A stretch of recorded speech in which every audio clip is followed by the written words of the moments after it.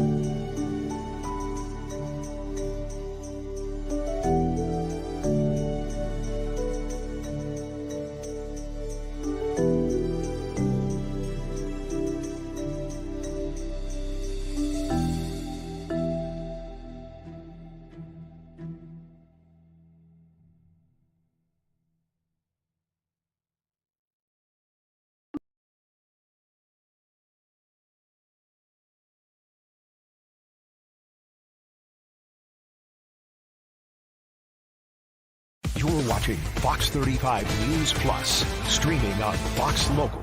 Well, good morning to you. Welcome into Fox 35 News Plus. Want to get you straight into this news conference that's going on right now in Tampa at Hillsborough College, their Dale Mabry campus, where Governor Ron DeSantis is joined with MLB Commissioner Rob Manfred, some other officials as well, talking about the future of Rays baseball and a stadium that the Rays are looking to build as well in Tampa to be the future home for that Major League Baseball team.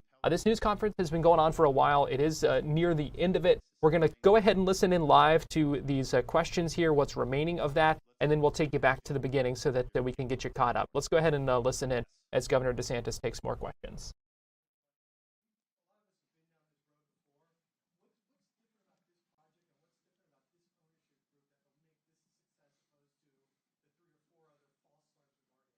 Do you want to come up and talk? I mean, I can just tell you, like, I wasn't necessarily, not necessarily, I wasn't a part at all with any of that. And in the past, obviously, I follow some of this stuff, and so I see kind of fits and starts, right? I see the community tension. I saw a lot of that stuff.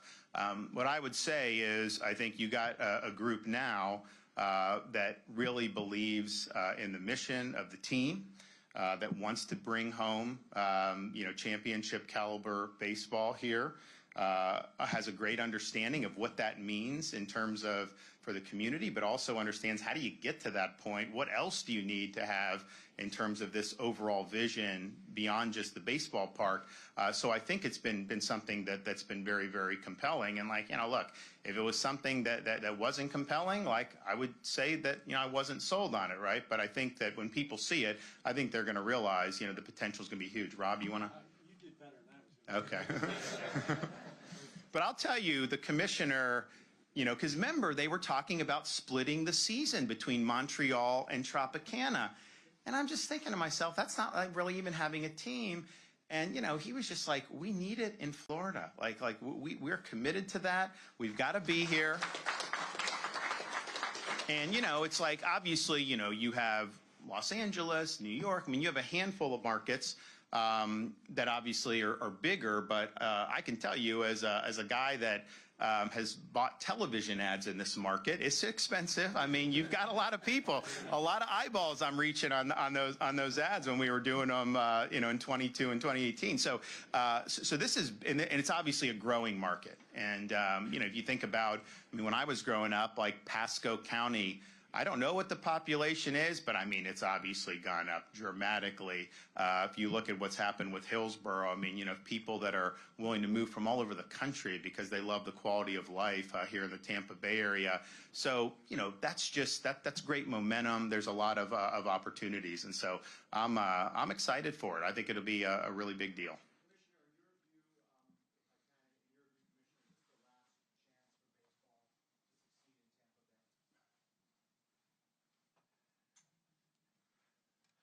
I'm not big on predictions about last chance, more chances. I do think that the governor made an important point. Florida is vibrant. There are alternatives in Florida. And I do think we're at a point in the history of the club that something needs to get done. But I would be hesitant to characterize it as, it's this or never again. All right, well, thanks, everybody. I know there's going to be more news to come in the ensuing days, weeks, and months, but I want to thank everyone with the Tampa Bay Rays for their commitment to Tampa Bay.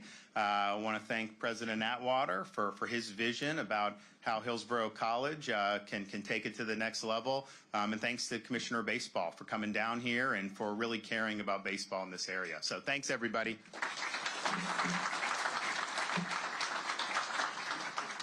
Governor DeSantis wrapping up his news conference there in Tampa, where he talked about the future of Rays baseball. We are going to go ahead and take a quick break here on Fox 35 News Plus. When we come back, we'll get you to the beginning of that so that you can get caught up, hear the governor's remarks, hear the commissioner's remarks as well as that news conference just wrapped up. So keep it here on Fox 35 News Plus, and we'll be right back.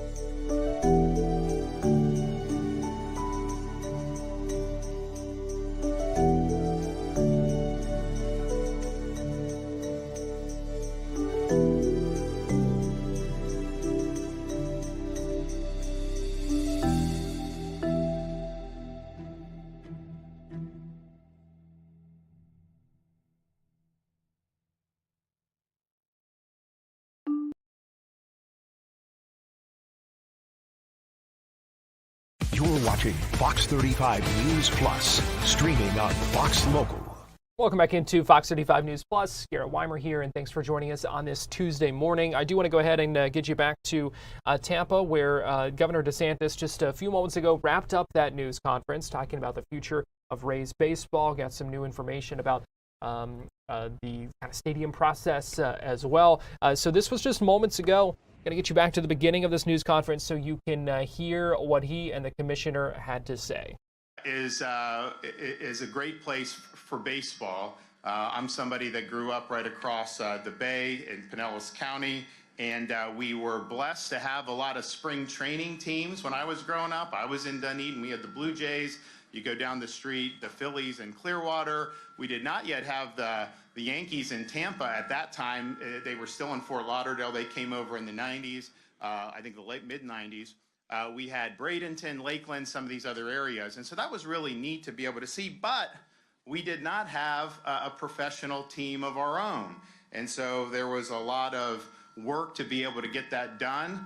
Some people that grew up here in that time or lived through that time remember for about a week or two, we had the San Francisco Giants had agreed to move here, and then that changed. And so they worked very hard to get an expansion team, which debuted, of course, in 1998 at now Tropicana Field.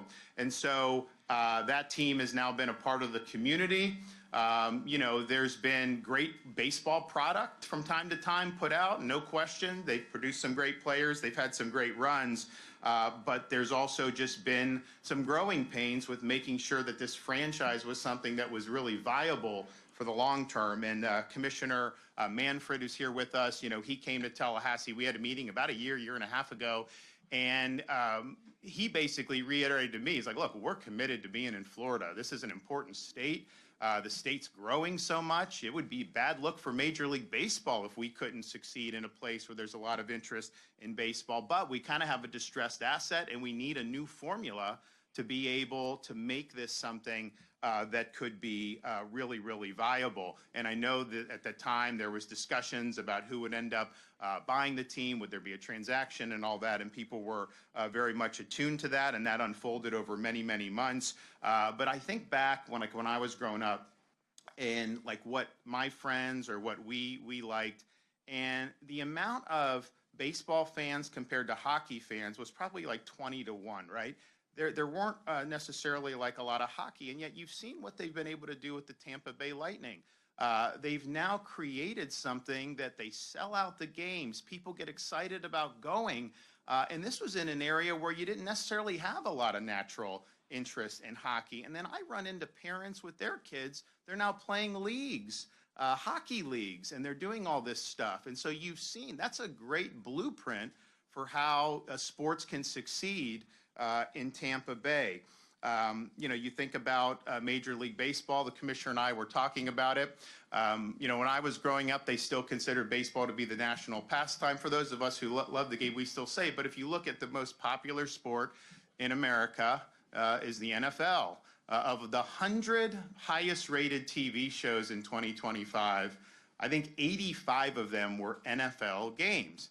And so they kind of have a built-in, it's part of American culture. People are watching those games. But if you look at what Major League Baseball's done over the last few years with this great World Series that we just had, obviously you have the best player who also gets the entire nation of Japan watching, which also helps drive interest.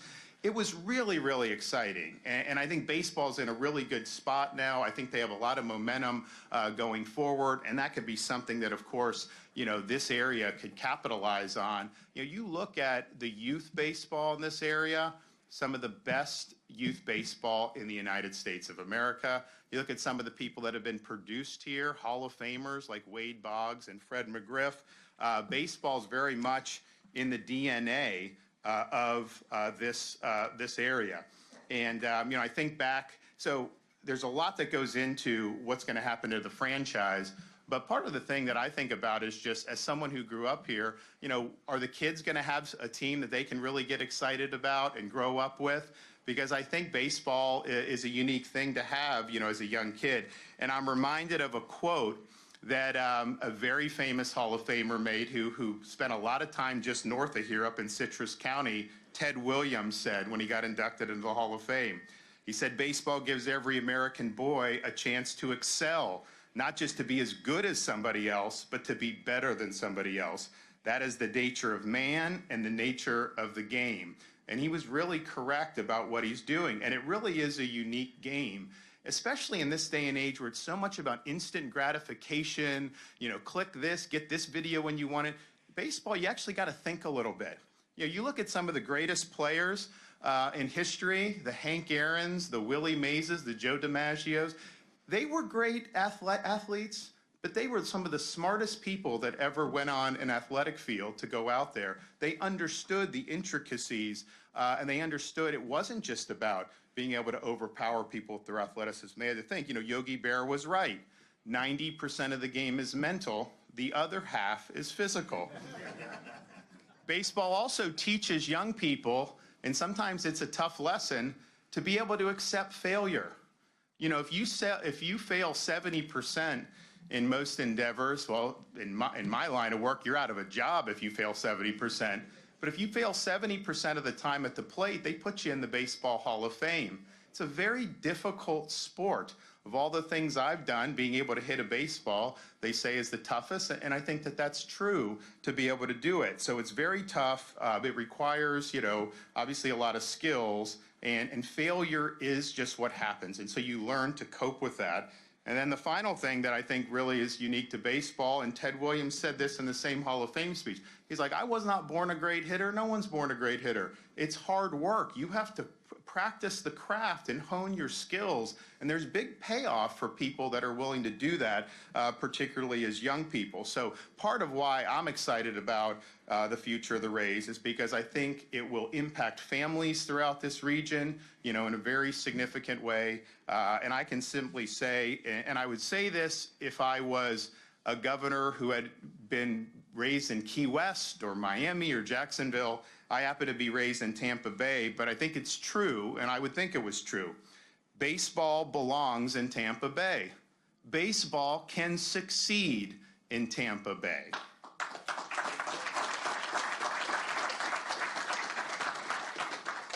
And so we're here with, to say that, the state is going to be supporting this proposal to use this HCC location to be the site of the new stadium. And part of it is, and we'll have President Atwater come up and speak about what it means to HCC. I think it has, huge upside for HCC about what could possibly happen in this area. But I also think the Rays leadership, they have really thought hard about what you need to succeed in this day and age. And the reality is, I'm a baseball purist. I think people should just want to come watch baseball. But the reality is you do need other things to draw people. You see what they did in Atlanta to have the shops and the restaurants and the hotels to really make it a place where people want to be, even if they're not diehard baseball fans. And that vision is very compelling. And it's been a vision that has been created in part by studying some of the things that have happened around the country, what has worked, what's not worked. And so I was very impressed to see how they're thinking about that. That's just what you need to do. Now, I'd also say, we came out and we toured this area probably a month or two ago, maybe 2 months ago, and we were walking around, and some of these buildings I helped build since I've been governor, like the medical building and some of that, and it's great. And HCC, I remember growing up, I knew a lot of people that ended up going, we called it HCC then. I know they call it Hillsborough College now. But, and so I knew, but I'm walking around, and then we're driving in and around the area, and I've been I go to a Bucks game every year probably, and so I've been coming to this area a long time, but I was looking at, this area could use some rejuvenation. This would be a big project for the vitality of this area right here in Tampa Bay. And I know that this would be something that would be very, very significant. And so, our role here in working with Hillsborough College is this land is basically owned by the state. Hillsborough College is able to operate. We're going to be conveying the land to the college, and then they'll be able to negotiate use with the Rays in ways that I think will be mutually beneficial. We do have some state buildings that are currently in use. Our Department of Juvenile Justice has a building down the road here. They were already planning on leaving, and so that's going to happen anyways, regardless of what happens with this. We also have Florida Department of Law Enforcement. Although there's not plans to leave, they've been asking to leave for a long time, so we think that that'll be a natural progression for them. And then we also own the land that's leased by the county. I believe it's their tax collector's office. That's kind of far-flung part of property, different from where they're going to have the stadium, but potentially all this could be used in a way that's going to lead to a rejuvenated Hillsborough College campus, and then an area that's going to really be an attraction, not just for baseball fans, but for people throughout the region who just want to have a good time. And we realize what we're doing by assisting with this location. That's just one piece of the puzzle. I know Patrick and the folks at the Rays are going to be working with folks at both the city and county. The one thing I can just say is the Rays, have really acted in good faith vis-a-vis Tampa Bay. I mean, because if you think about it, you have a kind of a distressed asset. You have issues with Tropicana, that lease coming up. Orlando wants this. You don't think Disney would put it in the wide world of sports? You don't think they'd want it by the Orange County Convention Center with Universal and all that? And they've been trying to get an expansion team, for a long time. They could have easily, the Rays leadership, been doing a negotiation against one city or the other. They haven't done that. They basically said, this is the Tampa Bay Rays. We want to make it work in Tampa Bay. And if we can do that, we're going to do that. And so I appreciate that. As governor, I obviously want to keep it in the state. But this is where the team was born, and I think this is where the team can succeed. So I look forward to seeing this vision ultimately become a reality. The one thing I told Pat Zalewski was, the Rays are going to be great, but, high school state championship games. I said, you got to host that. He said he'd host an SEC championship. One thing I remember is, the Red Sox at Fenway, they do a college beanpot tournament where they have BU, Northeastern, BC, Harvard. They play at Fenway Park, and they just, they play a couple games there, whatever. So I told them you got to get, USF and some of the colleges be able to come and do that. So I think it could be something that, the community can really get involved in. And I'm just really excited, to be able to be here for this. I'm excited that there's really positive momentum for this franchise. I think there's a clear vision where this will be something that'll be successful. And obviously, it needs to be successful just for the economics of the baseball, but to be successful as something that's going to make an impact on the community, both economically, but also really become embedded in part of the culture of Tampa Bay in an even more profound way. So, Commissioner, you want to come up here? The floor is yours.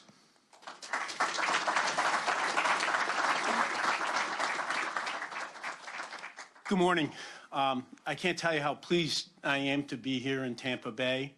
I was sitting there listening to the governor, and I think it's hard when you hear him talk about our game, talk about baseball, to miss the fact that he is a baseball guy at heart. And for those of us involved in the game, that's kind of the highest compliment. We appreciate the support, not only that you've given to this effort here in Tampa Bay, but the ongoing support that you've offered to Major League Baseball throughout the state. We really, truly do appreciate it. One thing that has been consistent during my time as commissioner was my view that Major League Baseball belongs in Tampa Bay. That support has been, I hope, clear and unwavering. The history of baseball here is really amazing. The governor talked about spring training, but, from Al Lang Stadium to George M. Steinbrenner Field, this region, the Tampa Bay region, has been a crucial part of spring training. Things took a massive step forward in 1998 when the Rays came here. The Rays enjoyed some great success on the field. And, equally important, they probably are one of, and have been one of the most innovative franchises in Major League Baseball.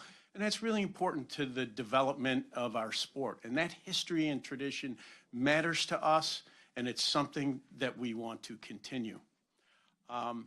within the game, there's great excitement about the new ownership group here with the Tampa Bay Rays. It's a great group. It's a big group. It's a Florida and Tampa rooted group.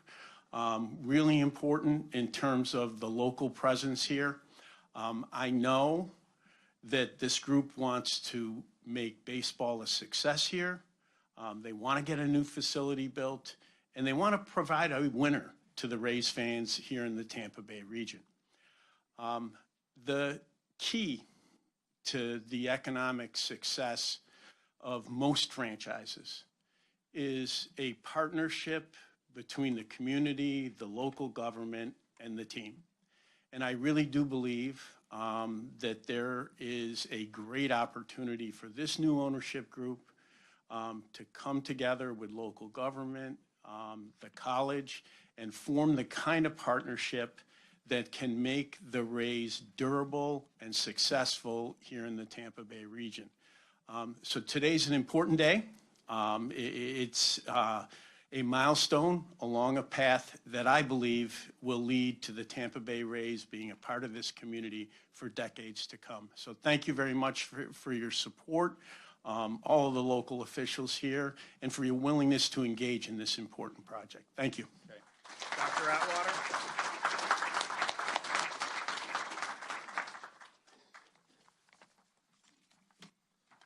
Good morning.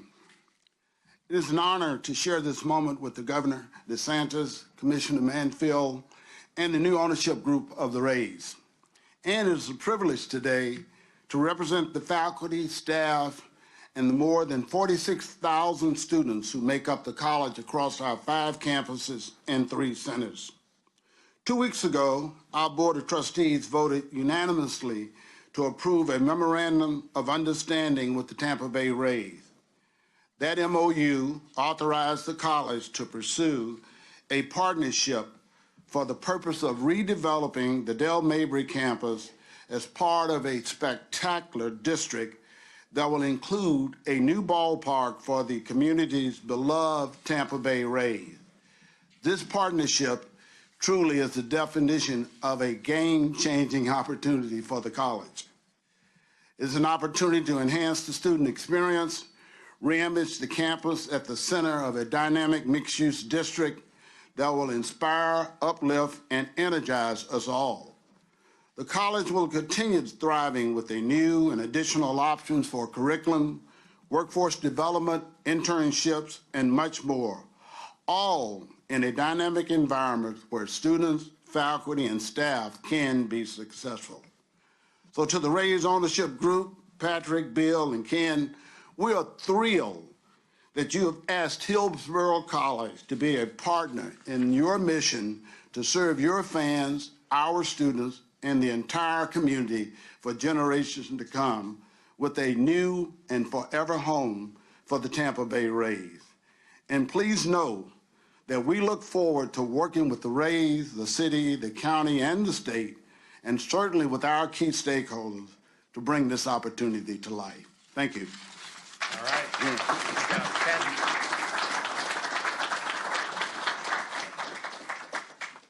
Thank you, Dr. Atwater, Governor, and Commissioner. On behalf of our ownership group, many who are in the room today, thank you, everybody, for being here. We are here and they are here because we believe. We believe that the new ownership group of the Tampa Bay Rays, as stewards of this great franchise, can be successful and will be successful right here in Tampa Bay. But this is bigger than baseball. This is about building a stronger Tampa, a stronger region by reinvesting back in the community and rejuvenating a college, and creating a world-class mixed-use development and the future home of the Tampa Bay Rays.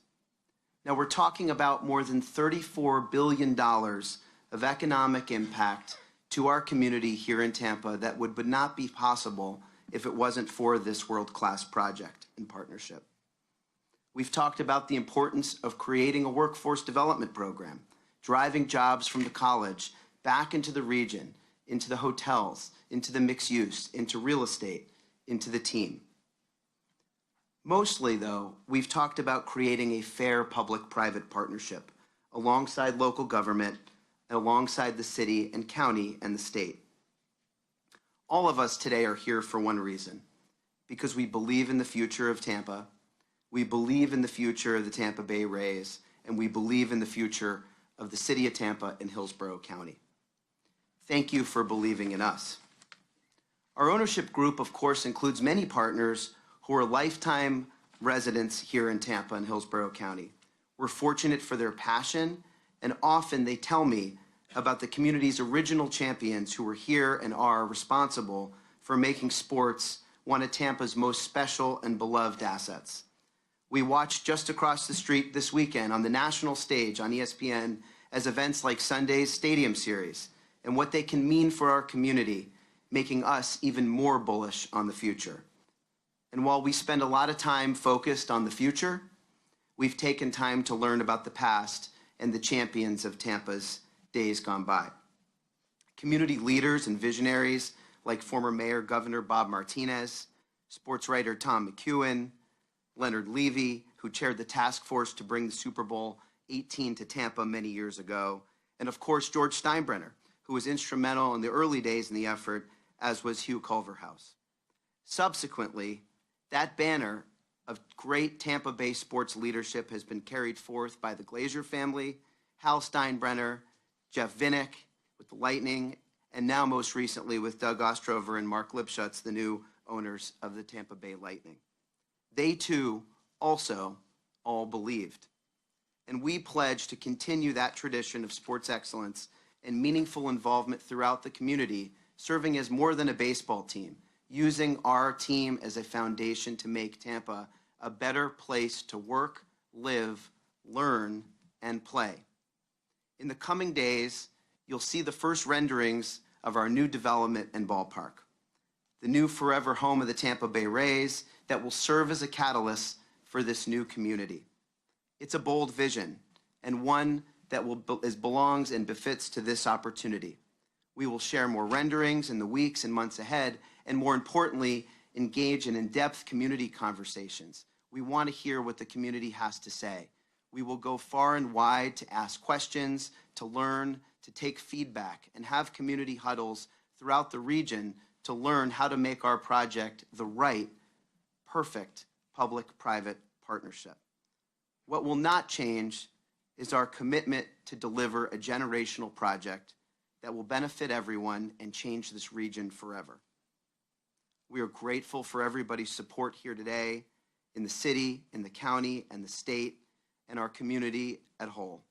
I'm grateful to our ownership group, and as this gathering illustrates, this is a big moment for Tampa Bay. This is an opportunity to make a statement together as a community, and all of us here today plan to do just that. Thank you. Good job.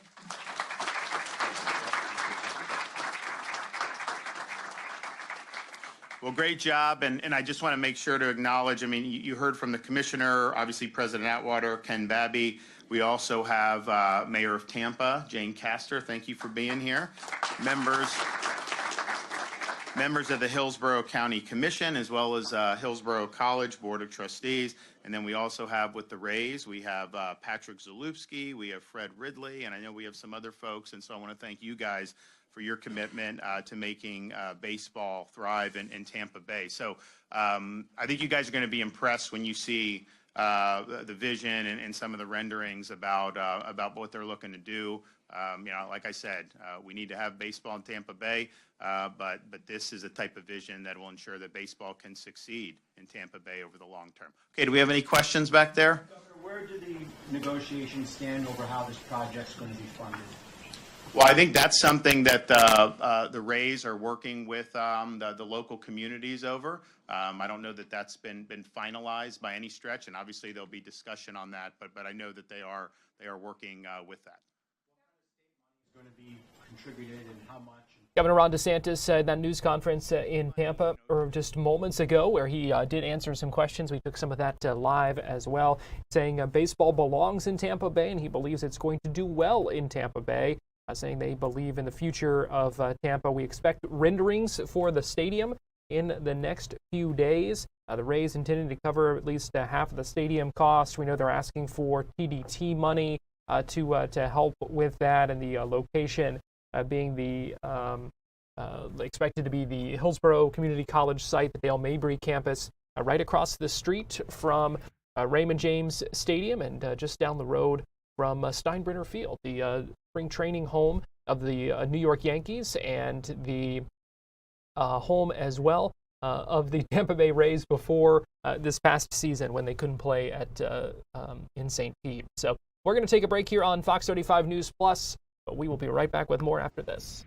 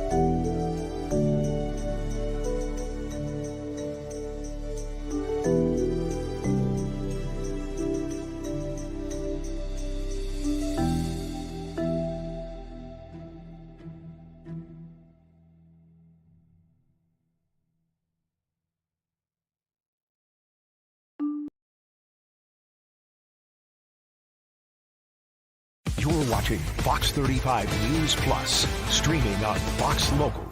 Welcome back into Fox 35 News Plus. I'm Garrett Wymer, and thanks for joining us on this Tuesday morning live on Fox Local and on YouTube. An interesting wrinkle in a high-profile case out of the Tampa Bay area that we have been following closely. We're talking about the death of Jacksonville rapper Julio Foolio.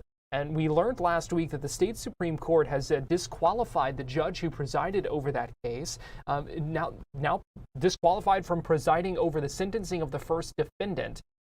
This is Judge Michelle Cisco, who has been removed from the case ahead of sentencing for Alicia Andrews, who was convicted back in October of manslaughter.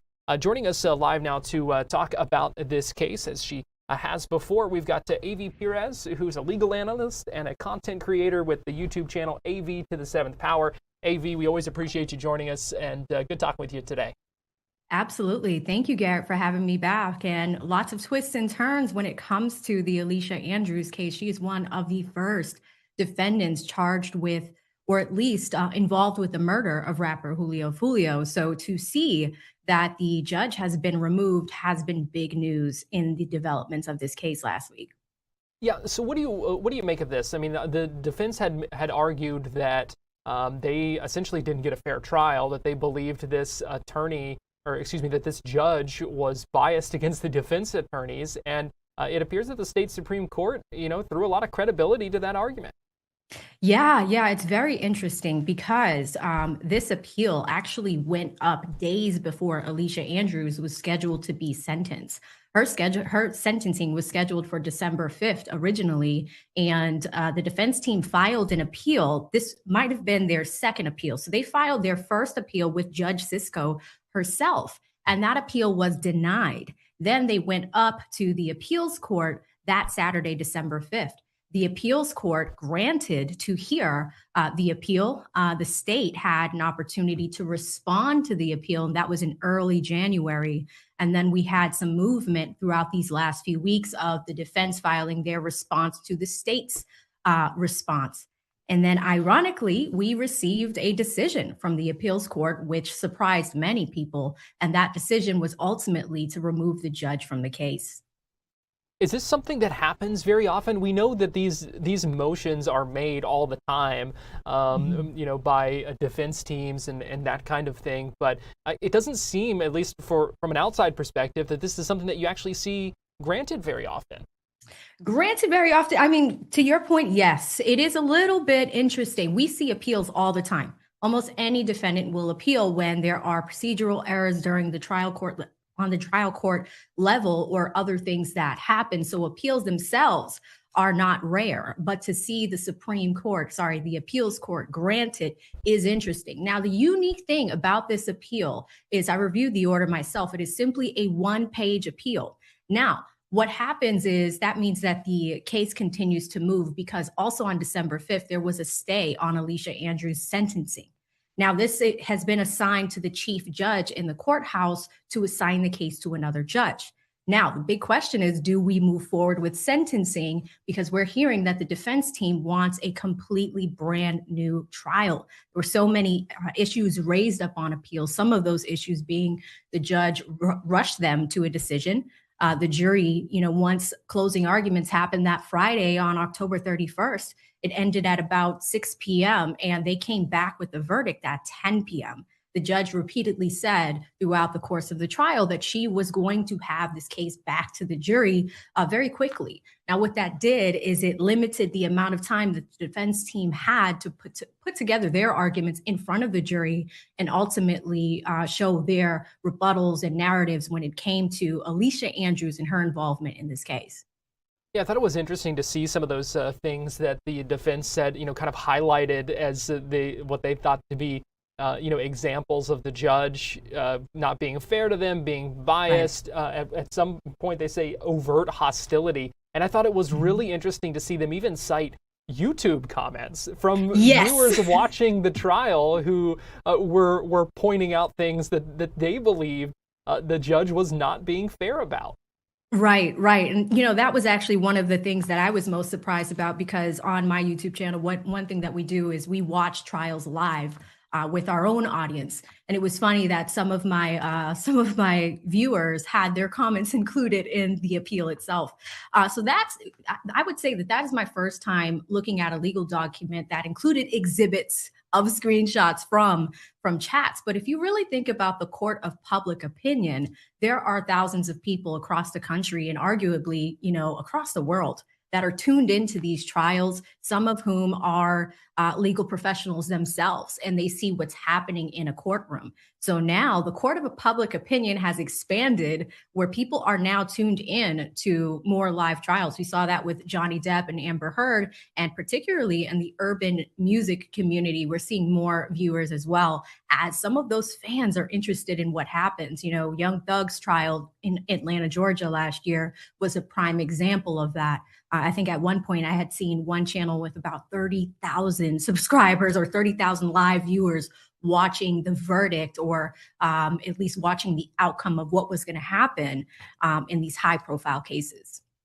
So there's a lot of interest in that, we know, and that many of those viewers are sharp. Yes. I know you know that they know what they're looking for. So it's just really interesting, I think, to kind of see that, like you said, kind of cited in that brief, that motion. Okay, so let's talk about what happens next, because we know there's going to be a new judge for the sentencing of Alicia Andrews, but like you said, they want a whole new trial in this. Yeah. Given that the court kind of lended some credence to these arguments by saying we are going to remove the judge, do you think they have a shot at getting a new trial? Well, see, that's the thing. They might. they might actually have a shot at a new trial, because in their original appeal argument, you have things like sidebars that weren't properly granted. You have this rush of a trial that happened as well. You also have an issue with the jury, potentially. They mentioned that they did not believe that Alicia Andrews had a jury truly of her peers. This is a young woman from the Jacksonville area, and the composition of the jury was brought up in that argument as well. Now, it ultimately is in the chief justice or the chief judge's hands right now to assign it, right? Because the stay has been lifted. So now we move forward with sentencing. But for a new judge to be brought up to speed, there are so many elements in this case. There are so many other defendants involved with this case.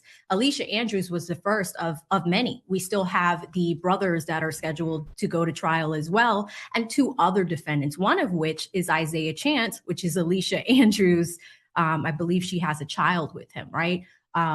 This is interesting to see what is going to happen, not only with her case, but with the other defendants, and if one of them will ultimately go to trial this year as well. So we may see another one in 2026.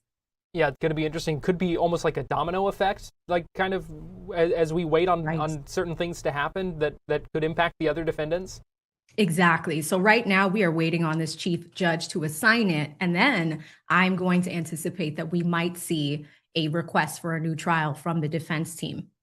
All right, it's going to be really interesting to watch. It's already been interesting to watch, and certainly much more to come. So AV Pires, legal analyst and content creator with AV to the Seventh Power on YouTube. Check out that YouTube channel. AV, we always appreciate you chatting with us. Thanks for taking the time today. Of course, anytime. Thanks for having me. We're going to take a quick break, and we'll be right back.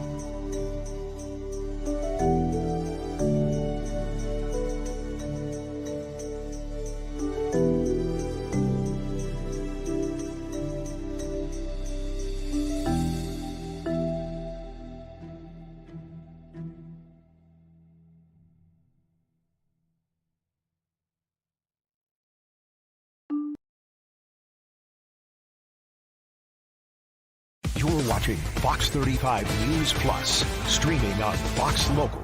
Welcome back into Fox 35 News Plus. Garrett Wymer here. Thanks for joining us on this Tuesday morning. Big news today as Disney, the Walt Disney Company, naming their new CEO. It's Josh D'Amaro, who's been the head of the experiences and the theme parks, now going to be taking over as CEO effective March 18th. Joining us live now to break down this announcement and give us some context for it, we've got Drew the Disney Dude, Drew Smith, joining us live via Zoom right now. And Drew, we appreciate you joining us this morning. Yeah, thank you for having me on. I was not expecting this announcement today. I was thinking a little bit later this week, but like you said, it's a big one. This is a monumental moment. Not every day we get a new CEO announcement for the Walt Disney Company, so figured we'd talk about it. Yeah, let's talk about it. What do you make? First, just give me your initial reactions. What you make of Josh taking over? Yeah, personally, this is something that I've been making my case for. I've wanted Josh to take over as CEO because he's a parks guy. I'm a big Disney Parks fan. I want someone leading the company who sees the value in the parks. Now, I know what some of you might be thinking. Well, what about all these closures at the parks? You know, we've seen Muppet Vision close. We just saw Dinoland close. Tom Sawyer Island, there was America. Trust me, I get that. I'm sad about those things alongside many of you. But the way I look at it is I still want money being spent in the parks. Yes, am I sad about some of these closures at the parks? Absolutely. But at the same time, we're getting billions of dollars pumped into them every single quarter. We're seeing some of the biggest transformations in these parks history. Right now at Disney parks around the world and Disney Cruise Line, biggest transformations and expansion in this company's history. And that was all led by the guy who's now taking over the company on March 18th. Another massive thing I think that's really got him into the CEO role that no one's talking about, but for some reason has gone under the radar, but will be talked about later this year once it launches, is Disney's $1.5 billion investment into Epic Games, the creator of Fortnite. Disney owns a minority stake in Epic Games, and this is going to change everything. Like, I don't think people realize how big this digital future is for Disney. Josh has been the man behind that. He's overseeing this entire project alongside the parks, alongside Disney Cruise Line. So for me, this makes perfect sense. I'm not shocked about him being CEO. I'm just shocked about it happening today. What do you think this means, if anything, for the priority of Disney moving forward, naming this parks chief as the new CEO of the company? Yeah, well, my main hope and my first reaction is that everything that was announced at D23 Expo in 2024, all of his projects that are kind of like his baby, everything he kind of got greenlit, signed the contract for, got them into development. Well, I'm assuming that he's going to want these projects to deliver in the absolute best way possible because they're connected to his legacy. These are going to be the first major projects in the years ahead, like I just mentioned, you know, the new Cars area coming to Magic Kingdom, the Disney Villains Land, you know, we have Coco coming to California, Avatar coming to California. All these things that are under development right now under Josh's leadership, those will be opening once he's CEO. So how seriously is the world going to take Josh tomorrow? Well, the best way to do that is to have your projects that you've announced deliver on a grand scale to where they reach far outside of the Disney community, but they reach the mainstream news and go all around the world, worldwide through all the social media viral videos that we have today. I think that we're going to see a large focus on the parks going forward, which again, as a parks fan, I think that's great. But something else I do want to mention that I'm a big fan of with this announcement is Dana Walden is staying with the Walt Disney Company. Also effective March 18th, she's going to be the president and the chief creative officer of Disney, of the Walt Disney Company as a whole, kind of working alongside Josh for the future of this company's vision, their vision together as a duo. If you think back to the 90s, we had Michael Eisner and Frank Wells. They were an iconic duo in Disney's history. So this is kind of following that same formula, not necessarily as co-CEOs, but in a way that Dana's leading the studio side with her expertise knowledge over the decades with the studios. Josh has his parks knowledge, kind of making his way up through the parks ranks. I think this is a perfect slate for the future. And also, I like the Bob Iger stepping down on March 18th. It really gives them a new chapter to start with. And he's basically saying, I trust you guys. Go and take it. I'm going to go retire and enjoy my life now. What's the legacy of Bob Iger? Yeah, Bob Iger's legacy, I think it kind of even goes down to what we're seeing now. Like just the other day, Bob was talking about on Disney's earnings call. It was just yesterday, actually. There's so many things happening in the world of Disney. My brain is just fuzzy right now. But Bob was talking about how back in 2005, basically when he kind of was entering the new CEO role and looking at the parks, how he wasn't happy with the return Disney was getting from their parks investments. Well, he set out to start acquiring all these franchises. And if you think about everything that Disney's acquired from Marvel to Lucasfilm to Fox, 20th Century Studios, like I feel like even now there's been more things with like NFL Network. Bob Iger's legacy is acquiring all of these assets, which now gives Josh D'Amaro and Dana Walden that fresh slate to just run with it. They don't necessarily have to worry about acquiring all these things. He's kind of set that base of the house, and now they just have to build on top of it. But I think, again, if we're going to talk about the parks, you know, because Josh is a parks guy, all of those IPs and investments we're seeing right now, they are IPs, you know, they are business decisions. Everything that makes money at the box office, well, they're thinking immediately, how can we bring this to the parks? So I think Bob Iger's legacy is going to be acquiring everything and then seeing how this next generation, these new leaders kind of take it and run with it. And it's crazy. I'm like, wow, like this is happening. And also just the fact that, again, Bob Iger's stepping down soon. Like this is the true end of Bob Iger's Disney career. And he's been at the company for longer than I've been alive. So it's a new chapter, but I'm ready for it. Now, Bob Iger had stepped down once before and was replaced by Bob Chapek, which obviously only lasted a couple of years, didn't quite go according to plan there. So how does Disney and Josh D'Amaro now take in this spot? How do they make sure that some of the maybe mistakes or things that didn't go well the first time Bob Iger left aren't repeated this time, and how might things be different? Yeah, quite honestly, I just think it's who Josh D'Amaro is as a leader, and also the fact that he's made his entire career by moving up through the ranks. Early on, he was the vice president of Disney's Animal Kingdom, and now he's moving to CEO. And even before that, he took over Disneyland.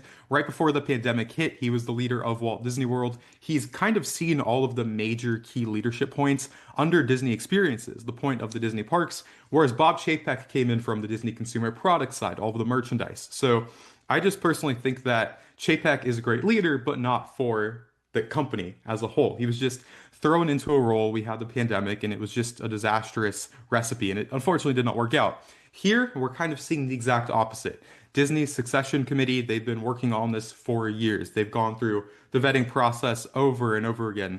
Both Josh D'Amaro and Dana Walden just last year out here at Walt Disney World, they made their cases for the future of the company. I think Disney realizes they cannot afford another issue when it comes to appointing a new CEO, but these leaders have so much experience, decades worth of experience in their fields. Dana, again, the movie side, Josh, the park side. So when you combine that, that seems like the perfect recipe. And I also think that I wouldn't even be surprised if the board recommended to Bob Iger to step down, just so there isn't that back and forth of Bob kind of lingering over them. And I think just like morally, if I was taking over the company as CEO, I would want to have that confidence in knowing that I have full control of what I want to do for the future. And I think that's a great thing. You can appreciate what Bob Iger's done for the company over the last, few decades, but even before he was CEO and his impact that was had then. But if I was the new CEO, I would want a fresh slate, a new beginning. And that's what they're getting, kicking off on March 18th alongside Disney's shareholders meeting. So fun stuff ahead, but yeah, it's going to be insane to see this transformation kind of play out. We know there are so many people here in Central Florida who are big theme park fans and watching kind of that aspect of this obviously very closely. So what would your message be to Disney Parks fans who are seeing this announcement today? What is the main thing they should know about what Josh did while he was head of parks, and what do you think this announcement means for the Disney parks moving forward? Yeah, I really think that everything we're having right now is going to deliver, and maybe even in bigger ways than we were expecting. When I think about what's happening, I'll talk about the Walt Disney World projects because that's where probably all of you are watching from here in Florida. But I think about Magic Kingdom, right? A lot of people, myself included, did not like the closure of Tom Sawyer Island and the Rivers of America. Yes, that did happen under Josh's leadership, but the way I look at it is Walt Disney World, and even specifically Magic Kingdom is the most visited theme park in the world. So yes, it was a business decision, but it makes sense from their standpoint to want more people and for kids to see these characters that they know at the parks, right? I just think that right now they know that they cannot mess this stuff up. And also, like I mentioned earlier, how Josh is going to want his legacy to play out well with these projects. Funny enough, when Bob Iger was CEO, one of the first major things he did was the transformation of California Adventure with Cars Land out at Disneyland Resort. And that is viewed as a classic to this day. So why not have the Piston Peak Cars area, Magic Kingdom, and the Disney Villains Land deliver on this amazing scale? And then Josh D'Amaro can say, yeah, early into my tenure, we had these incredible groundbreaking projects open, and that's not even to mention the Tropical Americas at Animal Kingdom, Monstropolis at Hollywood Studios. There's so many things happening at the parks right now. My hope is that because we have a parks person who values the creativity of the Imagineers, they're going to get the budgets they deserve. They're going to get the assets and materials they need to deliver on these projects. Yes, I think it's amazing that Dana Walden's with the company, but she just has not seen that side of the Imagineers and what they put into every single day. Josh has. He's been here on the ground. So if you're sad about some of these closures, I get it. Trust me, I'm there with you. But I want money spent in the parks, and sometimes we're just going to have to say goodbye to those things. That's just a part of it. Do you think this is a positive move and a positive direction that Disney's heading in with this announcement? Yeah, personally, I'm so happy with this. Part of my brain is like, well, Drew, some of your favorite things are gone under Josh's leadership. But at the same time, I'm also thinking to the big picture. Disney isn't just for the diehard fans. I look at this from an objective perspective. I take myself out of it. And yes, the kids are going to adore Lightning McQueen and Mater coming to Magic Kingdom. They didn't care about a riverboat. Also, when I think about this Fortnite investment, I just uploaded a 30-minute long YouTube video about Disney times Fortnite on my YouTube channel. So head over to Drew the Disney Dude on YouTube after and watch that out. It's a fantastic deep dive into it. But It's again $1.5 billion. Josh has been talking about this so highly for years now.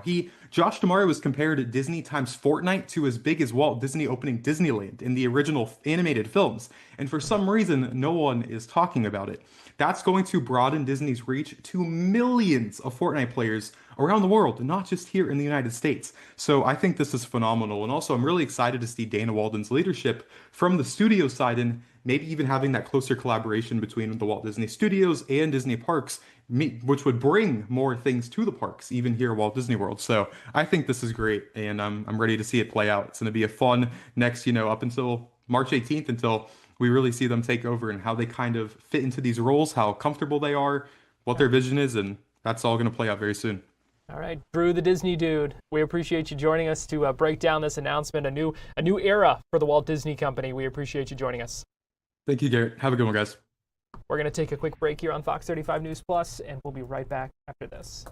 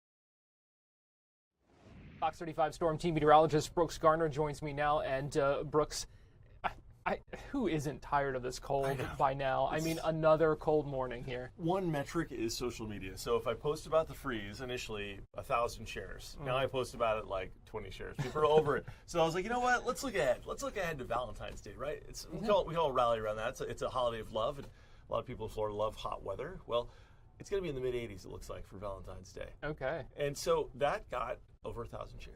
There you go. 2,000 shares. People are really. That's what people want to see. That's what people want to see. It's measured by the metrics. Right. People want the heat, so we're going to bring the heat in this forecast. Give us our Florida weather back. That's right. Well, it's going to come in stages. Our freeze warning has expired, and we're going to get up into the mid-60s today. That's still about 8 to 10 degrees cooler than normal, but it's going in the right direction. Yesterday we were in the 50s. Day before that we were in the 40s. Tomorrow we'll be in the 70s. So it's like for every day that passes, we warm up another 10 degrees. Now, the party will stop tomorrow. We will cool back down again for late this work week, but then we'll start the big warm-up as we head toward the middle of February. So as you pick up the kids from school this afternoon, or maybe they're heading home on the bus, they'll see about 63 degrees. And as you head home from work today, after 6 o'clock, we'll be in the upper 50s. All right, so tomorrow's going to be a cool start to the day, but nowhere near as cold.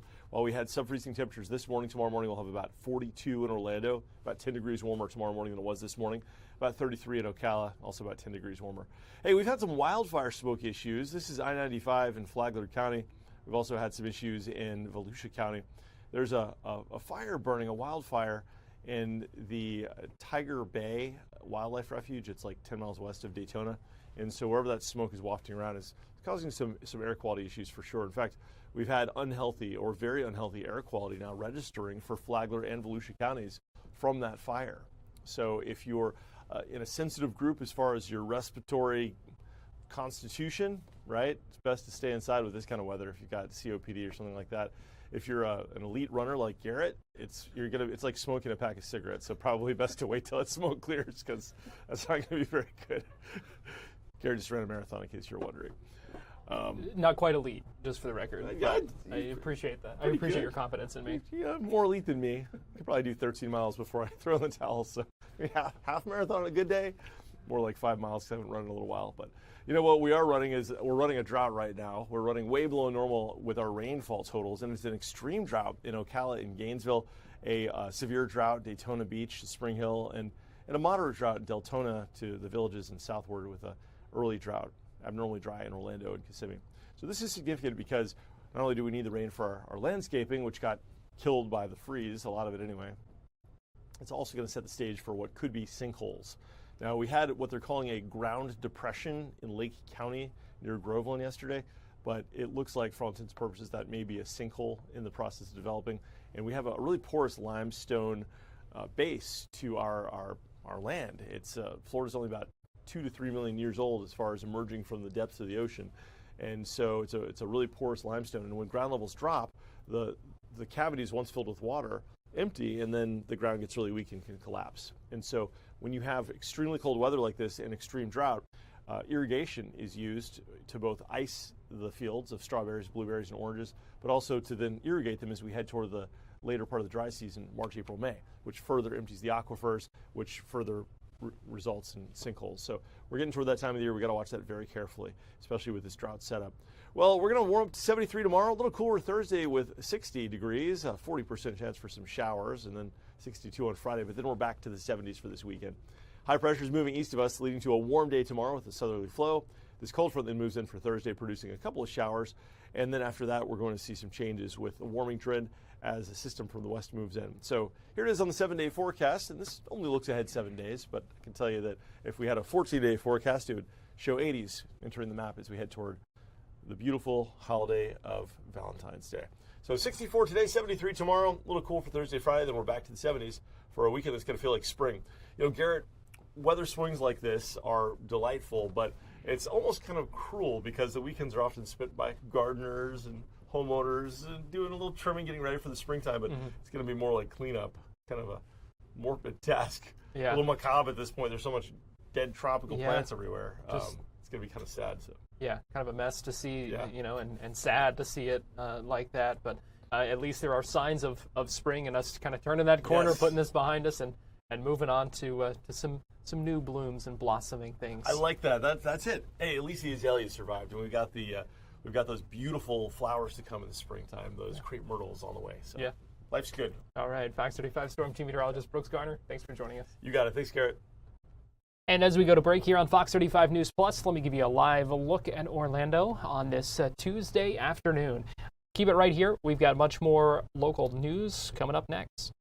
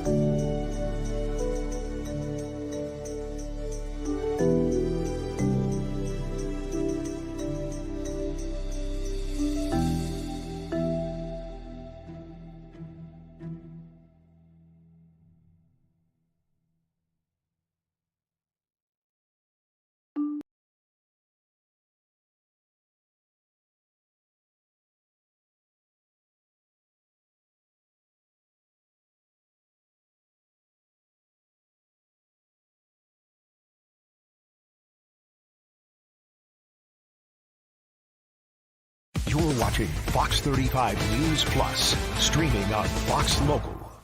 Welcome back into Fox 35 News Plus. I'm Garrett Wymer, and thanks for joining us on this Tuesday afternoon, live on Fox Local and on YouTube. I want to take you to an event earlier today in Tallahassee where State Senate President Ben Albritton was on hand at the historic Capitol to unveil a new America 250 exhibit. This is a part of the ongoing celebrations throughout the year to celebrate the 250th birthday of the United States of America. We know there have been a lot of different events and different commemorations and other things as well that are happening in Florida, different statues that are around the state to commemorate this as well. And this, what you're going to see, this event that and what was unveiled at the historic Capitol is an interactive display of one of those most famous portraits of George Washington, our first president. So really cool stuff there. I want to play for you that event and what we heard from Senate President Ben Albritton as he unveiled that earlier today in Tallahassee. Okay, good morning, everybody. Good morning. Thanks so much for coming out today and helping us celebrate this. We're honored to partner with the Florida Historic Capitol Museum to celebrate the America 250. What a great opportunity here in Florida to be able to stand with our federal government, all Americans everywhere, all through history and those to come, to recognize 250 years of this country being in existence in the world has changed so dramatically because of her. What better way to celebrate the birth of our great nation than to honor a man who had not only led the Continental Army in the war for our independence, but then served with distinction as our first president for almost 200 years. A copy of the Gilbert Stuart's famous Lansdowne portrait of George Washington has hung here in Florida's Capitol.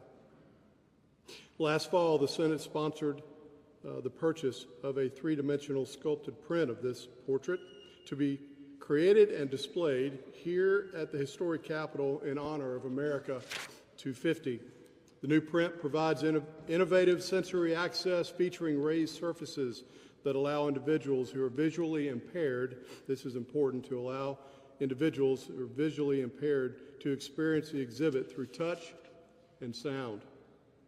The exhibit includes several touch-activated audio narratives. You just actually heard some of that. For various facets of the portrait, historical events of the time, and stories related to George Washington's life and service as our first president. So today, we're excited to officially unveil this new interactive exhibit that provides the opportunity for Floridians of all ages to learn more about the father of our country through the lens of this portrait. One thing that I want to point out for sure is that George Washington, yes, essentially was the founding father from a leadership perspective that we all remember. There were lots of folks that made substantial sacrifice to create this country 250 years ago, but he certainly is one that rises to the top.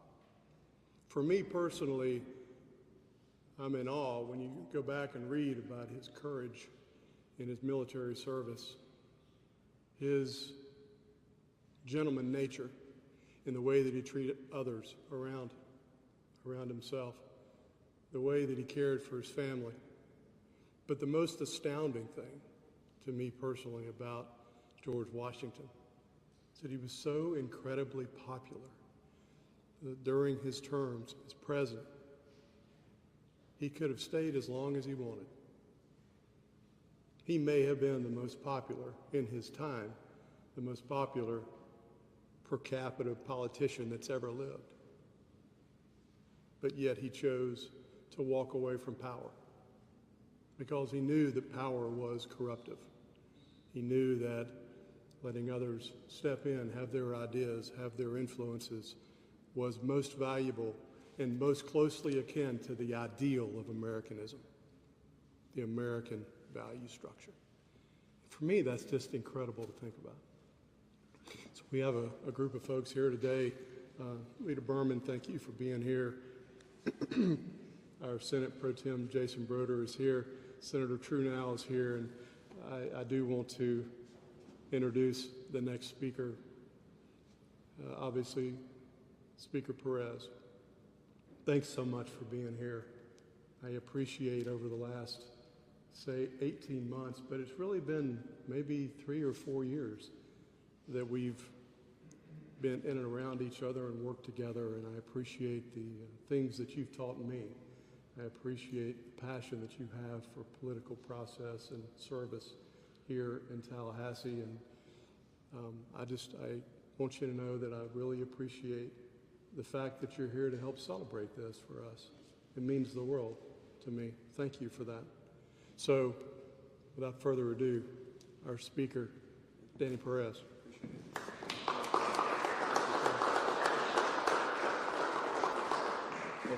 Thank you, Mr. President, and it's great to see so many familiar faces.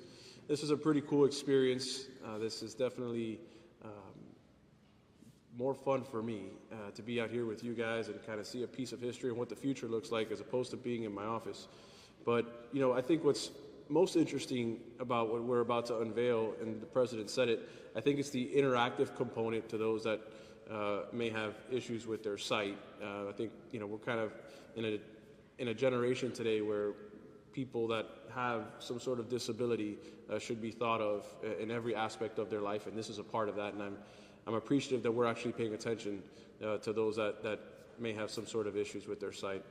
I think it's also pretty cool to look up at this replica. I thought it was the original, but if you look at it, it is the replica now, and the original is now in the Florida Historic Museum, which is, you know, something that we should actually talk about for a second, because I think today, of course, we're talking about the future with this new 3D super cool concept that we're rolling out, but it's important for us to not only talk about our culture, but our history. As many of you know, my parents left Cuba in 1969, and something that's super important to me is make sure that I continue that culture in my home with my children. But the same goes for the American culture and the American history. And as time goes on, people start to forget about history. And it's natural, I understand it. But when we do events like this, thanks to the President, we're starting to kind of realize how we got here. And they always tell you history repeats itself. So it's always good to know how you got here, because that's kind of how you're going to dictate the future. And so the fact that we get to acknowledge George Washington and the 250 years of this beautiful country, the greatest country in the history of the world, to me is a great honor. So thank you for inviting me. Thank you for letting me speak. And without further ado, I know you all want to see this super cool 3D little machine we got here that Broder hit prematurely. But since you were so antsy to kind of get it started, I'm okay if you and the President want to kind of unroll this out whenever the President's ready. Well, why don't we, I think Tiffany Baker wants to say a few words. Oh, yes. Perfect. I appreciate your interest. I'm so sorry. I know you're excited. I will take a picture. Thank you all so much for being here, and I just want to thank you, President Albritton and Speaker Pires, for your ongoing stewardship of this historic building and our work within it. So for those of you who do not know, we are the joint unit of the legislature focused on connecting our visitors to Florida's political institutions through preservation and historic programming and exhibitions. So for us, our participation in the America 250 commemoration was a mission-critical objective that we have been planning for several years. We knew that our work here should not just be a reflection of the country and Florida's past, but also serve as an opportunity to make an investment in the institution's future. So this important anniversary year allowed us to shine a spotlight on one of our iconic exhibits, the one that you've been hearing about, Florida's Lansdowne portrait reproduction that was painted by Florida artist Emmeline Buchholz. I wanted to highlight her because I think sometimes she's lost in the story. For almost 200 years, a copy of this portrait has hung in the Florida Capitol. And the portrait has borne witness to years of Florida history as it happened and helps to tie Florida into that broader national narrative that we're talking about so much this year. Other places of power, like the Florida Historic Capitol Museum across the country, feature their own version of this portrait. And so many of the visitors, and probably many of you today when you walked into this room, feel a connection to it in some way. The George Washington experience, as we roll it out, is now going to provide you and other visitors with new ways to engage with this portrait and ensure that an enduring symbol of our democracy is preserved for and made accessible for future Floridians, key to our mission here. In addition to several phases of enhancements within this chamber, so in addition to everything you've heard about here, we have curated the Historic Capitol Portrait Studio, a space that is right downstairs below us that is interactive and encourages creativity and playful learning with arts activities for all ages. The temporary studio will then move up here at the end of the commemorative year, and we'll probably be back in this space over here.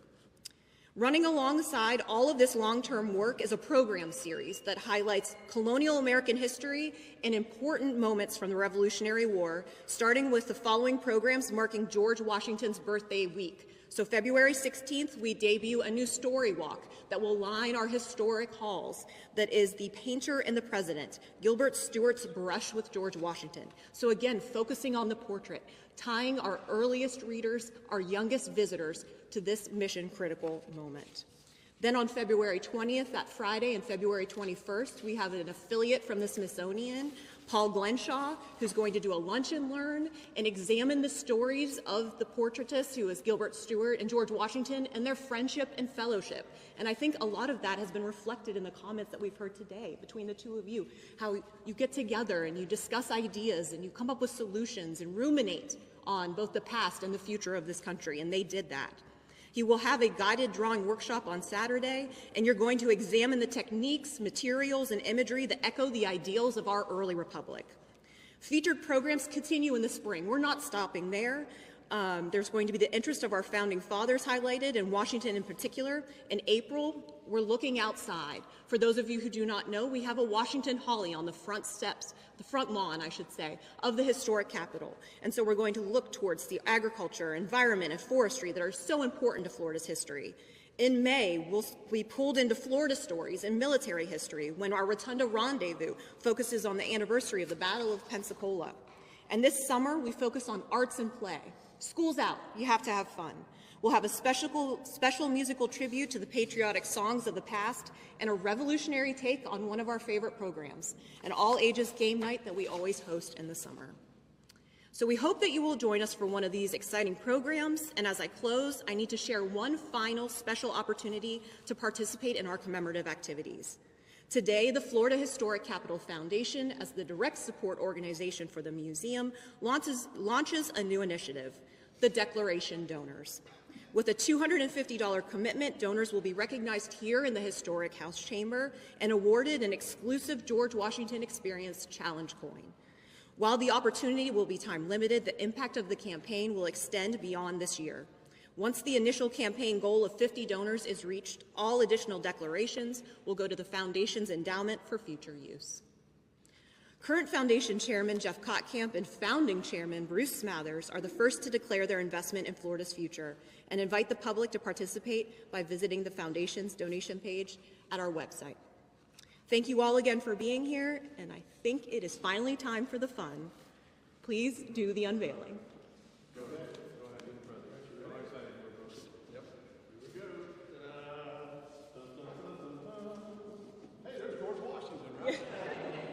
If you would like, you can pick maybe one of the silver buttons, which are a little bit shorter than the...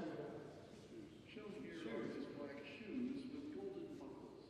The buckles would have been fitted especially for Washington's feet and would have held them comfortably in place, much like modern-day laces. Both of his feet are pointing outwards, a welcoming stance gesture.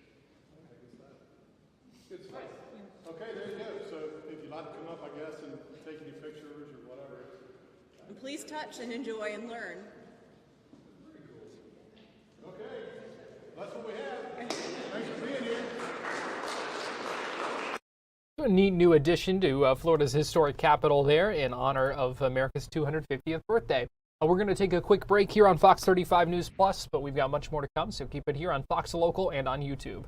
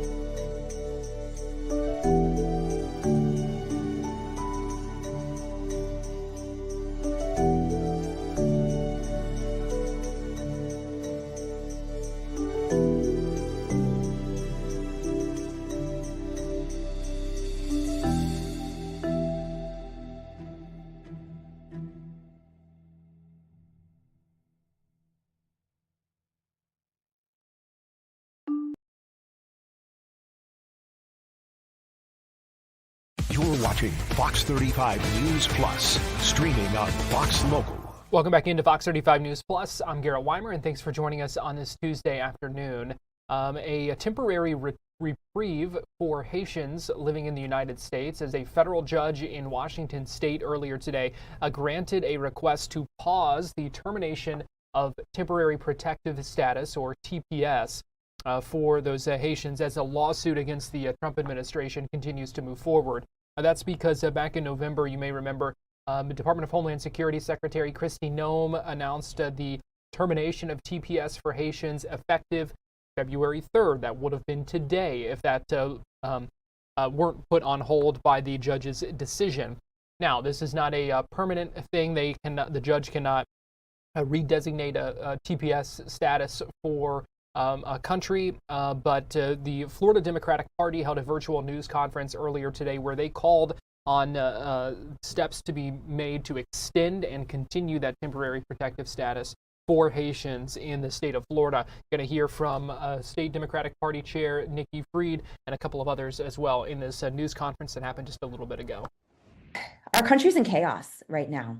We've got neighbors that are scared to leave their homes, families that refuse to send their kids to school, all because of the terror that we're seeing in our communities across this country. And one of those issues is right here in the state of Florida. We've got over 350,000 Haitians that call Florida home. Some have been here for years upon years. Others have been here more recently, but they are some of the most committed community members that I have encountered. And so ending TPS for our Haitian neighbors is not just cruel, it's inhumane. Knowing what is happening back on the island itself, knowing that Haiti is right now, unfortunately, is being run by gangs, political violence, and to send those individuals who came to America for a better quality of life, to work hard to produce resources that their children have access to for a better quality of life. America has always been that beacon of hope for those fleeing prosecutions and persecution and violence. And so ending TPS would force families to make some of the impossible decisions and choices, to push forward on a U.S. citizenship for their children and to keep them out of poverty, or to potentially have to separate their families. 50,000 U.S. citizen children depend on their Haitian TPS parents' contributions to the U.S. workforce. Without their parents' income, 25,000 of U.S. children will have to push into poverty. These are our family members. These are our community leaders. These are small business owners. These are people who we encounter at the food stores, that are encountering at the nail salons and at the barber shops and our churches. And to know that right now that we have a president who is hell-bent on ripping apart our communities and putting everybody into complete chaos. And so while last night a federal judge stopped this cruelty, we know that this is not permanent, that this is just one step along a very long journey for so many of these Haitian families. And we have to make sure that we continue to speak up, to speak out, to be unified in our community relations, and to make sure that we are putting the people of our communities first. So I know that firsthand that are deeply intertwined in the Haitian community, and the impacts specifically in Miami-Dade County and South Florida will be tremendous. Not only the ripping apart of our communities, but our small business owners, the interwoven of the Haitian culture in our communities. And so we continue to speak out, continue to be loud, and to make sure that we're telling the personal stories of the family members who will be impacted by these decisions. So with that, I will turn it over to... Good morning, everyone. My name is Daniel Henry, and I have the honor of serving as first vice chair of the Florida Democratic Party, but also a proud Haitian American. And seeing the impact of TPS, not only in my own family, but with Haitians all abroad this state or all this country, is truly distressing to see this administration take advantage of that. These are our brothers and sisters. These are our neighbors. These are our home health care workers, our nurses, people who are vital contributors to our community. And to see this administration try to weaponize immigration as a wedge to spread us apart from each other is not something that we should be seeing. We know the power of this country's ability to be an attraction for everyone to come here to have their slice of the American dream. And everyone that came through this system, through TPS, did it the right way. They filed their paperwork. They went through government interviews. They went through background checks. They got cleared. They worked. They paid taxes. They contribute to the economies of this state. Close to $2 billion worth of that contribution we see every single year in tax dollars and business contributions. And to see that be taken away by an arbitrary bureaucrat is not something what truly makes this country great. And ultimately, it's on us to speak out on this issue. Many times, and I see it in my own family, people are afraid that they're afraid to speak out. They're afraid to share their stories. They're afraid to take their kids to school. And this legal status in one moment can make them eligible for deportation. And to have roving ICE raids all across this state, putting people in fear, is not the way that we should be wanting anyone to be able to live. And not something that I think speaks to the generosity, the impact that all Americans want to have. And for us to be able to speak on this issue right now today is to speak for them, to bring light to an issue that is deeply impactful, and for us to be able to lift up an issue that all too often gets drummed out by the constant barrage of news that we see out of Tallahassee and out of Washington. So it's on us to be able to speak on these issues, to speak on the kids that are deeply affected, American citizens that have the potential of losing their parents all in one swoop, having to make hard decisions as to if they go to Haiti, if they have to find care with a potential sibling or family members. These are decisions that people have to make every single day. And it's not a way to live, and it's not a way to treat people that greatly contribute to our community. But I know with great voices like Nikki Fried, like Vice Mayor Bowen, we are going to speak out, and we're going to continue to make sure that all of these families have voices in this difficult time. So with that, I'm going to pass it off to the Vice Mayor so she can share her thoughts as well.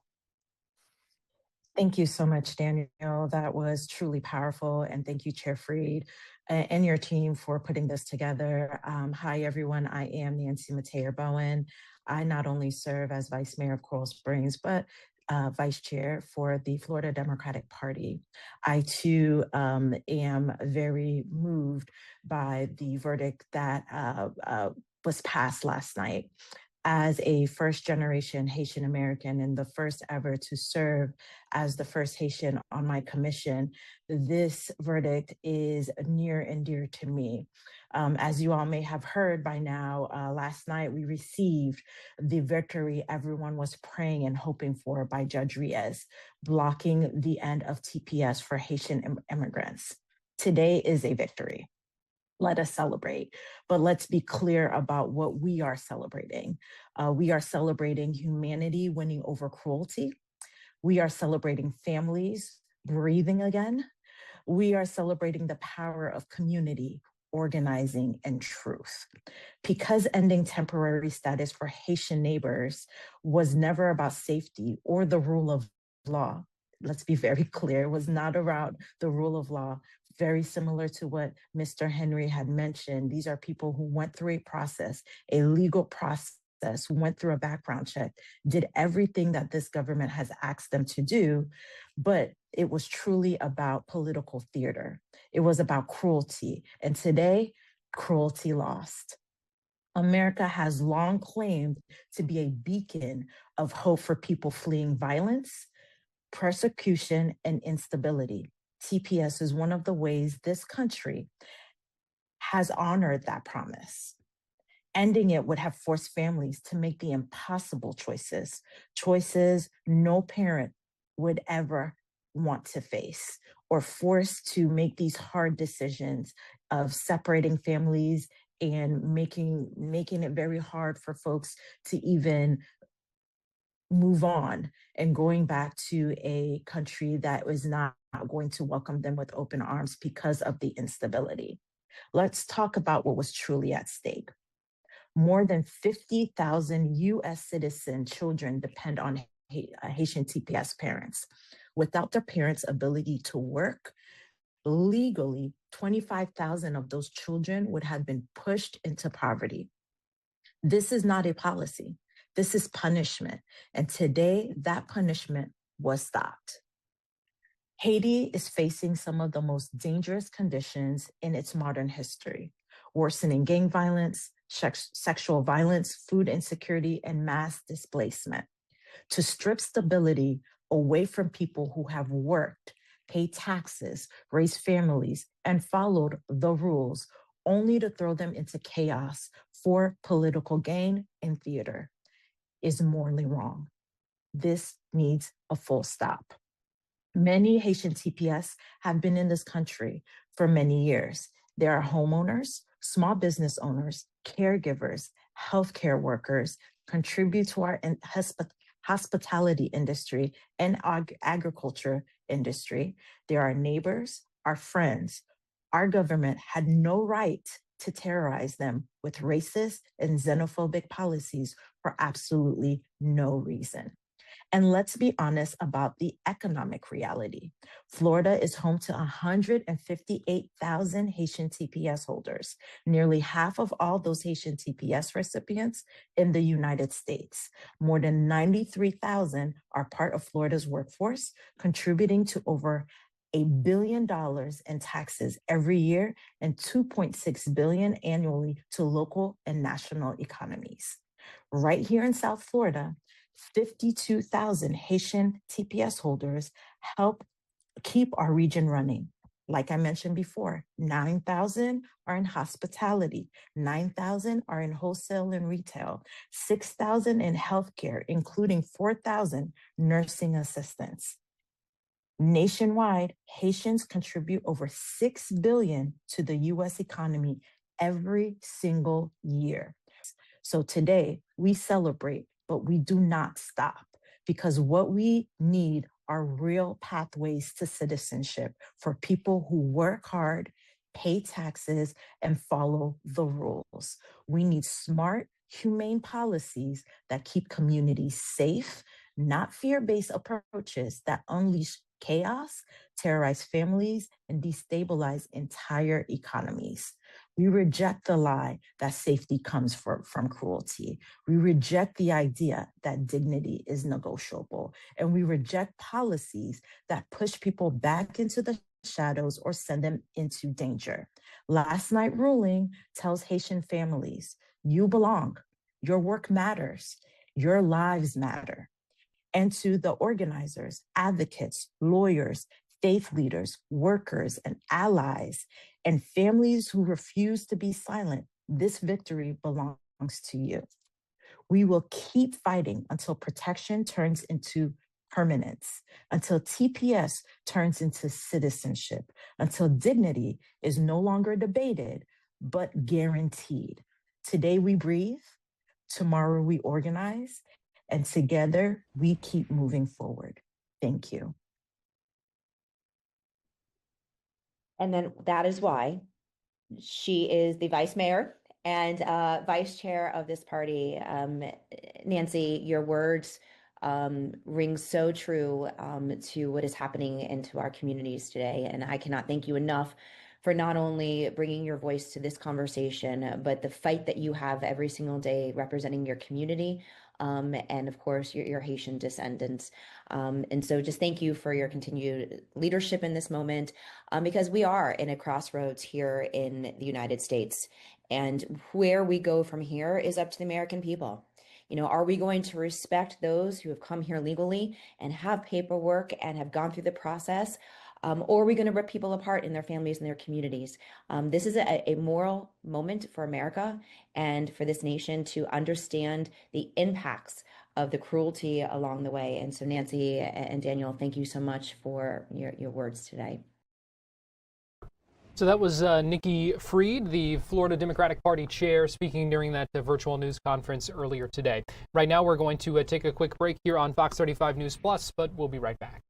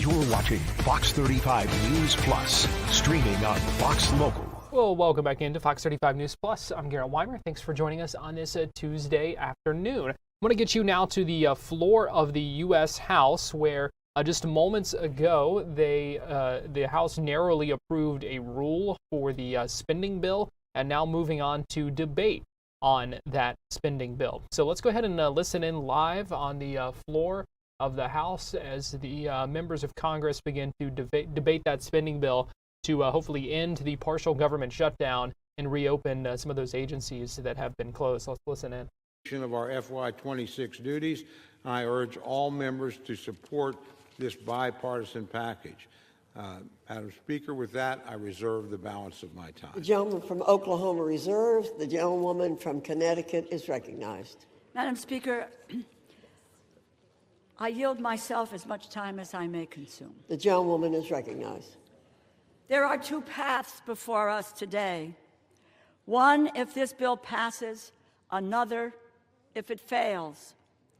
If we take the first path, if the bill passes, here is what will happen. The Departments of Defense, Labor, Health and Human Services and Education, State, Treasury, Transportation, and Housing and Urban Development will be fully funded through the end of September. The Democratic wins we secured in this bill will be locked in. We will reject $163 billion in cuts to public services proposed by President Trump. We will increase funding for the National Institutes of Health Biomedical Research by $415 million, and we will provide over $66 billion for rental assistance programs. We turned back in the labor HHS bill 47 programs that the administration had slotted for elimination. In the housing, transportation and housing urban development, 24 programs were slotted for elimination. We reversed that.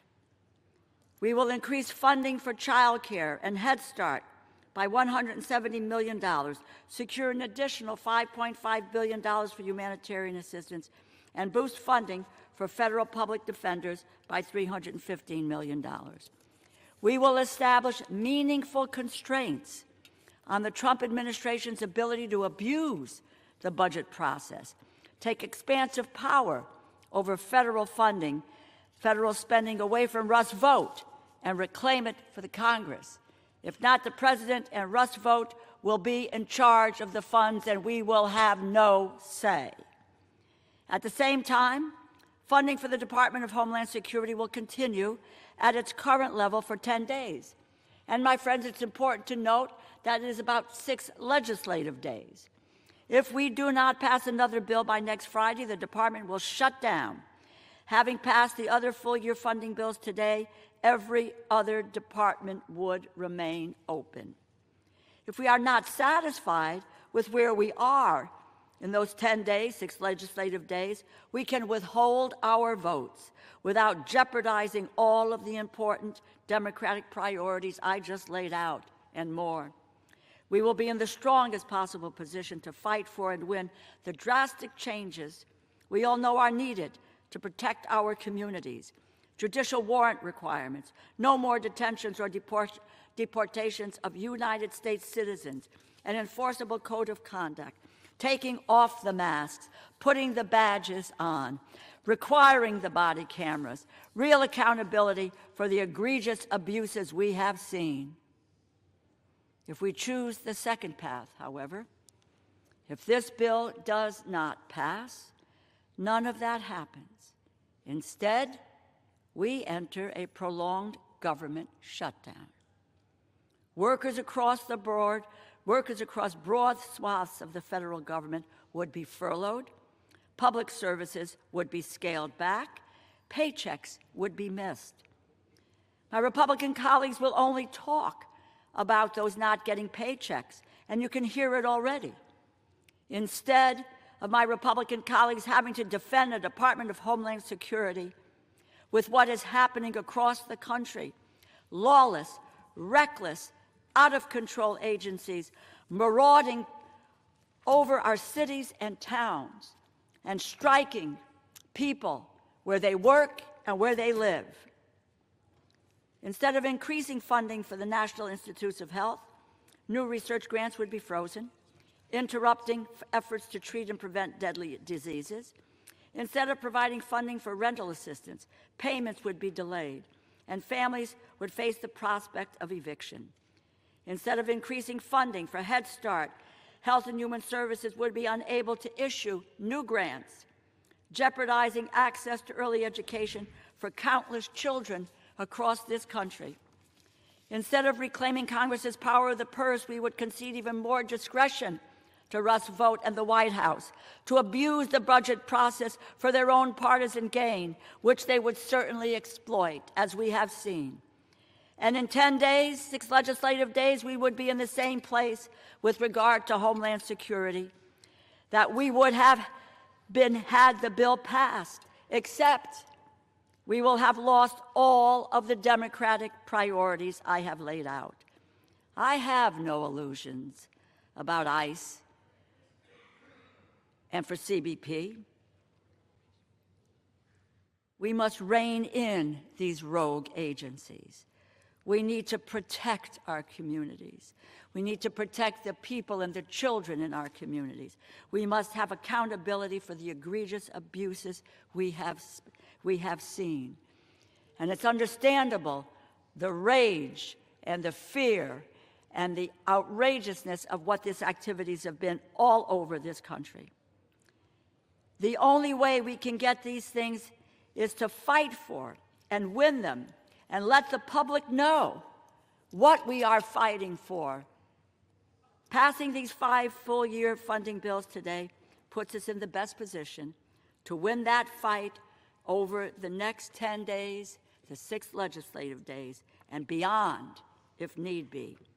I strongly encourage my colleagues to support this bill today and continue to fight to protect our communities in the coming weeks. Thank you, and I reserve the balance of my time.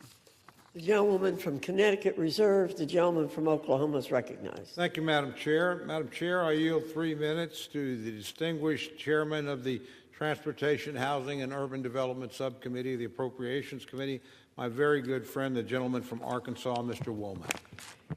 For how much time is the gentleman?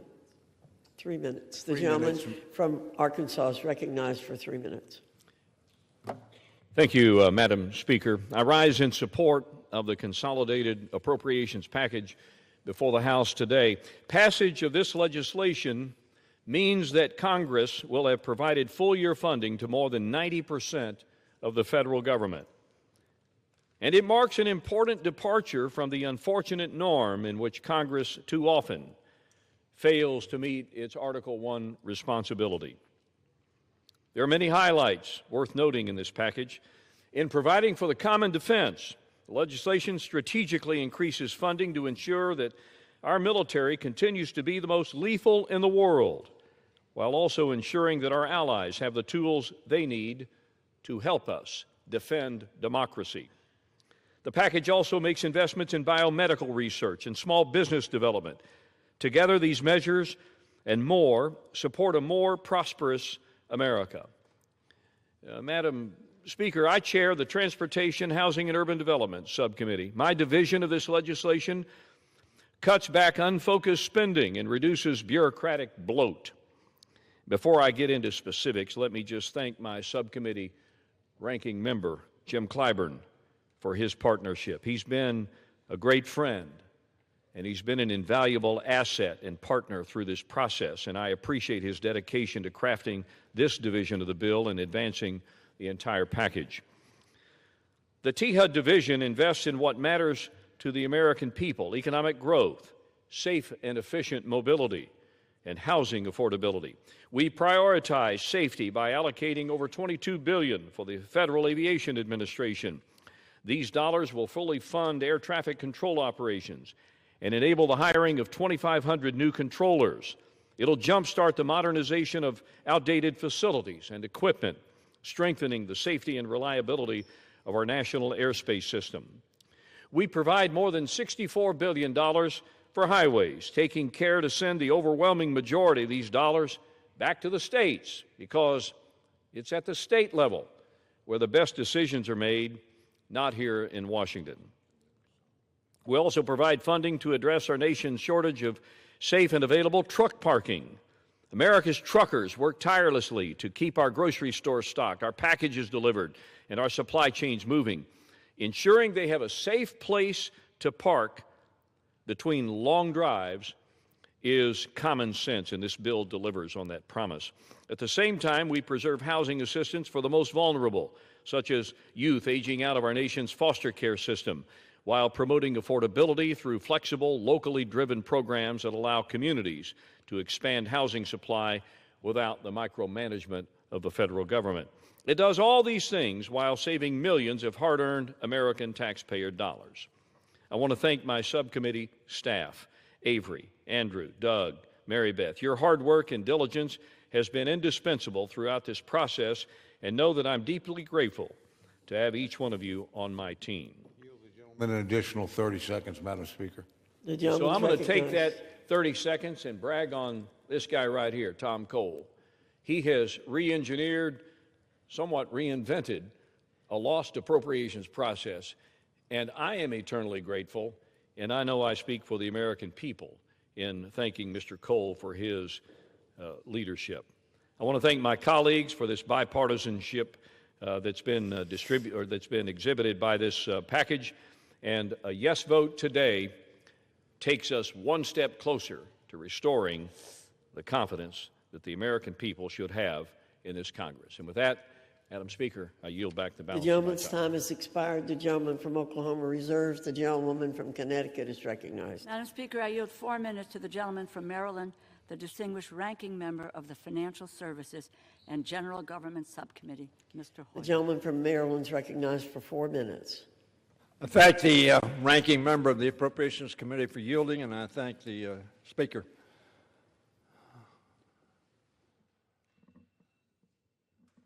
There are 5 of these bills who are not controversial. or I suppose which are not controversial. I urge my colleagues to vote for them, to keep the government operating, to make sure that our federal employees come to work and do their job for the American people and get paid for it. There is one bill in this package that is very controversial. There is one bill in this package that the overwhelming majority of our side thinks should not be in the bill. But I remind my colleagues that bill is funded for the next 10 days or 6 legislative days. And during that period of time, we intend to raise very substantial concerns about the operations that are being carried out not only in Minneapolis but in other parts of our country by the Immigration, Customs, and Border Patrol agents.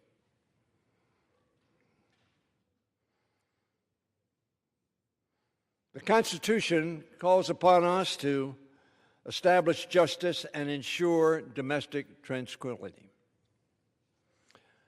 Many of my colleagues, I know, believe that voting against this bill will make a strong statement about the conduct that we see being carried out by the agencies I just mentioned.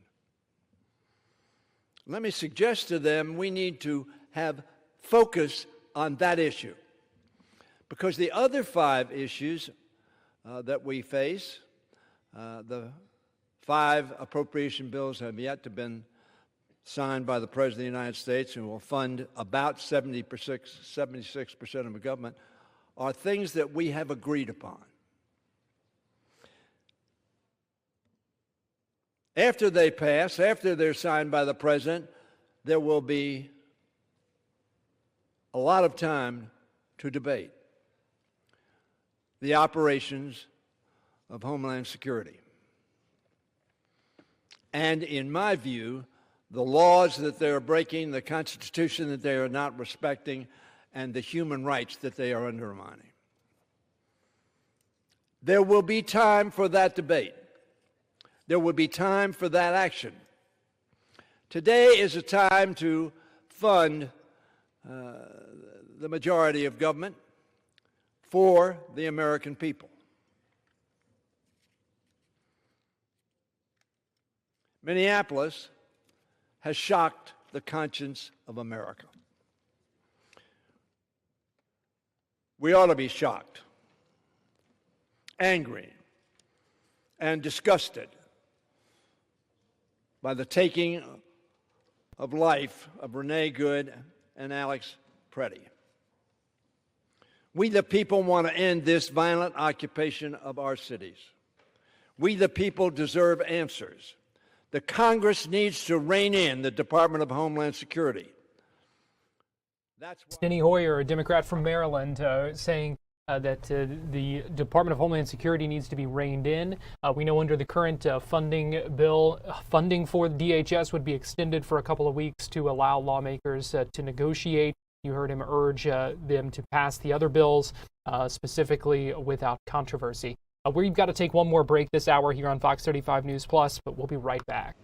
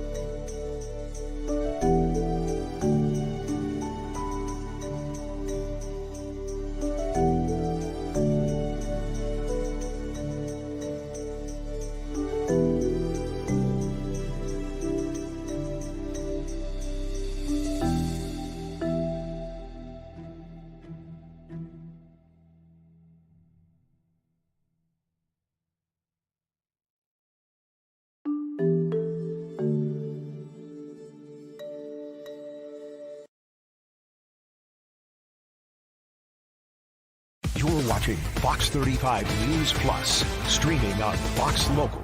Welcome back into Fox 35 News Plus. I want to get you to Kennedy Space Center right now, where this news conference just about to get underway, where we're going to get an update on the fueling test for Artemis 2, hear more about the delay for that upcoming launch. Let's go ahead and listen in. And with that, we'll start with Amit. Thanks, Rachel. Thanks, everyone, for joining us, and really a big thanks to the media for helping bring the world this incredible mission. We're happy to join you as quickly as we can, coming off of the test last night. When I reflect on where we are today, I think about the team, the hands on the hardware, the countless hours of the challenges overcome, all the teamwork that has brought us to this point. I'm very, very grateful and proud of the team for doing that. I know the administrator shares that. The wet dress rehearsal we had last night was a critical milestone on the way to Artemis 2. That was the reason we went to the pad, was to do this test. It allowed our teams to test all the systems required in the all-up configuration.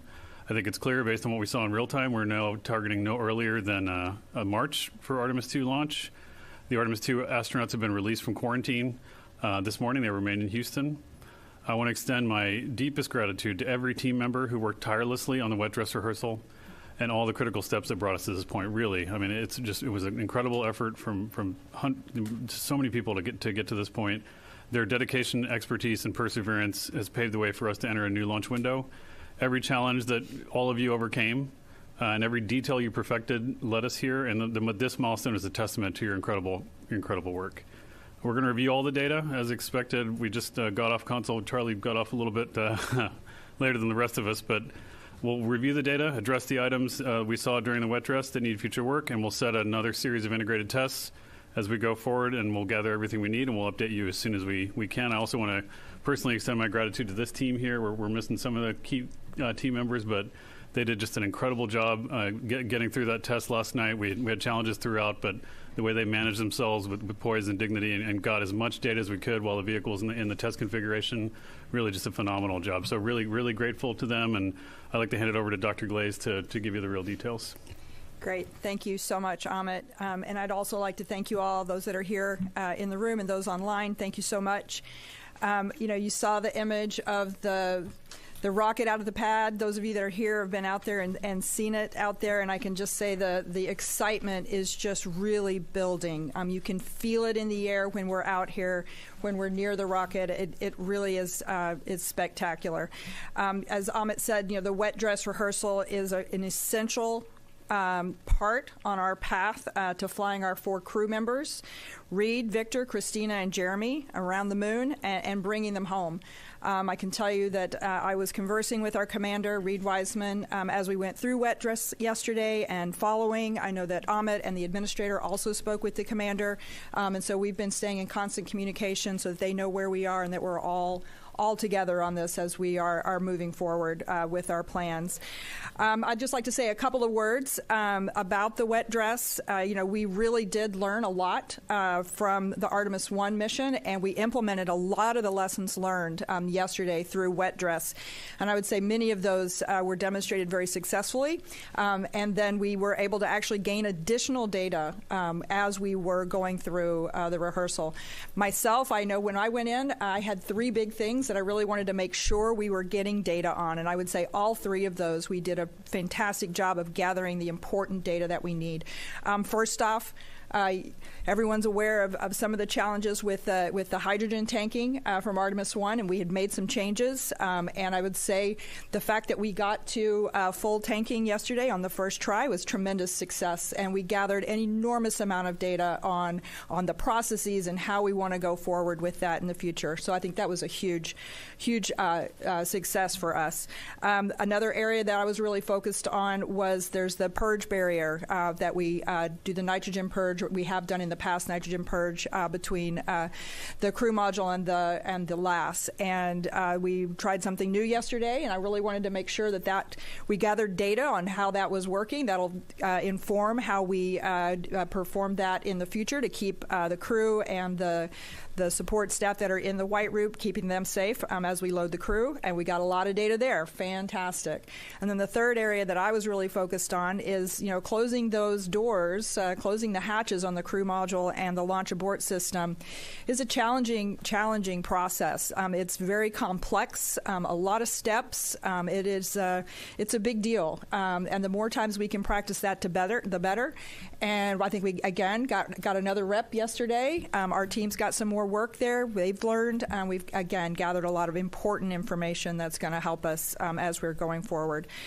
Of course, we also identified some additional issues, and we will be tackling those. They tackled them last night. The team did an amazing job. I want to thank Charlie for her incredible leadership, but Charlie and her teams and John and all of our teams that were involved with the wet dress yesterday tackled a variety of challenges in real time and did a great job there. As we've done all along, we rely on the data that we collect through these exercises like the wet dress rehearsal, and it's that data that leads us and sets the pace for where we're going.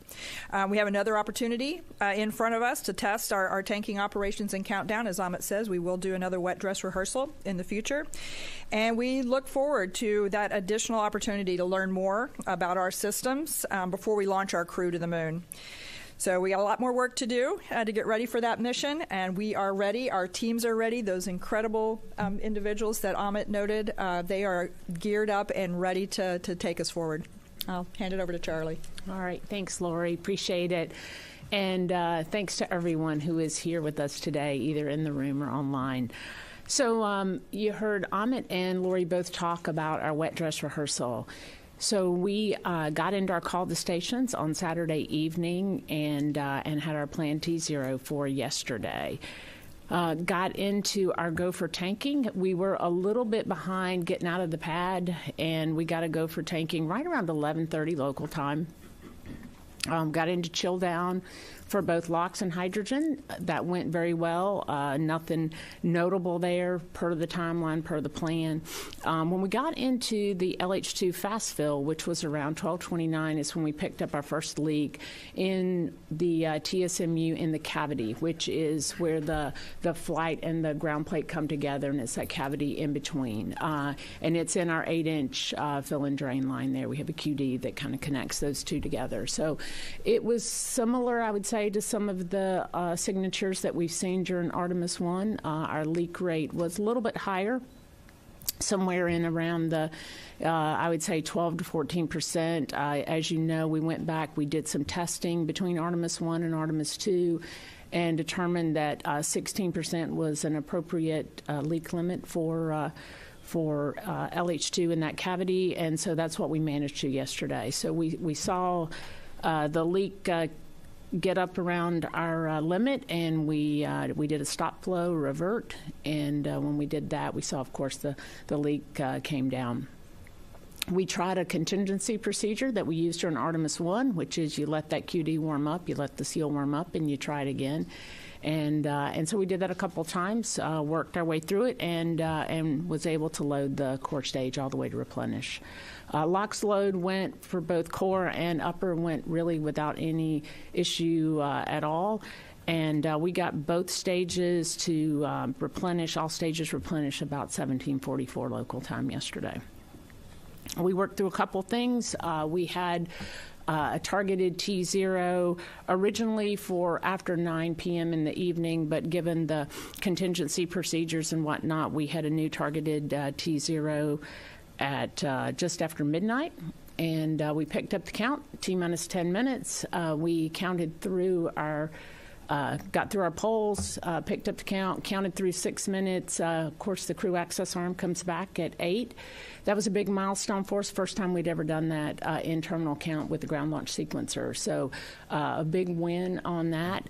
It came back just fine, latched into place just like it's supposed to.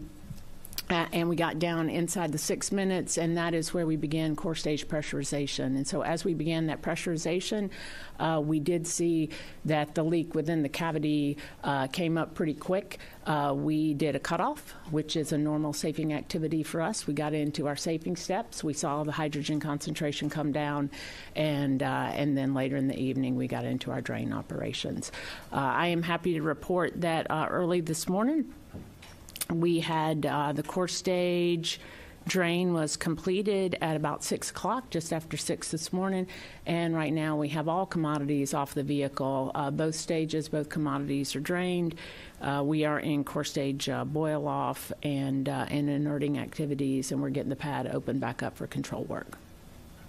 So that's a little bit of how the test went. Lori talked about some of the great things that came out of the test. I'll tell you, we had never loaded the core stage or the upper stage from the new 1.4 million gallon hydrogen sphere. We had gone through a complete verification and validation, but we didn't have the hardware to do it with, the flight hardware. And so that went really well. The lessons learned from how we do the sequencers in the software also went well yesterday. Already talked about locks and the CAA. And then the replenish valve. Those of you who were around for Artemis 1, remember we had to send a red crew to the pad for the replenish valve, and we made some design modifications on that valve, and it worked flawlessly yesterday.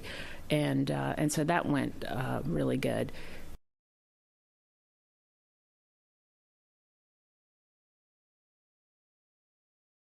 That was a late mod that we did. Again, worked really well while we had the closeout crew out at the pad, and we were able to do a full closeout of the crew module. So all in all, a very successful day for us on many fronts, and then on a couple of others, we got some work we got to go do. And we're going to go do it. We'll figure it out, and we'll be back here talking to you once again about when we're going to target our next wet dress and the results from that. And with that, I'll hand it over to John. Thank you, Charlie. Yeah, so this was the first opportunity for us to get the integrated stack for Artemis 2 on the launch pad with all the systems working together, and see it loaded full of the oxidizer and the fuel, and get through the countdown operations. It was a great demonstration for the hardware and for the team relative to performance. To me, the big takeaway was we got a chance for the rocket to talk to us, and it did just that. Test gave us exactly what we needed. It was an opportunity for us to wring out the system as well as the team before we asked our crew to go fly on launch day. I'm always particularly proud about the rigor that our teams put into reviewing the data. They stay hungry all the time, and I've been talking to some of them on the phone this morning about looking at data and what we're looking for, and just sharing some thoughts there. Going to the MMT was in place ahead of tanking operations, providing guidance to the launch director at our planned checkpoints that included the tanking operations as well as the go for terminal count. We also provided guidance on a couple other points, which I would say were minor risk acceptance items along the way. And that's, that's the big part of what the MMT does, is provides risk assessment and approves risk or not. And finally, I'll wrap it up by saying I fully support the agency's decision and the plan we've got moving forward. Rachel, back to you. All right, it's time now for questions. We'll start here in the room, and then we have several already waiting in our question queue on the phone. Another reminder for those on the phone, you can get into the question queue with *1. And with that, let's start over here with Marcia Dunn. Hello, Marcia Dunn, Associated Press. 3 years seems like a long time, enough time to wring out any hydrogen leak problems. Why wasn't there more aggressive testing checks since Artemis 1? And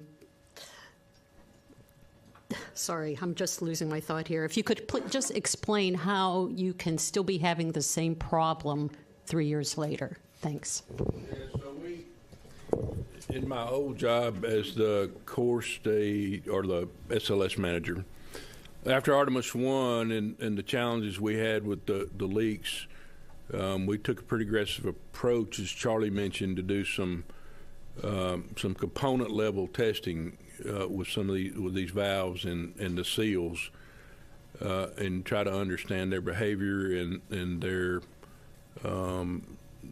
tolerance for surface finish and FOD or debris or scratches or something like that, right? And so we got a good handle on that relative to how we install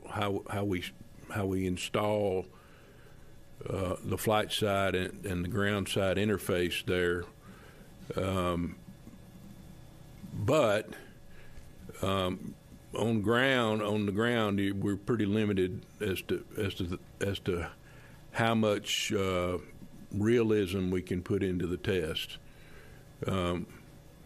And then at the end of the day, and what I would say to that is, we try to test like we fly, but this interface is a very complex interface, and when you're dealing with hydrogen, it's a small molecule, it's highly energetic, and we like it for that reason, and we do the best we can. And actually, this one caught us off guard, and the initial things that we were seeing, and the technical team felt like we either had some sort of misalignment or some sort of deformation or debris on the seal. I would just add that to Marcia's point, we did make some changes, while not to the cavity itself that John was explaining, but we did make some changes to several of the hydrogen components. I talked about the replenish valve. We had a leak there. We did a design mod. It worked great. We also made some changes. If you remember from Artemis 1, we also had changes in what I would call the back of the plate, in the purge can and in the debris plate. We changed the flex hose design that comes into the back of that plate. We took the way that some of the hardware was mounted and made it hard welds into the plate. We also took off some of the things that had a cantilevered load. That was some improvements we made during Artemis 1, but we did make overall improvements to the ground side of the plate, and we did not see any hydrogen leaks there yesterday.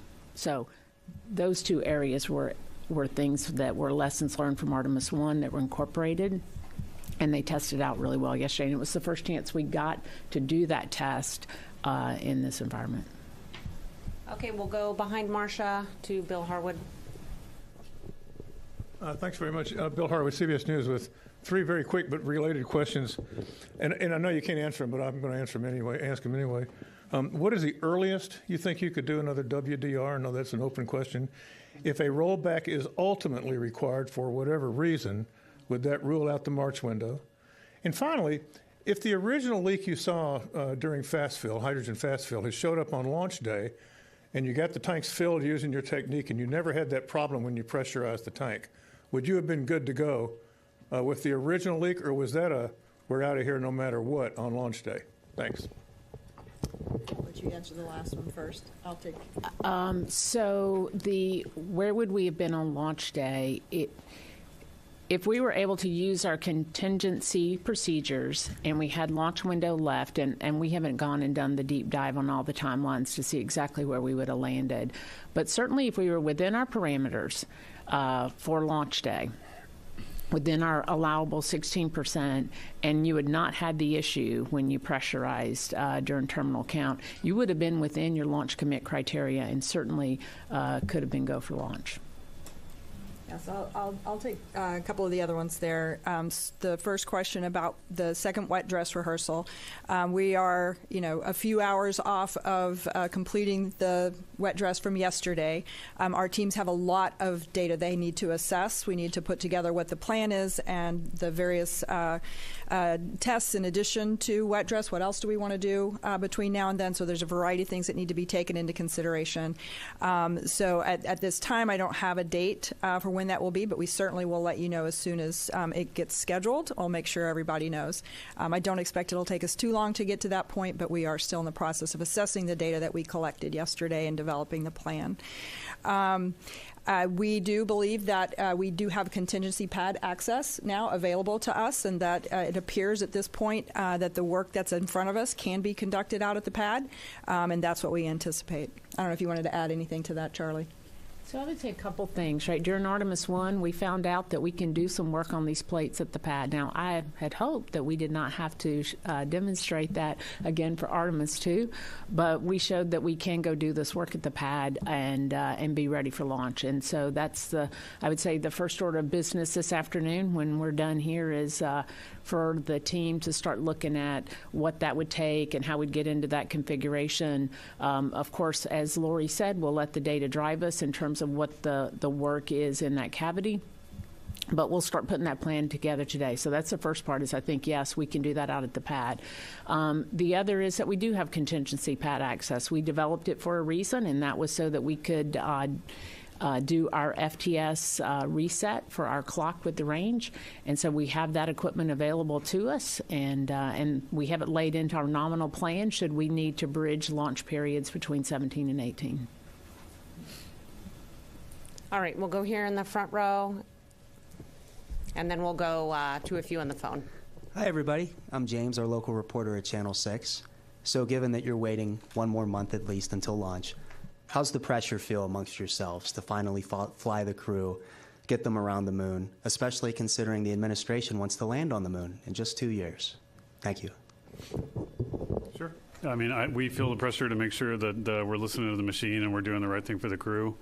I would tell you that we put that pressure on ourselves to be successful, but we don't feel any schedule pressure on this particular subject, specifically for Artemis 2, other than the learnings we're going to get from flying SLS and Orion again. There's not, from the production side, there's not particular components that we're waiting on to process the Artemis 3 hardware. Of course, we're doing major development activities with the lander and the spacesuits, which are, kind of separate from these things, but the Artemis 3 core stage will be delivered to the Cape. At least the top 4 fits will be delivered here in a few months. We put eyes on the seat command and service module at the ONC. They're in TVAC testing right now. They're ready to be joined. All we have to do is append the new heat shield, which we developed and is qualified and ready to go. So that production activity is occurring separate from the launch activity for Artemis 2. However, if we do have learnings from Artemis 2, obviously we'll have to cut that into the design. And so we're just we're just doing our normal business, but cranking out hardware for the subsequent flights as we proceed with this launch. All right, we'll take a few questions from the phone before coming back here into the room, and we'll start with Jeff Faust with Space News. Hey, good afternoon. Wondering if you could provide a little bit more details about the hatch issue that you reported during closeout activities on the pad last night. Exactly what was going on, and why is the hatch closure apparently a pretty complicated, involved thing that made it one of the top priorities you wanted to check out in the wet dress? Thanks. Yeah, so I'll comment on that. So the reason we wanted to check out the hatch during the wet dress is just there is limited opportunity to go do that with the integrated vehicle. And we had an opportunity during CDDT for the first time, but the environment's a little bit different being out at the pad. And yes, it's the same hatch, closes the same way, but there's something unique and different about being out at the pad in a cryogenically fueled environment of the rocket that is underneath. And so we wanted to take that opportunity to have the closeout crew demonstrate that. In terms of the complexity of the hatches, there's 2 of them. First off, there's 2 of them to go close out. Folks that were around from Shuttle maybe remember the single hatch and the timelines associated with that. This one's a little bit different because you got to get the crew module hatch closed. You've got to get, Lori mentioned, the purge barrier out, which is it serves as kind of like the name implies, a barrier for that interstitial area, and it's multiple components that come out, and then there's just the closeout of the white room itself. So there's just a timeline and a waterfall of work. I don't know that there's any one thing that is very complex about it. It's just the series of work. And of course, for us, we're always monitoring that work because it does contribute to how long our crew is on their back before we get to T0. All right, we'll take another one from the phone from Joey Roulette with Reuters. Hi, thanks. Questions for anyone. I just wanted to re-ask Marcia's question on why this hydrogen leak caught you guys off guard this time. As John Honeycutt said, why wasn't this detected earlier as a possible thing that could come up? And then also I just wanted to get clarity on the Orion closeout work. I know we just talked about the Orion issue, but Jared Isaacman said that additional factors included extended Orion closeout work. And so what is the work ahead on Orion? Thanks. I'll take the first part. Maybe you guys can do the Orion. Yeah, Joey, it's a good question. As we said, we test the component level, right? And we made the improvements we made from Artemis 1. I think, and I don't want to get ahead of the data review, but part of I think what might be contributing to it, and we have to go inspect the seal and see if it was, what condition it's in. But, when we're mated to the tail service mast and we roll, that rollout environment is very complicated, as you see the size of the machine there and, kind of the way in which we have to push it out to the pad. So, and while we're rolling, that interface is in communication. And so, we don't really know exactly. It's very hard to predict kind of what credit we can take for and what the acceleration environment is all the way up and down the stack. When we did Artemis 1, in fact, we did a lot of stop and start tests to see if we could characterize it. So we are going to take a quick break here on Fox 35 News Plus. There goes our fire alarm, but we'll be right back with more after this.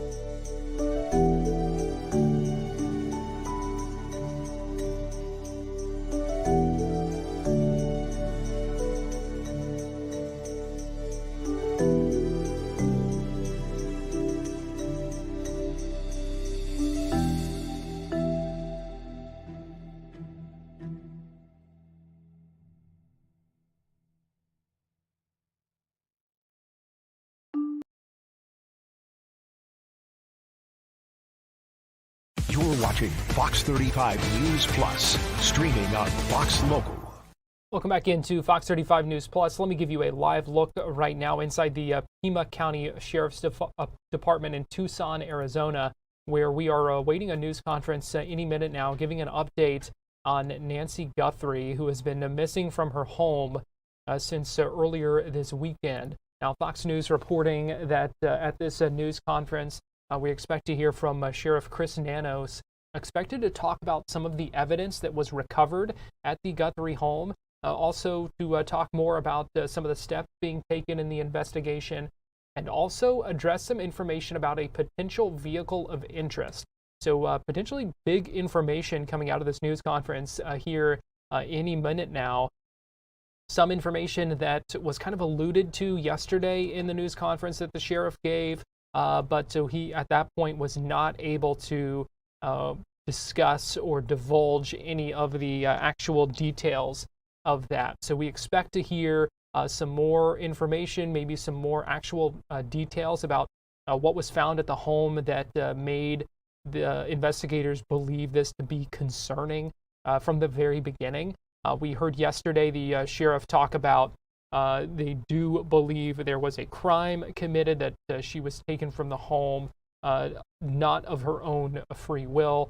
So we are going to be keeping a close eye on this news conference. We will bring it to you live as soon as it begins, and we do expect it to begin any minute now. Let me go ahead right now, though, and get you back to Kennedy Space Center, where the Artemis 2 news conference is continuing. Officials from NASA giving an update about where things stand after yesterday's test that resulted in a delay of at least a month for the launch of the next moon mission. Let's go ahead and listen in. Either in that space of time, or again, you talked about getting into pressurization at T-minus 6 minutes. I assume you get into drain back at that point through the bleed line. Is that what is that what possibly tripped the limit during terminal count?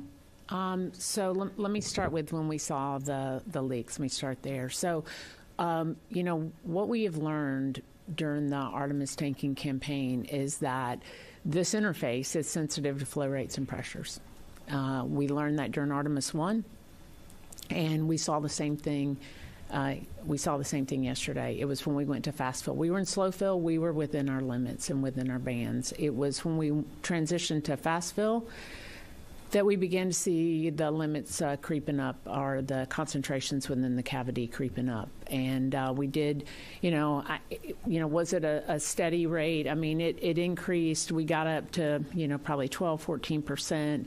And then when we got close to the 16%, that's when we did stop flow and revert, and decided to invoke our procedure for letting that interface warm up and then retrying it again. During Artemis 1, we found that sometimes that was very successful. I mean, that's a pressure-assisted seal, so sometimes letting it warm up and then putting some more pressure across it, you'll see the seal improve. And so that was the goal yesterday. When we tried it the second time, the performance was pretty similar. We have the ability, and what we do in that case is that we are actually pressurizing in the storage area, in the sphere itself, and we're kind of using that pressure to, hydrogen's light, and so you put some pressure in the system and kind of push it, as we say, push it up the hill. And so we started out with a lower pressure, but as we put additional pressure and got back closer to our fast fill rates, we started to see the leak. And so it was, I would say, in and around the 12 to, when we got up to 16%, we would take action. We saw that through the 3 different contingencies, but we were able to manage it. We would manage it with the pressure, get back within your leak rate in the cavity, or get close to it. And so that's how we managed to get all the way to replenish. In terms of when we saw the spike in the leak, it was in terminal count. It was as we began to pressurize the tank, and whether that came from through the 8-inch or the 4-inch bleed, we really need to get into the plate and take a look, and we'll know more, in a few days when we get in there. So it'd be hard to say at this point. Again, the team's going through the data, so if you ask me tomorrow, I might have a better answer. But right now, I'd tell you that based on the timing, it looked like in real time that it was likely through the 8-inch. Could have been the 4, though. So we'll take a look at all that and see what was going on there. But it did go up, and it went up very quickly, and so we knew that we had something there we didn't understand. That's why the operator immediately gave a cutoff, and we got into safing. Okay, we'll go to Irene Klotz here, and then Will Robinson-Smith, and then we'll take a few more from the phone. Hi, Irene Klotz with Aviation Week. I have a question first for Charlie or John. You ended up adjusting the timing for the wet dress because of the cold, but then did the wet dress in the really cold. Can you just explain a little bit about what you were doing during those 2 days, and if there was any equipment or systems that were close to qualification limits because of the cold? And for Amit, did the Falcon 9 upper stage anomaly yesterday do anything for your planning for Crew 12 launch? Thanks. I'll do the Falcon 9 first, guys, then hand it to you guys. Yeah, thanks, Irene. Yeah, we did. SpaceX did a report as soon as it happened on a Starlink flight that they had an upper stage anomaly. They're working that with the FAA. So I don't want to get in front of that. The FAA is the lead investigative body. We do have our teams with commercial crew embedded in that investigation. And so in terms of how it affects our plans for Crew 12, et cetera, we're pressing towards our Crew 12 window.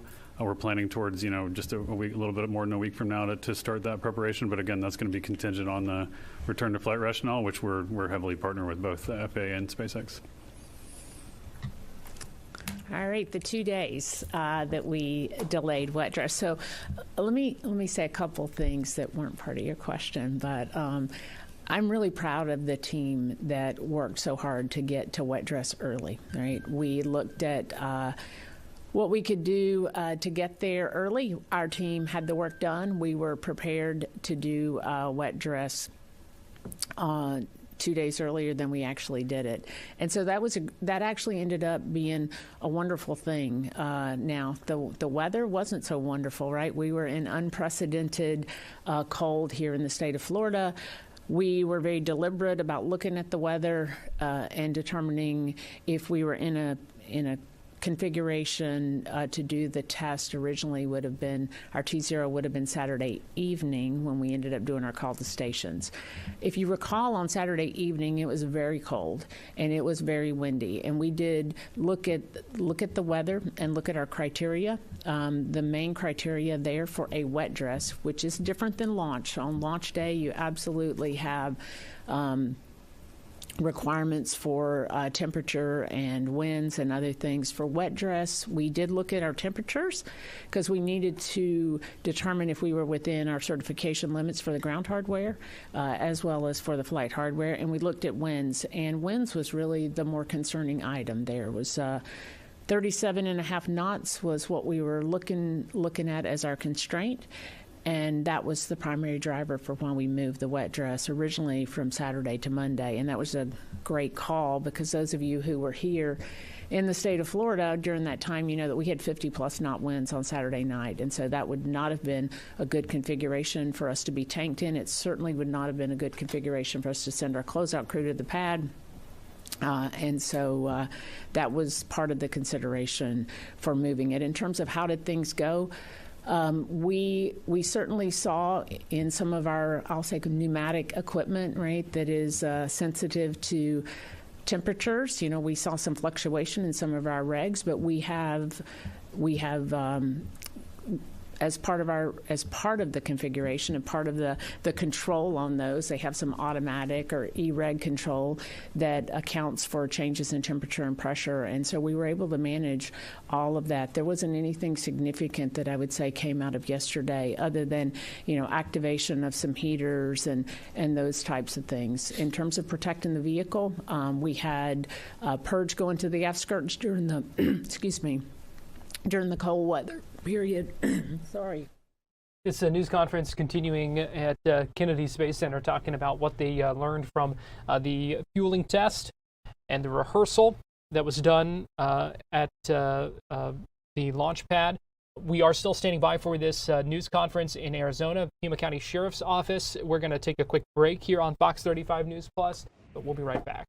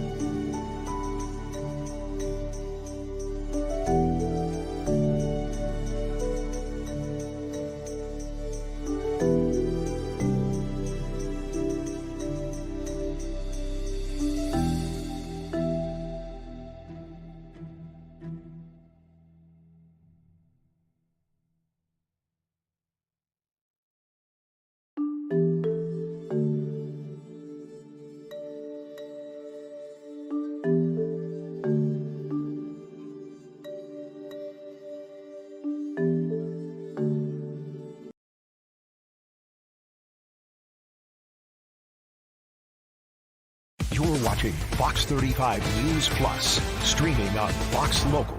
Welcome back into Fox 35 News Plus. Give you a live look again right now in the Pima County Sheriff's Department in Tucson, Arizona, where we're waiting a briefing any minute now from the Sheriff Chris Nanos. The FBI special agent in charge from the Tucson office is expected to be there as well, and hoping to hear some new details about what is the search and the investigation into the disappearance of Nancy Guthrie, the mother of Today Show host Savannah Guthrie.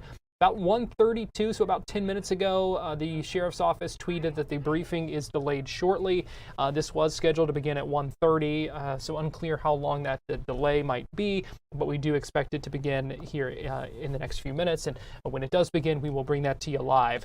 Right now, though, I'm going to get you back to Kennedy Space Center, where the news conference is continuing about Artemis 2 and the fueling test, a couple of the issues that arose from it, and the decision to push back a launch now no earlier than March.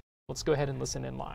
Fine during the wet dress rehearsal, and wet dress and launch are a great test case, because if you think about, when you're doing a single test, you might have a handful, maybe you got 30, 40 users, but on wet dress day, you've got centers across the country. We're all tied together. You've got hundreds, maybe thousands of users. So there's a big load on the system, and it worked really well. So the team did a great job resolving that issue.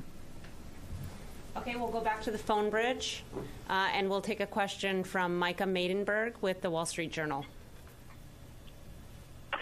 Hey, thanks, Rachel. Maybe for Charlie or John, could you talk about some of the top items the team did not get to practice with the rehearsal stopping when it did?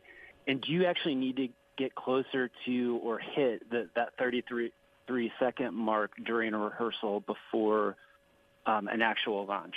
Thanks a lot. Maybe it's a good honeycat question. I'll take it.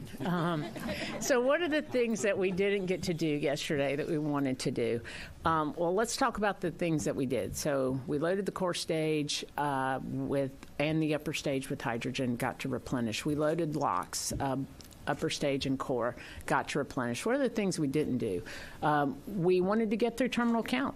We wanted to get... All right, let's get you to the Pima County Sheriff's Department. This is Chris Nanos, who is there, the sheriff of Pima County, getting ready to speak to reporters and give an update on the Nancy Guthrie case. Let's go ahead and listen in. John Edwards is the Tucson chief here for the FBI, and he'll have some words for you as well. This is really, for me, pretty new, all the media attention. So I apologize to you for sometimes I'm speaking in generalities, and I'm not used to everybody hanging on to my words and then trying to hold me accountable for what I say, but I understand.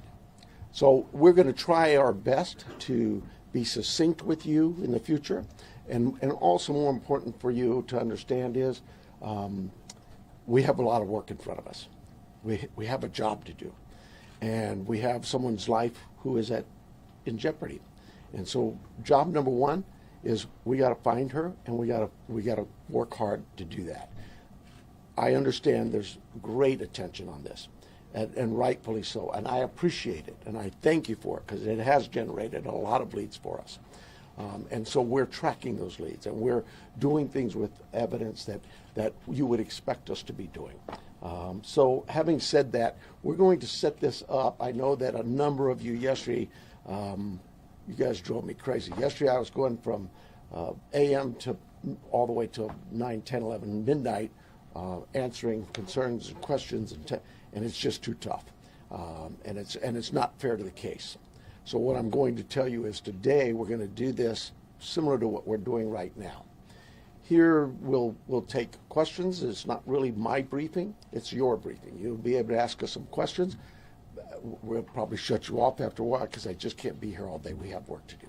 But we'll take some questions, and then in a couple of days, unless something breaks, we'll do this every couple of days. So, and we'll set up with you through our PIO teams to give you anything that comes up that might change, but clearly they will notify you on these, what I call media briefings. So with that, I'm going to ask John to come up.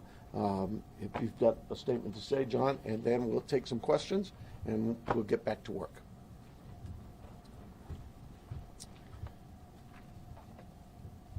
Hello, I'm John Edwards. My spelling is Jonedwards. I'm the Assistant Special Agent in charge of the FBI's office here in Tucson. First, we want the community to know that the FBI is doing everything in our power to bring Nancy Guthrie home to her family. The FBI is working alongside the Pima County Sheriff's Department on this incident. In terms of what the FBI is doing, we are providing the following support. Primarily, it's analytical and technical support in the following ways. We're downloading and analyzing cell phones, obtaining cell tower information, conducting interviews, and providing any and all investigative support that the Sheriff's Department needs. We are looking at this from every angle, but we need your help.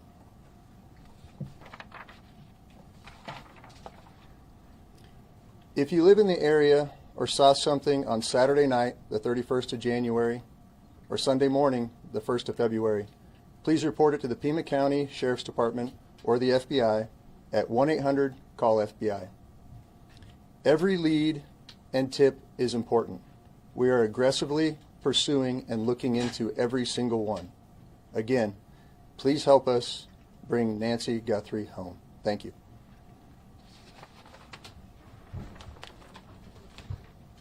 We'll take some questions. Sheriff, Okay. Sheriff, is there any indication so far as to whether this was a random abduction or targeted? It's like I said earlier, you know, we're looking at all the leads, and we don't know. We're going to assume both sides of that. We'll look at both sides of that. Sheriff, any idea what Nancy Guthrie was wearing, or the type of car that she might have left from, or any identifiable information that the public could use to help with those tips? We do not. Sheriff, do you believe that one or more than one person was involved in the kidnapping? I just no clue. It could have been one. It could have been more. I don't know. Let me get. What is that? Is there any indication that Nancy Guthrie is still alive? We know the medication played a critical role here. It's been 48 hours.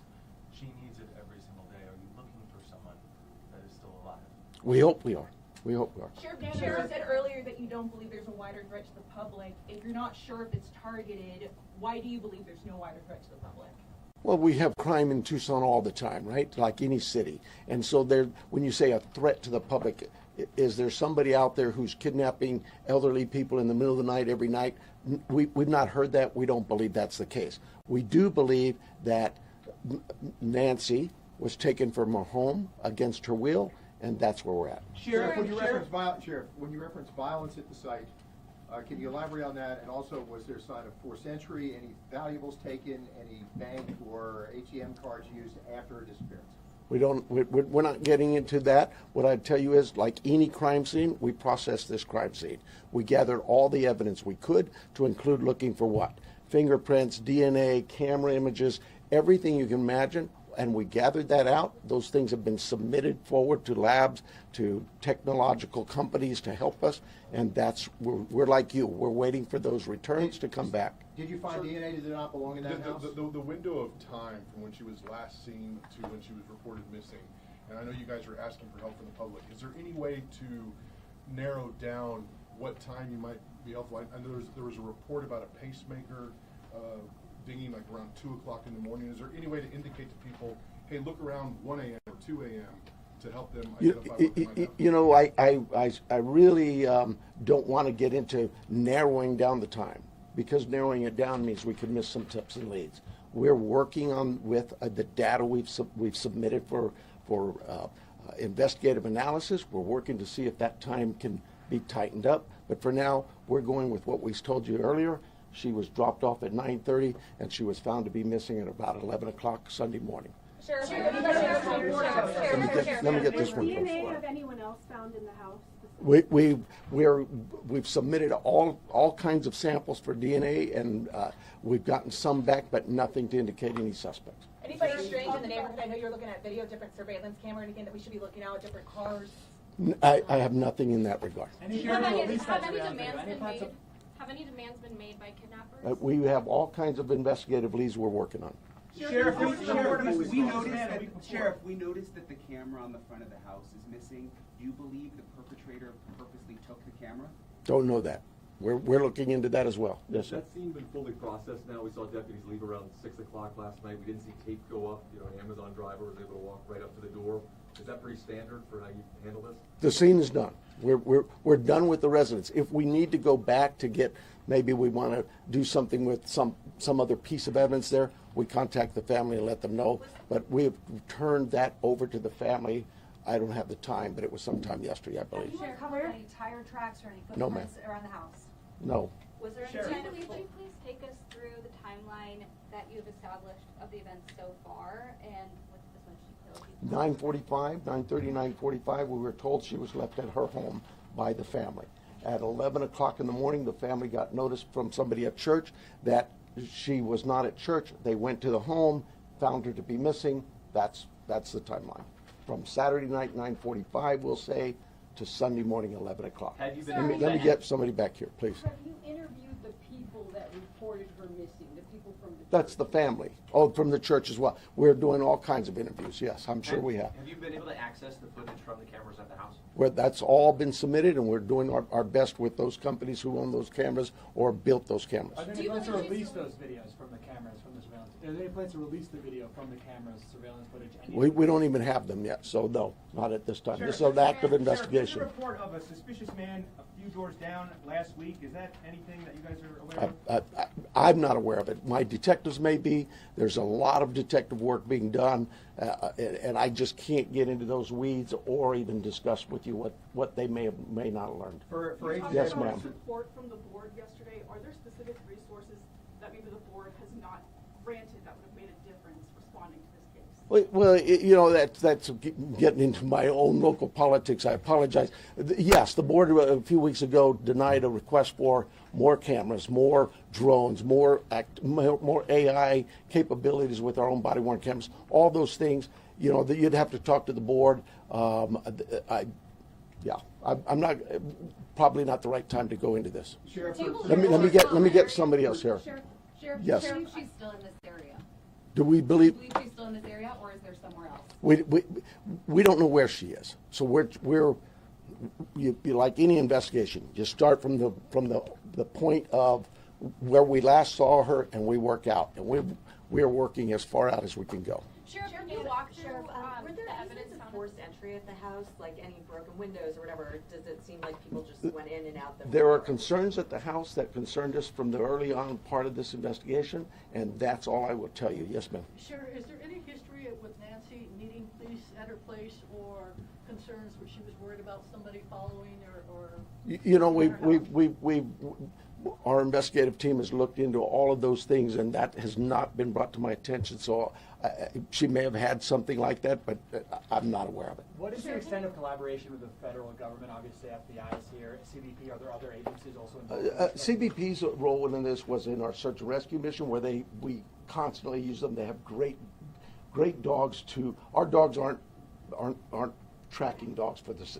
Theirs are, and so they came out and did that. Anybody else, though, that we've asked for help from, whether it's the FBI, I know if we needed help from CBP or DEA or ATF, they would gladly give it. I've heard from leadership from all sorts of agencies, not just at the federal level, but across the state, every one of them saying, Sheriff, you need anything, we're here. So you obviously said investigators, when they got on scene, they found suspicious circumstances. When the family called originally to report her missing, did they say anything about the state of the home? I don't know that. I don't know. Let me hang on. Let me make sure I'm getting some different people here. Yes, ma'am. Yeah. So there was blood that was found inside the house, and you're testing it for DNA. How much blood and where was it? I'm not saying there's blood inside that house or outside that house. What I'm saying is our team processed a scene like you would think of any crime scene. We go in and we process it. We look for things like that: blood, DNA, any kind of physical evidence, fingerprints, anything, and all of that is gathered and submitted to a lab. That lab will report back to us what they find. So far, what we found from that lab is nothing that would tell us this is who did this. We'll take a couple more questions, and then the sheriff's got to go. Sheriff, can you walk through the evidence that was found at the scene in as much detail as possible? No, I cannot. What is I the cannot. bottleneck to the surveillance footage? I know you said some of it is in the cloud, but you've also been reached out to tech companies that are saying they're cooperating. Why do not have the surveillance footage on media?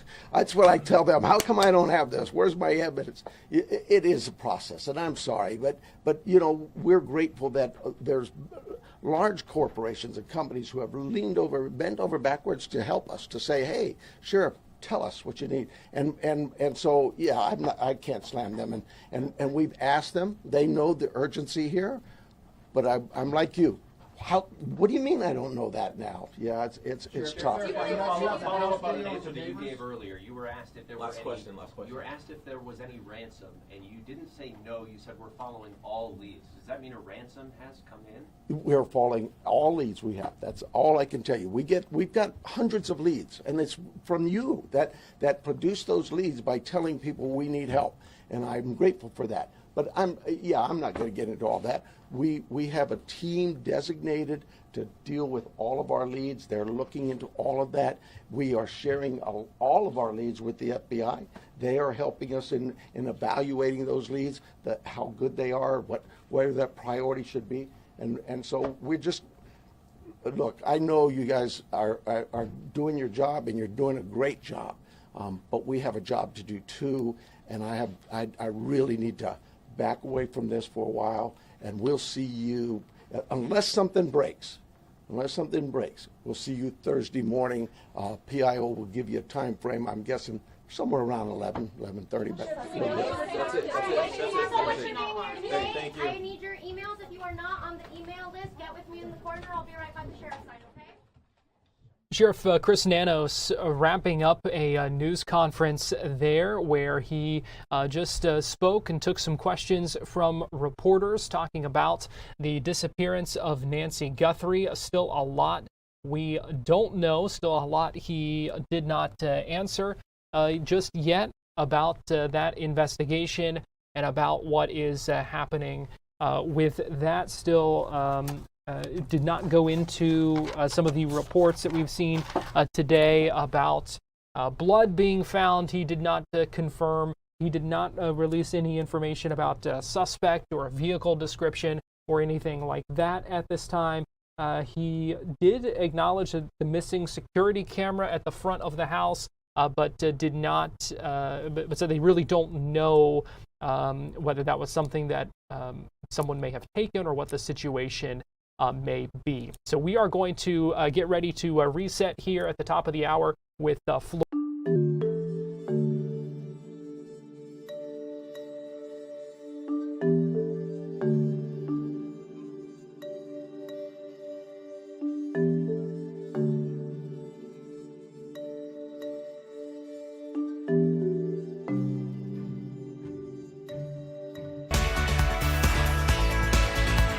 Florida Live starts now.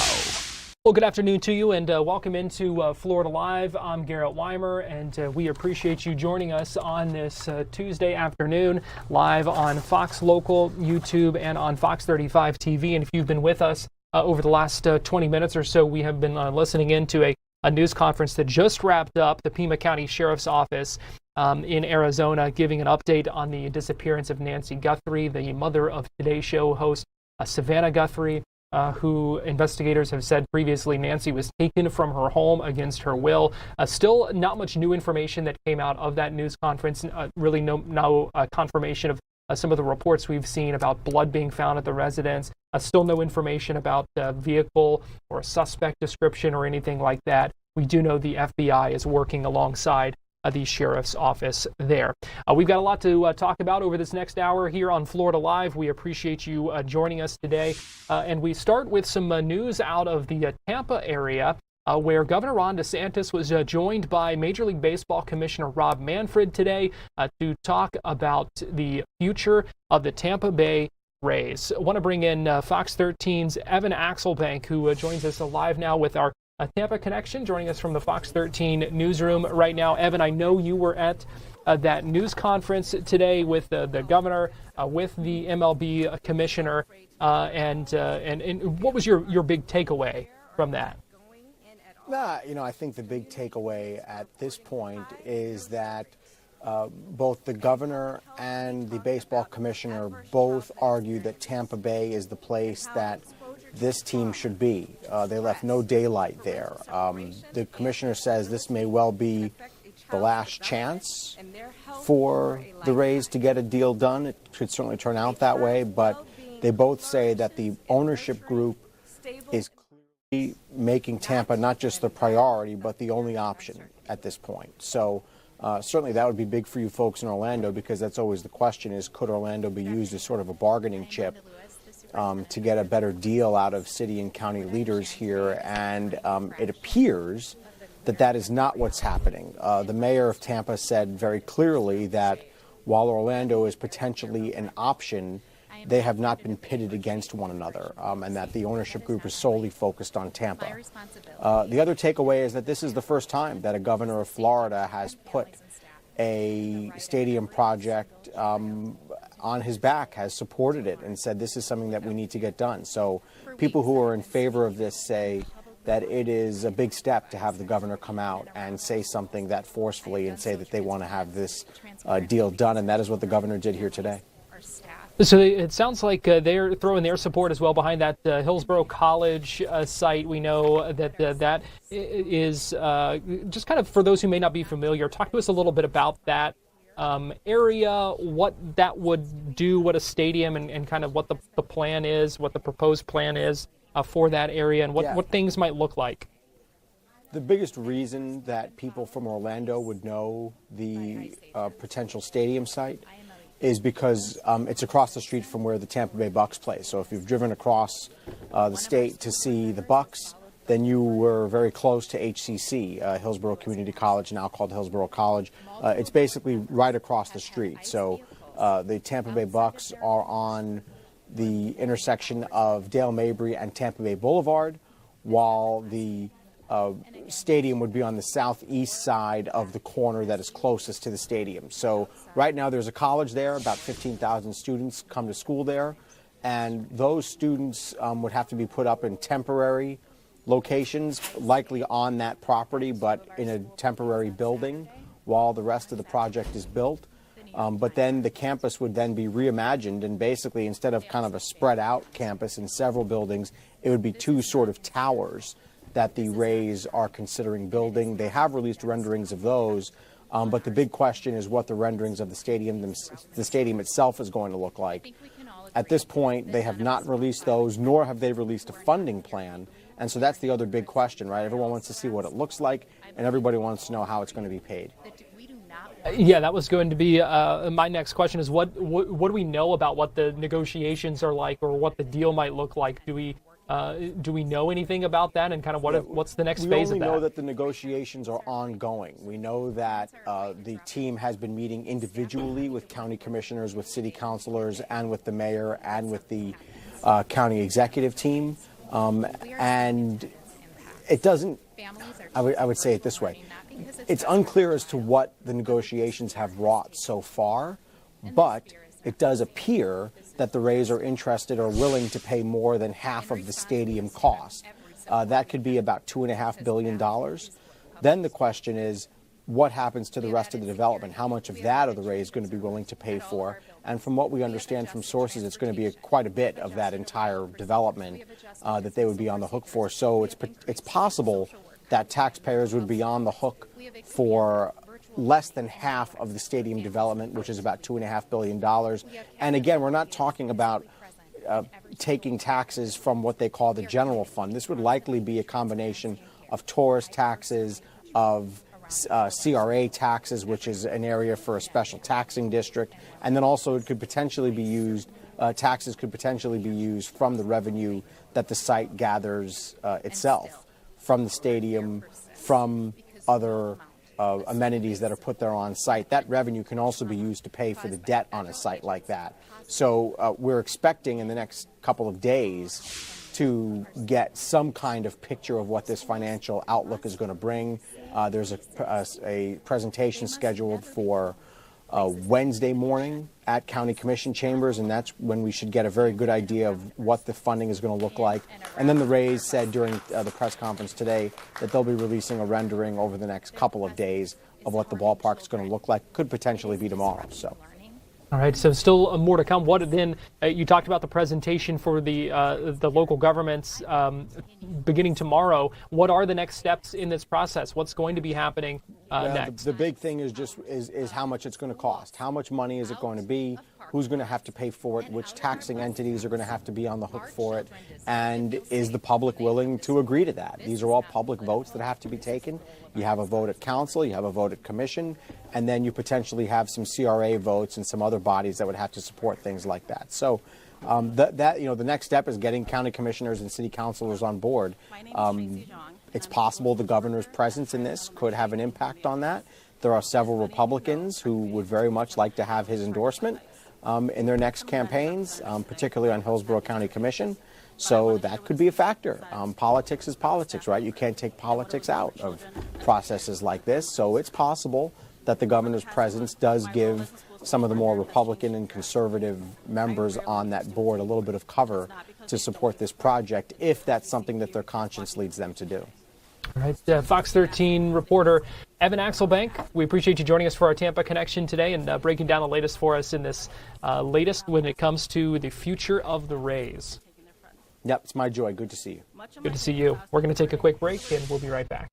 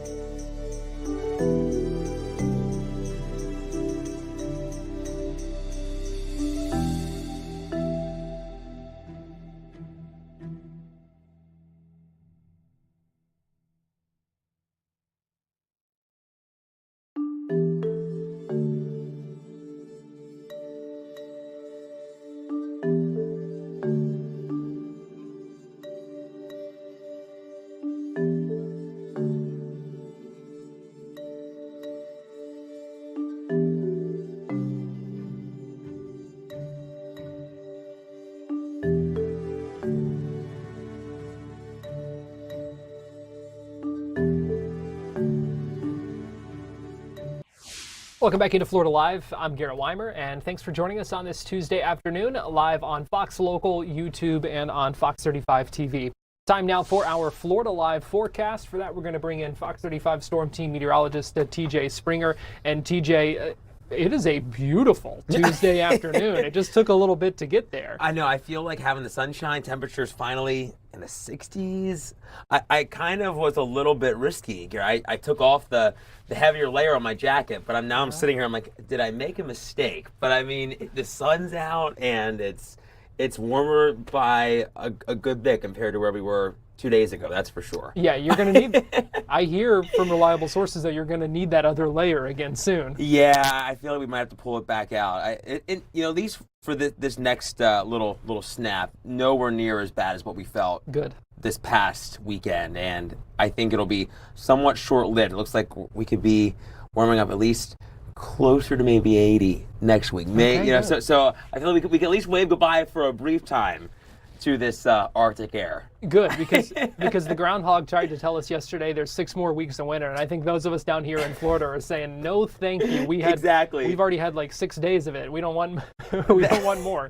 He's not the most accurate little critter, but he's adorable nonetheless. That's one of those things that kind of Garrett like the ball drop. I would love to go up to Punxsutawney just for one Groundhog's Day, just to see. And I mean, it's a huge party up there. I mean, people love it. We'll see if we can get Fox to send you. We'll check in with you. We'll do a Fox 35 News Plus streaming special next year. I'll be a Fox weather correspondent. I'll be a correspondent for everybody. I would love that. Meanwhile, what we don't love, we're tired of the cold. Yeah. And we're ready for a little bit of a warm up. And like you said, we are going to get a little bit of one. At least get us closer to normal, even if not quite normal yet. I'm not asking for much. Right. I don't. Just normal. Yeah. I think we'll get there tomorrow. We still have another chilly night underway, so still probably a good idea to at least keep the heavier jackets within in arm's reach. That's our live look. A lot of sunshine at Mount Dora. High pressure has been taking over, and it's really kept things, at least aside from the chill, quiet and pleasant. We're a lot warmer now compared to where we were yesterday at this time. 10 degrees in many spots, including Claremont and Bushnell, Titusville, Bithlo, which means we're in the 60s. Lower 60s essentially for all of us, which is great. It'll feel, in perspective, when we felt like 10, 11, 12, 13 degrees, we're almost 50 degrees warmer than that. But we still have a frost advisory for our inland locales tonight. That's through 8 a.m. on our hump day. So still, if your car's outside, may need to do a quick scrape of that as temperatures fall back at least closer to the freezing mark in the villages, to land, but I think we'll be a good deal above that in Orlando. And then tomorrow, the 70s, which is great. So that's essentially average for this time of the year, Garrett. But we are tracking this cold front. This is going to be the one that does set the stage for at least the potential for some hit or miss showers. I don't think any storms, but some showers as we head through Wednesday evening into the overnight. But I think once we get through the morning drive on Thursday, it should be pushing through Orlando and southward, and then we're drying out and cooling down pretty quickly. A little dip back around 10-ish degrees below normal, but then we're right back into the 70s by this weekend, which is great. That is much more like it. Yeah. That is much more like it. I'm kind of excited. I'm kind of dreading what our electric bill is going to look like after this stretch of having the heat on. I think it's been on now for, I'd say, almost 7 days in a row. I don't think we've turned it off once, I don't think. Yeah, you know what? Now that I'm thinking about it, I mean, I think we've probably had it on for about a week. Yeah.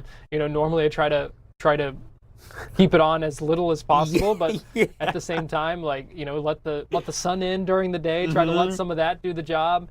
But it's just been getting so cold. Yeah. So I still had gloves on this morning when I walked the dog. I thought I could have, just gone with the jacket, but I still had the gloves. I went out and I'm like, you know what? I'm going to go back in and grab the gloves real fast. Got to do what you got to do at that point, So at least some positive signs, though. Yes. In the short term of a bit of a warm up. Yeah, I was looking at some of the long range data too, Garrett. It looks like there is the potential. I know we'll talk more about that, of course, getting closer to the 500. But it looks like there could be a front, possibly. So depending on the timing of that, we'll be watching. But it looks like there could be another brief intrusion of colder than normal air as we head through mid to late months. So there are some signals of more warm, but there's also the extremes where we could see another solid cool down. So I guess I have to wait and see if that materializes. Could that bring some moisture into town for Daytona 500 weekend? It's possible. It's because it's still pushing 10 days away, right. But it looks like there at least there's the signal of a front that could potentially bring some moisture. Hopefully we could get it maybe in before, and then we could be looking at maybe a cooler weekend for the 500. So I guess I'd take that over. I know we had the rain last year, and that was tough. Yeah. So we don't need to worry just yet. Yes, I don't think about so. 500 weekend. Yeah, okay. Yeah, which is good. Okay. Crossing everything. Okay. Well, we will be checking back in with you about that. That's for sure. All right. Fox 35 Storm Team Meteorologist TJ Springer. We appreciate you joining us with our Florida Live forecast today. Thanks, Garrett. I appreciate it. Thank you. Want to give you a live look right now. We're at Capitol Hill in Washington, D.C. We're expecting updates from leadership of the Senate Republicans and also Senate Democrats who are expected to speak shortly. We are also, if I can get it routed, also expecting to hear from leaders of the House shortly. They just passed a bill to end the partial government shutdown. There was a procedural vote earlier that we were able to bring you live on Fox 35 News Plus, and that very narrowly passed. That kind of set the stage for the vote on the funding package, several spending bills, including one that funds Department of Homeland Security. And we heard some lawmakers speaking on the floor talking about recognizing the controversy of that, wanting, as they said, to rein in the Department of Homeland Security, specifically when it comes to Border Patrol agents and when it comes to ICE, but also saying there will be time to negotiate. I think the DHS funding bill extends it for a couple of weeks to give some of that time for them to negotiate and do some of those things, take some further steps or whatever they may be looking to do. But the partial government shutdown and end is certainly in sight after the vote on the House floor just a little bit ago. And we will keep an eye on these stakeout cameras here at the Capitol in Washington, D.C., and try to listen in to some of what the leadership are saying about these bills now that these steps have been taken. Right now, though, we are going to get ready to take a break here on Florida Live. Actually, here comes the House Speaker, so we will go ahead and listen in here. We had an important and historic vote on the House floor, a series of votes today, in fact, and we delivered for the American people. For some reason, many of the House Democrats wanted to shut the government down again and inflict pain on the American people. But I'm glad to tell you, I'm happy to report, Republicans got the job done. Our majority worked together, and we got the bills over the line. So we've now funded 11 of the 12 separate appropriations funding bills for the government for the year, and that's a big achievement because it's a big move towards regular order, is something we promised and committed to. The biggest move towards that in many, many years. Now, the President, the White House, have engaged in good faith with Democrats in the Senate, and they've said they would negotiate on the final bill, the Homeland bill. And you might say, well, now that 96% of the government is funded, it's just 4% what's out there. But it's a very important 4%. Because remember what the Homeland Security bill covers. It's not just Immigration Customs Enforcement. It's not just Customs and Border Patrol. It is TSA. It's the agents who keep us safe in the airports and keep air travel moving. It's the Coast Guard. It's Secret Service. It's FEMA. We're in the middle of winter storms that people are still digging out from. So this is no time to play games with that funding. We hope that they will operate in good faith over the next 10 days as we negotiate this. The President, again, has reached out. We are restoring calm in Minnesota, but again, we make the plea and the demand that the governors and the mayors in these blue states and blue cities participate with federal law enforcement so that we have a safer environment in which to implement and to enforce federal immigration laws. Very, very important, and it's something the American people demand and deserve. So we'll go forward now. We hope that everyone is in good faith. We think the next 2 weeks will be critical, but I hope that they will not keep that funding in suspense because it's too important to the American people. Mr. Chad. Speaker, good afternoon. Do you really think that they can work out something in such? Do you really think that they can work out something in such a short time period? That's not much time. I do. I mean, if everyone comes to the table in good faith, I'll tell you what we are not going to do. We are not going to work towards some sort of amnesty program or something. Some Democrats have whispered that that's what they would be about. We are not going to impede the enforcement of federal immigration law. We can't do that. We have to apprehend these dangerous criminals. We have convicted murderers and rapists and child molesters in cities across America, and we have Immigration and Customs Enforcement for a reason. These agents, these officers are doing heroic work trying to keep our communities safe, and it's unconscionable to us that you would have Democrat mayors and governors trying to impede that work, encouraging their citizens to get in the way, and that's what's created these dangerous environments. Realistic to work that out. How can you do that parliamentarily? How can you do that politically? Well, it's up to the will of the people in the building, and I hope that they'll come forward again in good faith to work this out. Listen, they made a list of requests or demands last week. Leader Schumer made that public.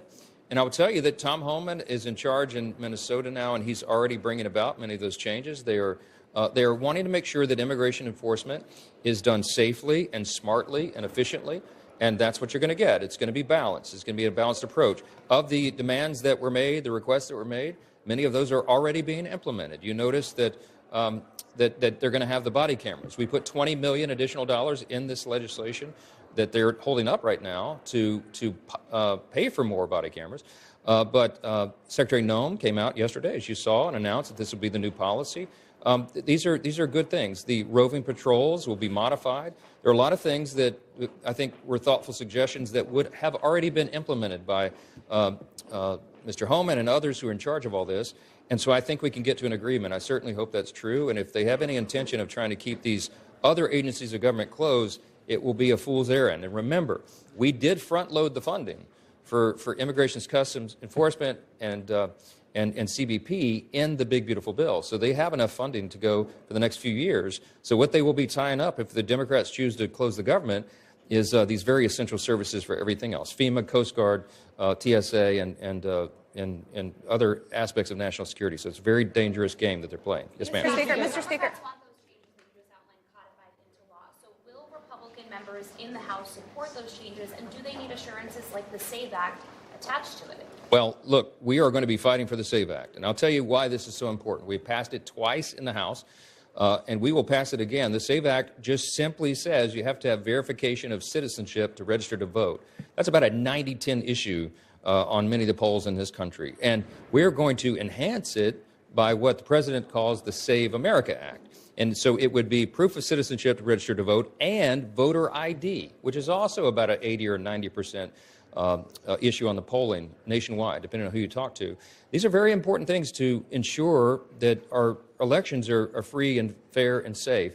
And that's a critical component of maintaining a constitutional republic. So this is a big priority for not just House Republicans, but for the American people. And we will continue to attach this to legislation and send it over, and it will be part of the discussion over the next couple of weeks, and we'll see how that shakes out. But I suspect that some of the changes, the procedural modifications with ICE, Immigration Customs Enforcement, will be codified. I mean, they've said that they're willing to do some of this, and so we'll see how it comes out.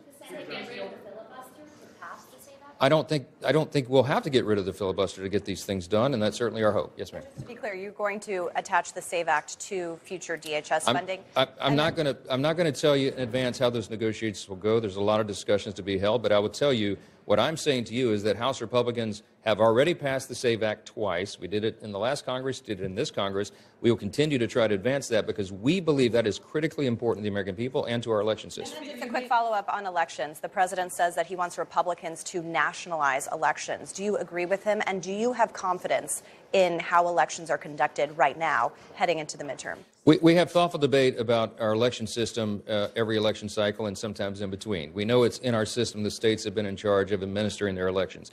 What you're hearing from the president is his frustration about the lack of some of the blue states, frankly, of enforcing these things and making sure that they are free and fair elections. We need constant improvement on that front. I don't know what the ultimate solution is going to be. I'm not going to get ahead of the negotiations here, but I think that is something that's going to be a continuing theme here. It's something that we'll continue to push. And we hope the governors will insist upon that same thing as well. In some of the states, like in California, for example, I mean, they hold the elections open for weeks after Election Day. That's just one thing that bothers so many people. We had 3 House Republican candidates who were ahead on Election Day in the last election cycle. And every time a new tranche of ballots came in, they just magically whittled away until their leads were lost. In no series of ballots that were counted after Election Day were our candidates ahead on any of those counts. It looks on its face to be fraudulent. Can I prove that? No, because it happened so far upstream. But we need more confidence in the American people in the election system, and it's essential. And everybody, no matter what party you're in, should agree with that. House Speaker Mike Johnson continuing to speak right now on Capitol Hill. We've got to take a break here on Florida Live, but we'll be right back after this.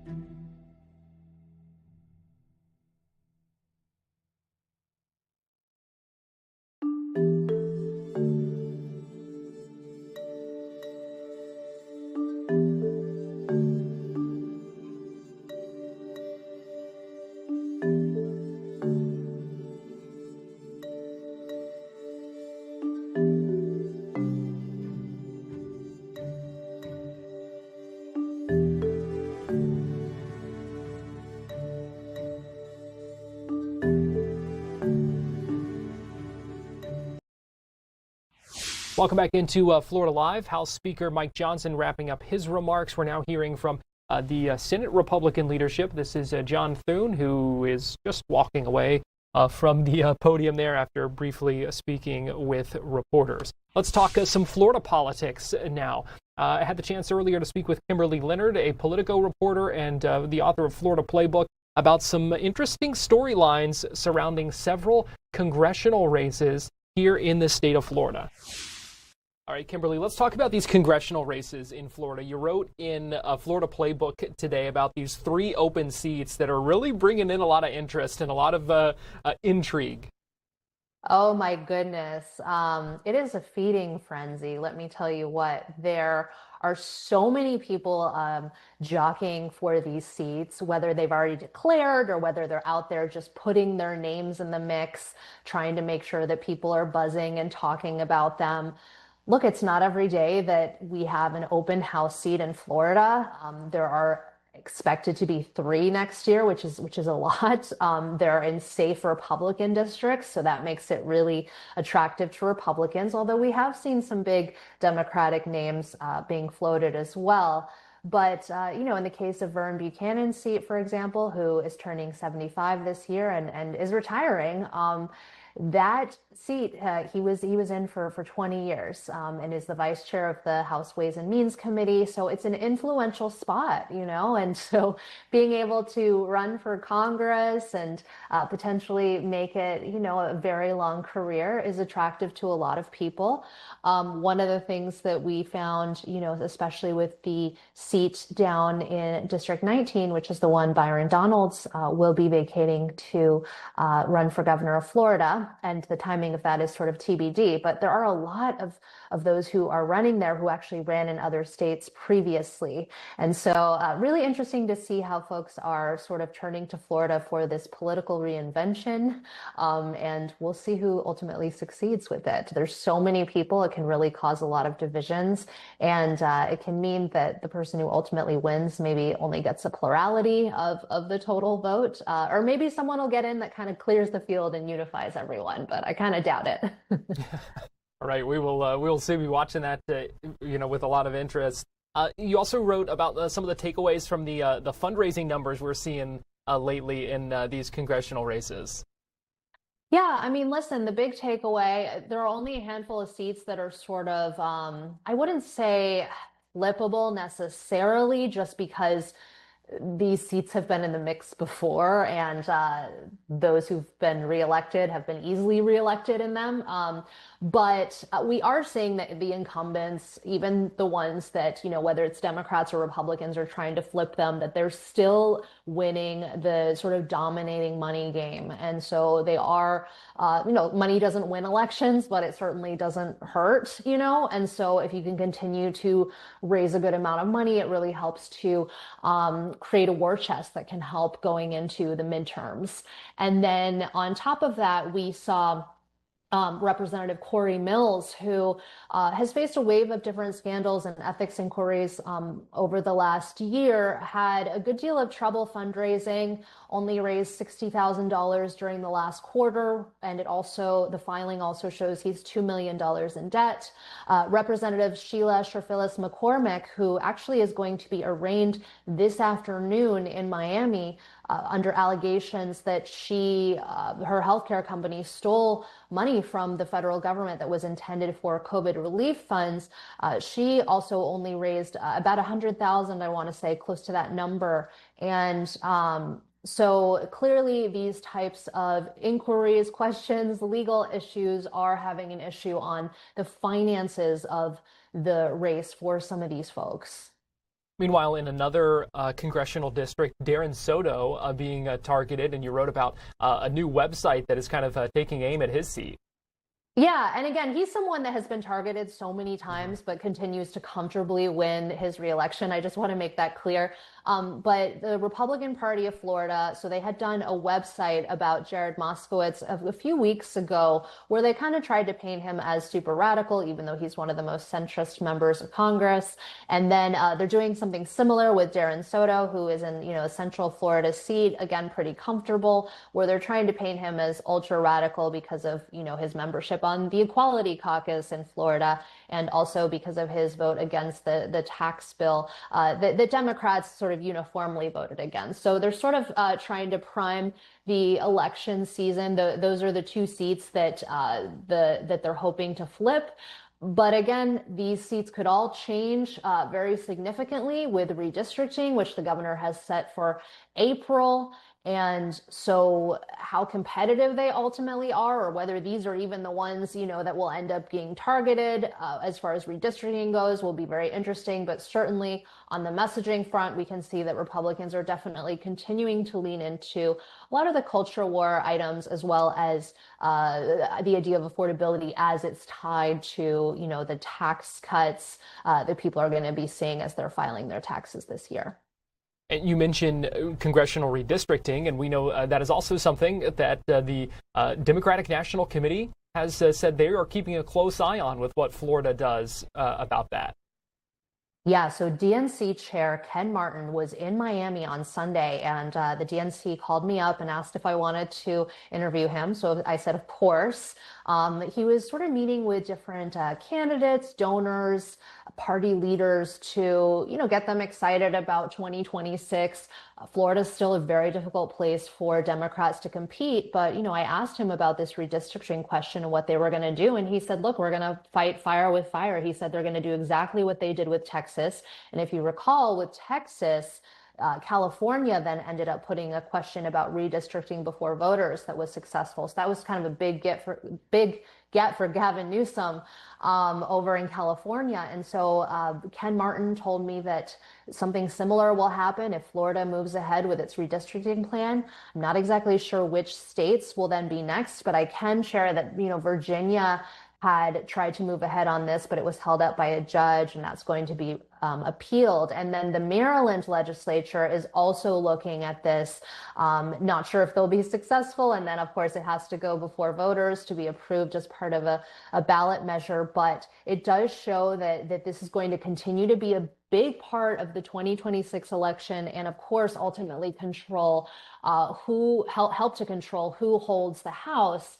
And then subsequently, whether President Trump will be able to continue to implement his agenda or face, essentially a lot of backlash from a Democratic-controlled House if Democrats come out on top. Let's talk about Casey DeSantis here, because we've seen quite a bit from her lately, the First Lady of Florida, and really leaning in as well to her Healthy Florida First initiative. Talk about kind of the takeaways from what we're seeing from the First Lady.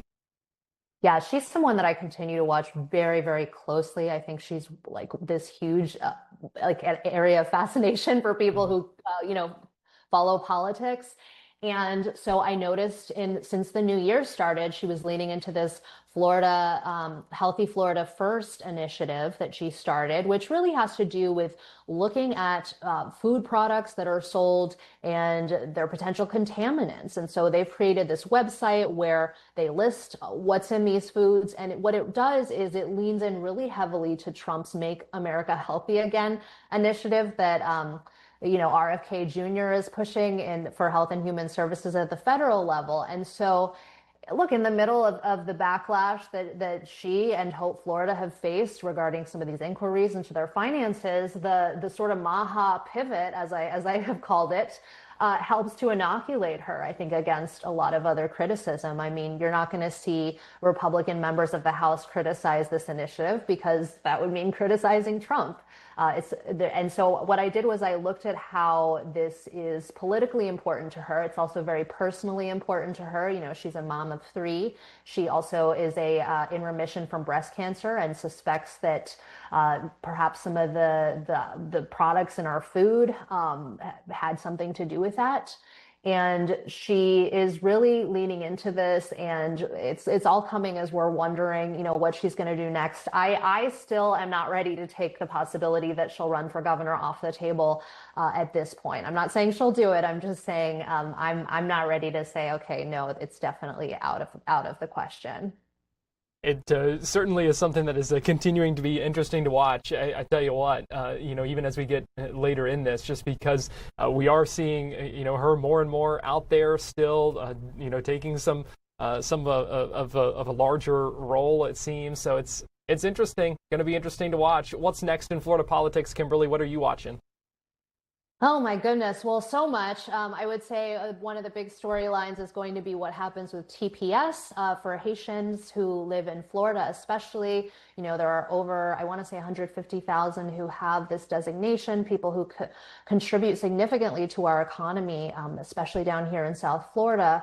A judge ended up putting a hold on Kristi Noem, who's Homeland Security Secretary, a expiration that she placed on TPS, which allows immigrants who come from dangerous parts of the world to work temporarily in America.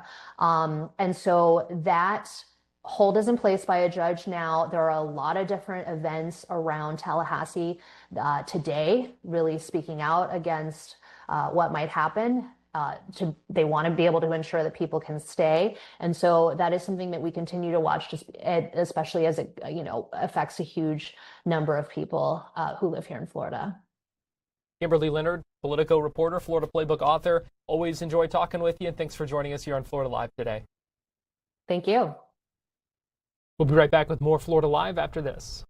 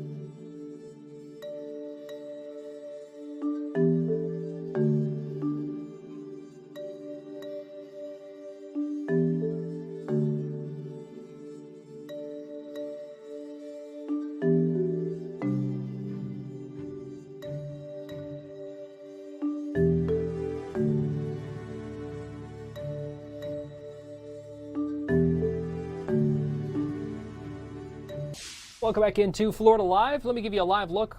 Right there, you can see Artemis 2 on the launch pad 39B along Florida's Space Coast. Not the only space story we've got to talk about today. I'm Garrett Wymer again. Thanks for joining us here. We want to bring in Ken Kramer, who is the managing editor of Space Up Close, joining us live right now from Kennedy Space Center. Ken, always good talking with you. We appreciate you joining us today. Well, thanks for having me. Yeah, we almost launched yesterday, but it'll be a little longer.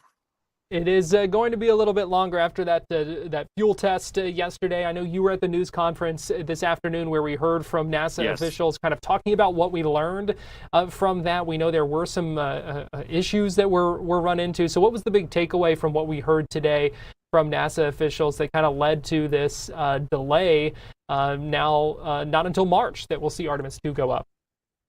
Well, the big takeaway, I'm not surprised, is that they ran into issues with hydrogen leaks. This is exactly what happened on Artemis 1. There were a lot of hydrogen leaks in the shuttle program. They did a lot of repairs, but more work is going to have to be done. Right after they started the fueling yesterday, we were here, they started having leaks. They adjusted the pressure and the flow rate, and they were able to get back within spec. And then they got the tanks finally fully loaded, but at T-minus 5 minutes, they had a significant hydrogen leak. They exceeded the 16% concentration limit, and hydrogen is very flammable and explosive, and so that just cannot be allowed. So they had to stop the count, and that means they didn't progress any further. They wanted to get to T-minus 30 seconds T-minus 30 seconds or so. And then cut it off just before launch, because this was a simulated countdown. So what they're going to have to do is figure out exactly what went wrong with these leaks, what was not fixed, and then they'll go work on that, and then they will do another wet dress rehearsal. And we don't know when that'll be, but it'll probably be in the next week or two, because the next launch window opens up around March 6th. So they got a couple of weeks to fix this. And I think it's a great idea. They're going to do another wet dress rehearsal. In fact, they should have been decoupled in the first place, in my opinion. But, they wanted to try and get everything done all at once. So the lesson is, there's a hydrogen leak. We want the astronauts to come home safe. And so they delayed, which was an absolute right decision to do. And they're going to do this new test and try to hopefully go the next time. The additional tests, the next steps, are they going to have to roll Artemis back, or are they going to be able to leave it out there on the launch pad? Yeah, great question. Not right now, they said. Because between Artemis 1 and Artemis 2, they expanded the area that they can work out at the launch pad. They got more volume to work in. So they can do more repairs and inspections out there that they couldn't do on Artemis 1 and had to roll back. So that's the hope, that they don't have to roll back. We don't know. We won't know that for probably a couple more days, because this just happened basically, last night. So they need a couple of days to really analyze all the data fully, and then they'll come to a better decision about whether they can fix this out at the pad or roll back. They're optimistic that they do not have to roll back at this time, but we'll just have to see what the data tells them. So anybody who's interested, plan on no earlier than March 6th. Now let's shift gears a little bit here and talk about SpaceX, because we know there was an issue, an upper stage anomaly after a Starlink launch that they're now looking into, the FAA is looking into. What do we know about that, and is that going to have an imminent launch of Crew 12? Well, that question came up at the briefing, and not surprisingly, they don't have an answer, because it just happened. The upper stage did not ditch into the Pacific Ocean correctly. There was a malfunction in its firing sequence. And so they're going to have to stand down for a little while. They're standing down from all Falcon 9 launches and Crew 12 launches on a Falcon 9. They were juggling these two launches, Artemis 2 and Crew 12. They have to actually launch them at least about 9 or 10 days apart for a lot of technical reasons and support reasons. So now Crew 12 really is in question. We don't know. They could launch it as early as maybe February 12th or 13th, but that's going to take a couple of days to analyze that situation and data review. So we really don't know actually if Crew 12 will launch or not. They got everything ready. So if it's cleared in the next few days, they can launch Crew 12. But again, humans are involved. So it's one thing to launch a Starlink or a satellite. It's another thing to launch 4 precious humans who are irreplaceable. So they need to take the time, and if they have to stand down for a while, then that's what's going to have to be done, because we can't afford an accident. We just had 3 accidents, the memories of them in the past week or so, and we don't ever want to repeat that again. NASA never wants to do that. So they got to take whatever time they need. Hopefully they'll figure it out, what it was, whether it was software or hardware. We really don't know at this point because it just happened. So it's prudent to stand down for now and just wait and see what happens. All right, we'll be watching all of that closely. And like you said, Ken, we know when it comes to these crewed flights, just additional precautions, additional things that need to be taken into consideration because you are talking about human beings being launched into space. That's right. Nothing is more precious.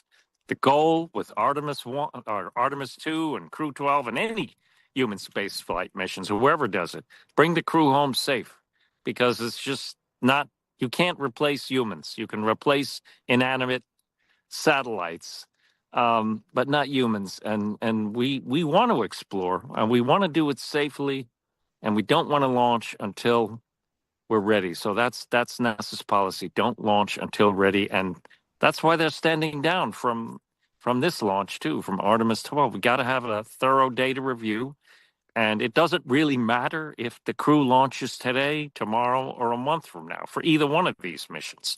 And so you want to do it safely. And otherwise, for people interested in launches, the Vulcan is still scheduled to launch around February 12th. So that's something people can think about if they want to see a rocket launch. That's going to be really exciting. And that may be the only one in the next few weeks. All right, Ken Kramer, managing editor of Space Up Close. We appreciate you joining us this afternoon from Kennedy Space Center. Thanks for giving us those updates, and I'm sure we will talk soon about the next developments. Yeah, I can tell you the rocket looks glorious out here at the launch pad, just a few miles away from us by the countdown clock. So it's spectacular. And one thing your people can do, if you can take an explore tour from the KSC visitor complex, you can get real close when they're not doing operations to pad 39B. So that's something that people should be thinking about. You got to pay a little extra for it, but you get a great view of the rocket. And so that's something you could think about. All right, another opportunity for folks to see space up close for themselves. Ken Kramer, exactly. I appreciate you joining us. All right. Thank you for having me. All right, take care. We're going to take a break here on Florida Live, and we'll be right back.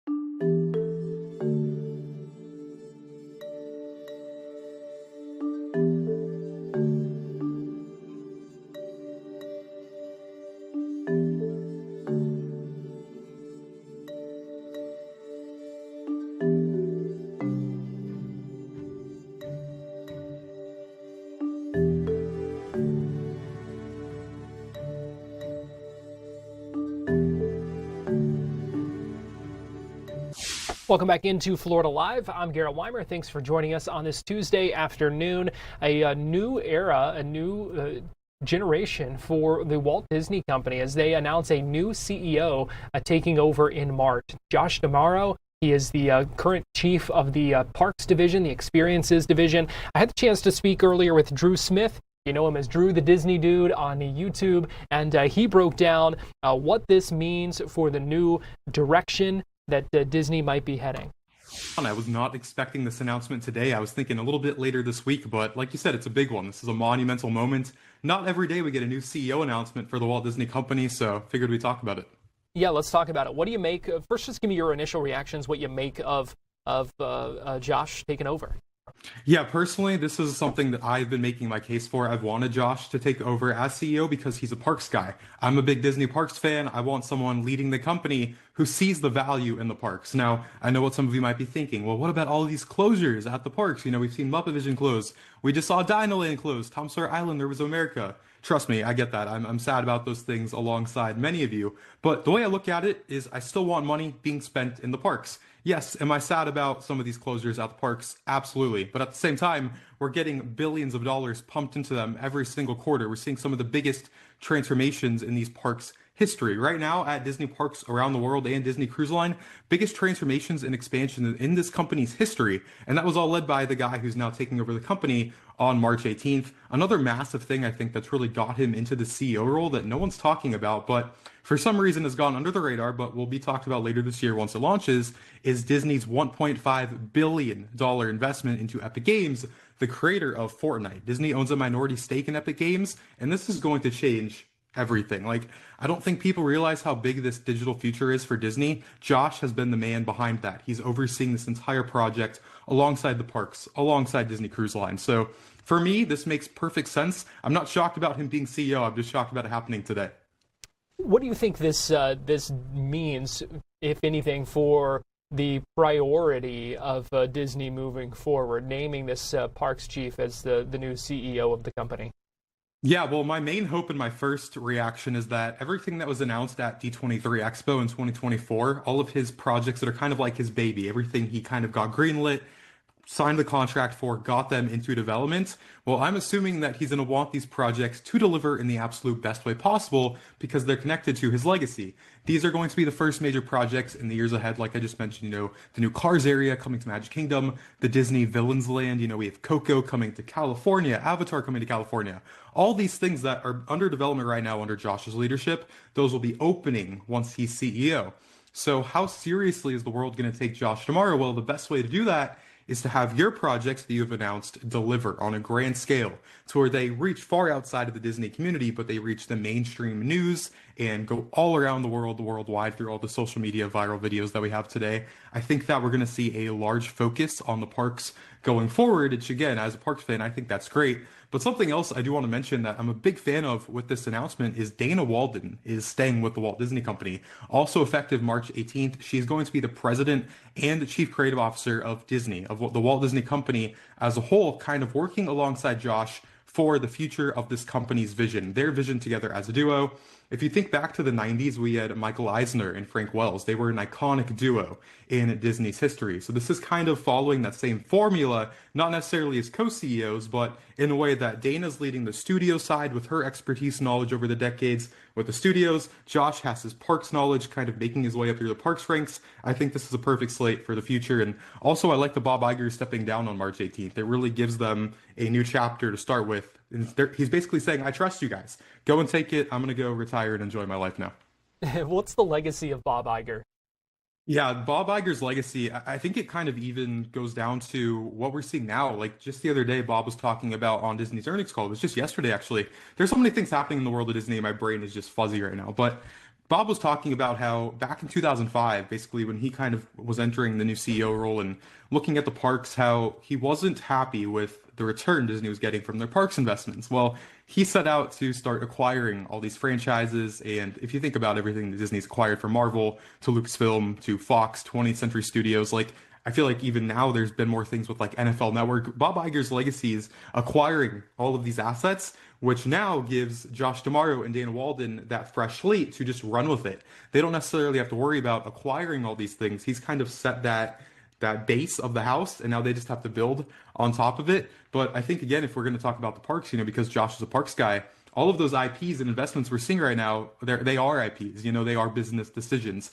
Everything that makes money at the box office, well, they're thinking immediately, how can we bring this to the parks? So I think Bob Iger's legacy is going to be acquiring everything and then seeing how this next generation, these new leaders, kind of take it and run with it. And it's crazy. I'm like, wow, like this is happening. And also just the fact that, again,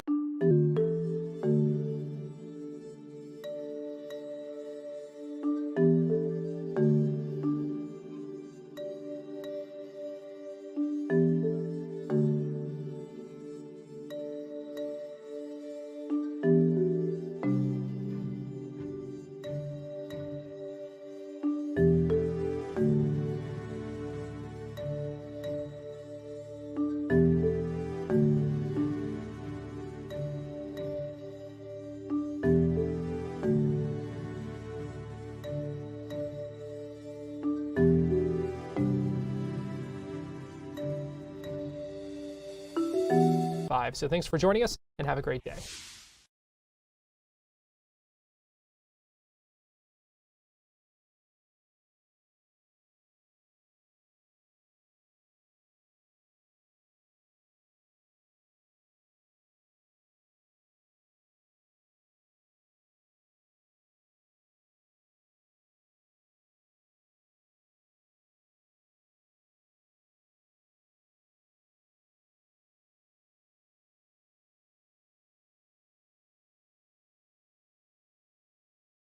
You're watching Fox 35 News Plus, streaming on Fox Local. Welcome back into Fox 35 News Plus. Garrett Wymer here, standing by for a 3 o'clock hearing in Provo, Utah, where Tyler Robinson, the suspected killer of Charlie Kirk, is due in court any minute now. We will try to bring that to you live when that begins. Also want to let you know, Senate Democrats just wrapped up. They spoke briefly with reporters after the House passed a funding bill.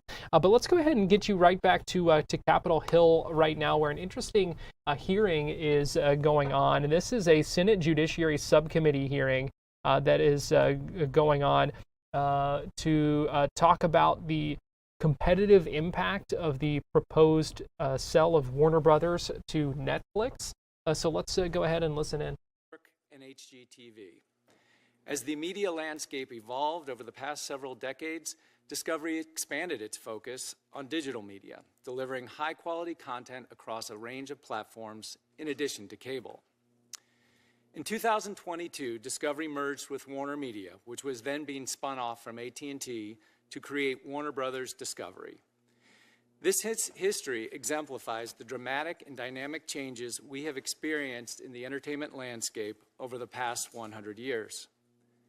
Today, those changes are only accelerating as consumers access video content through numerous paid and ad-supported services. Consumers are experiencing a flood of options, including expanded social media platforms, digital and interactive games, and dozens of other entertainment options that compete for consumers' interest and attention. This increasingly complicated media landscape has also resulted in considerable consumer frustration. The abundance of streaming options has made it more challenging for consumers to find the content they want. Advertising revenue is also less stable due to marketplace changes such as the move to on-demand streaming services and the rise of social media. At Warner Brothers Discovery, we have continuously sought to innovate and respond to the changing marketplace. The 2022 merger gave us the ability to identify and align common business strategies. We found our alignment with our combined collection of sports, news, and other cable networks.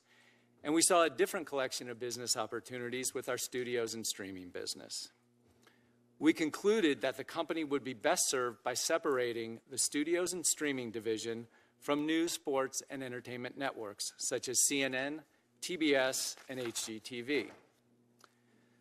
Last summer, we announced plans to split into two companies, Warner Brothers and Discovery Global.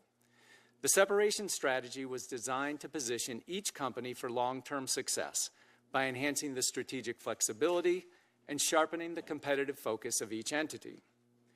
That decision prompted others in the industry to look anew at the company and our world-class collection of media franchises, brands, and properties.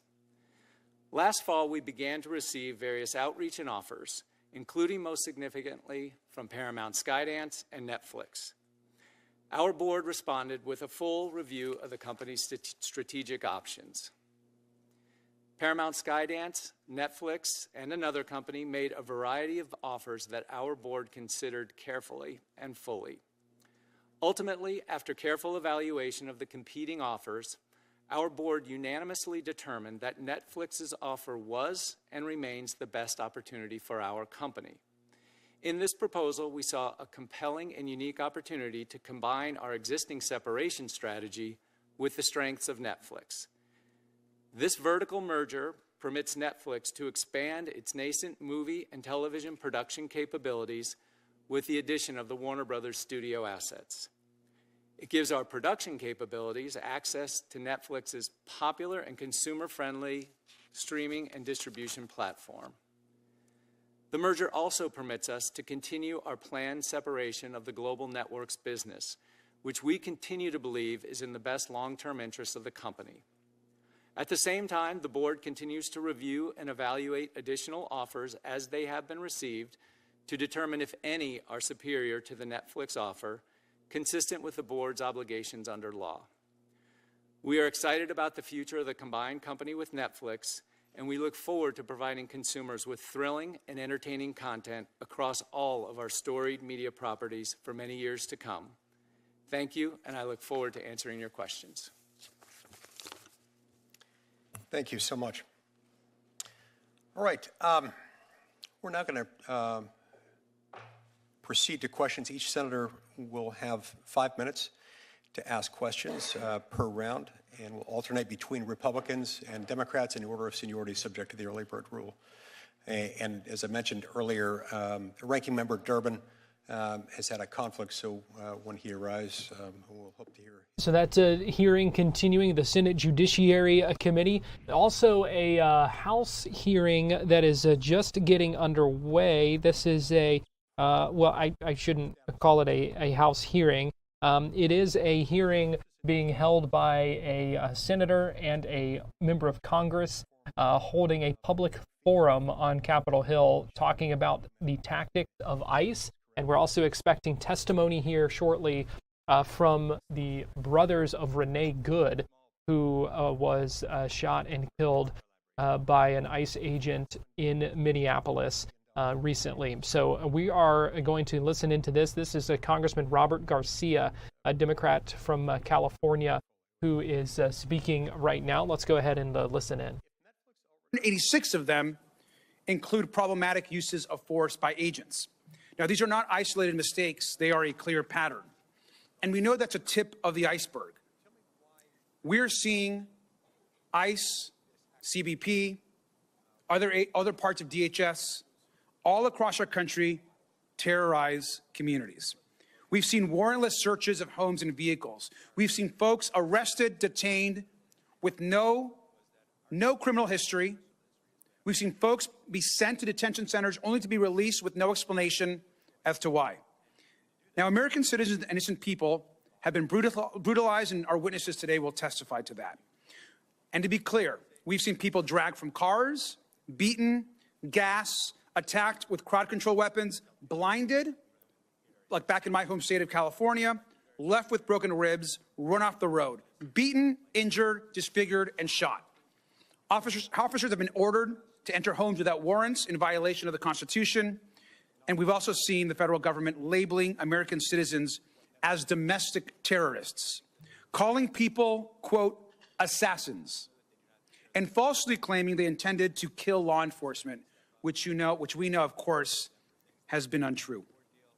We're seeing the results of policies set by we are keeping an eye on that forum as well. We'll try to listen in for that testimony from the brothers of Renee Good. But as I told you at the top of the hour, we were standing by for this hearing in Utah where Charlie Kirk's accused assassin is due in court and is in the courtroom here. Let's go ahead and listen in.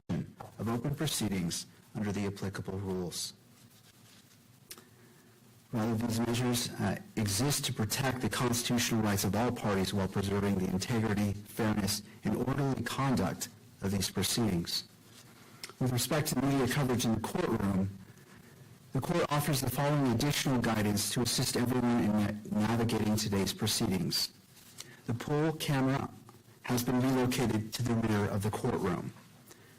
The camera operator shall not zoom in on any individual seated at counsel table.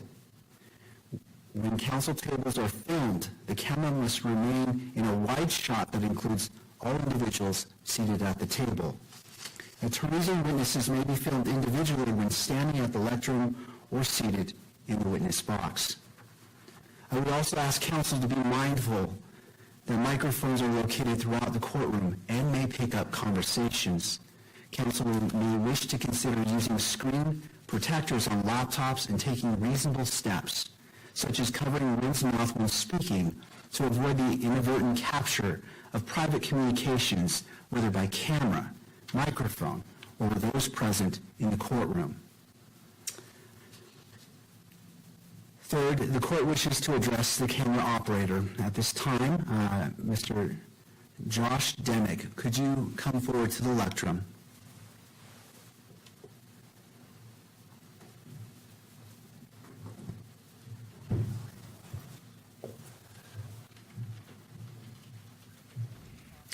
Could you please state your name and spell it for the record?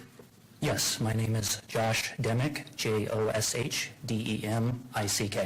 Thank you. My intention is not to cause you any embarrassment or discomfort, although it's probably not feeling that way on your end. I simply want to ensure that the expectations for today's proceedings are clear. During today's hearing, what is your primary role?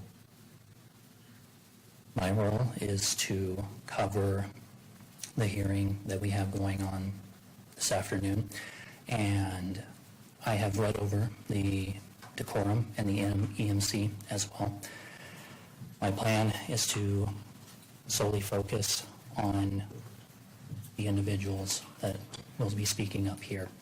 All right, you anticipated my next question, which was, have you read the December 23rd, 2025 standing decorum order, which you have, and I appreciate. And do you understand the guidelines as they relate to your responsibilities today, including the additional guidance regarding camera position at counsel table and the filming of attorneys and witnesses that I just put on the record that was not in the decorum order?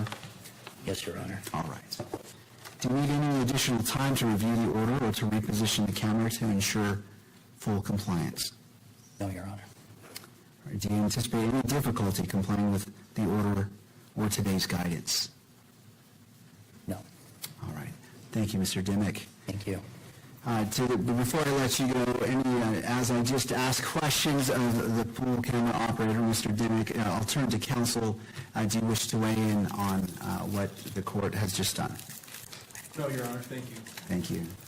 Yes, thank you, Your Honor. Richard Novak for Mr. Robinson. May I speak from here? Yes, Mr. Novak. All right, thank you, Your Honor. We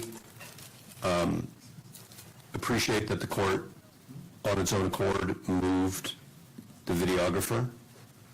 I don't know where the still photographer is, but we continue to be concerned that any video images of Mr. Robinson during court proceedings, close-up images of Mr. Robinson during court proceedings, interfere with his right to a fair trial. I think I heard everything the court said about the videographer, but the still photographer is still seated in the same place where they were last week, and we would ask the court to order the still photographer not to take any photographs of Mr. Robinson's face or person during the hearing, in the same way that the videographer has now been ordered to be focused on the court, the witness, if somebody's testifying, counsel at the lectern, or generally the people seated at counsel, what the court referred to as counsel table.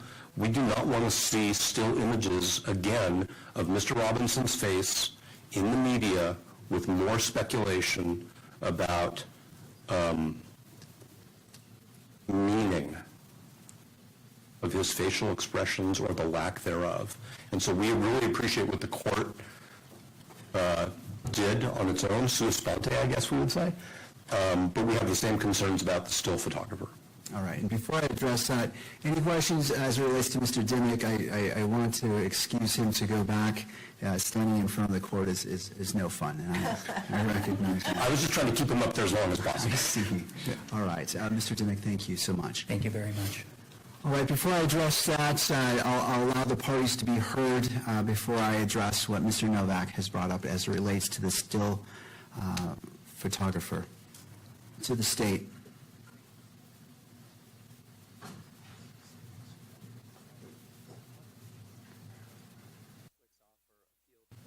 Your Honor,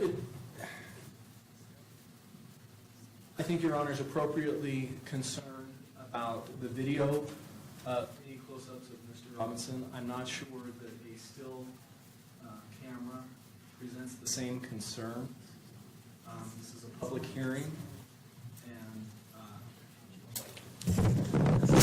hearing, and I think that that it's appropriate that still photography be taken. I don't know that it raises the same concerns that Your Honor's raised with the video. Thank you. Any other party wish to be heard?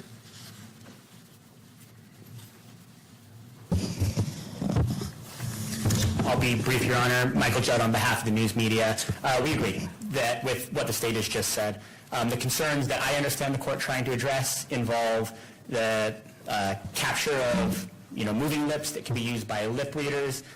We have dealt in the past with inadvertent, overhearing of actual conversations. I don't think still cameras present that same issue. The idea that a participant in a public hearing, including the defendant, cannot have their image captured by a still camera because a facial expression is somehow too much to let the public see, we simply don't agree with. It is, of course, the court's prerogative to set the guidelines that it believes are appropriate to balance these interests, but it will come of no surprise to the court that the news media believes that that particular measure of saying even a photograph of a defendant in a public courtroom is too much to allow without threatening fair trial rights in a way that goes beyond that balance. We think that's too far. All right. Mr. Novak, I do have a question for you. Has there been a violation of the decorum order by the still photographer in any of these proceedings? I am not aware of violations by the still photographer, but I am very aware, if I may, of what we believe is unfairly prejudicial media content based on the images. And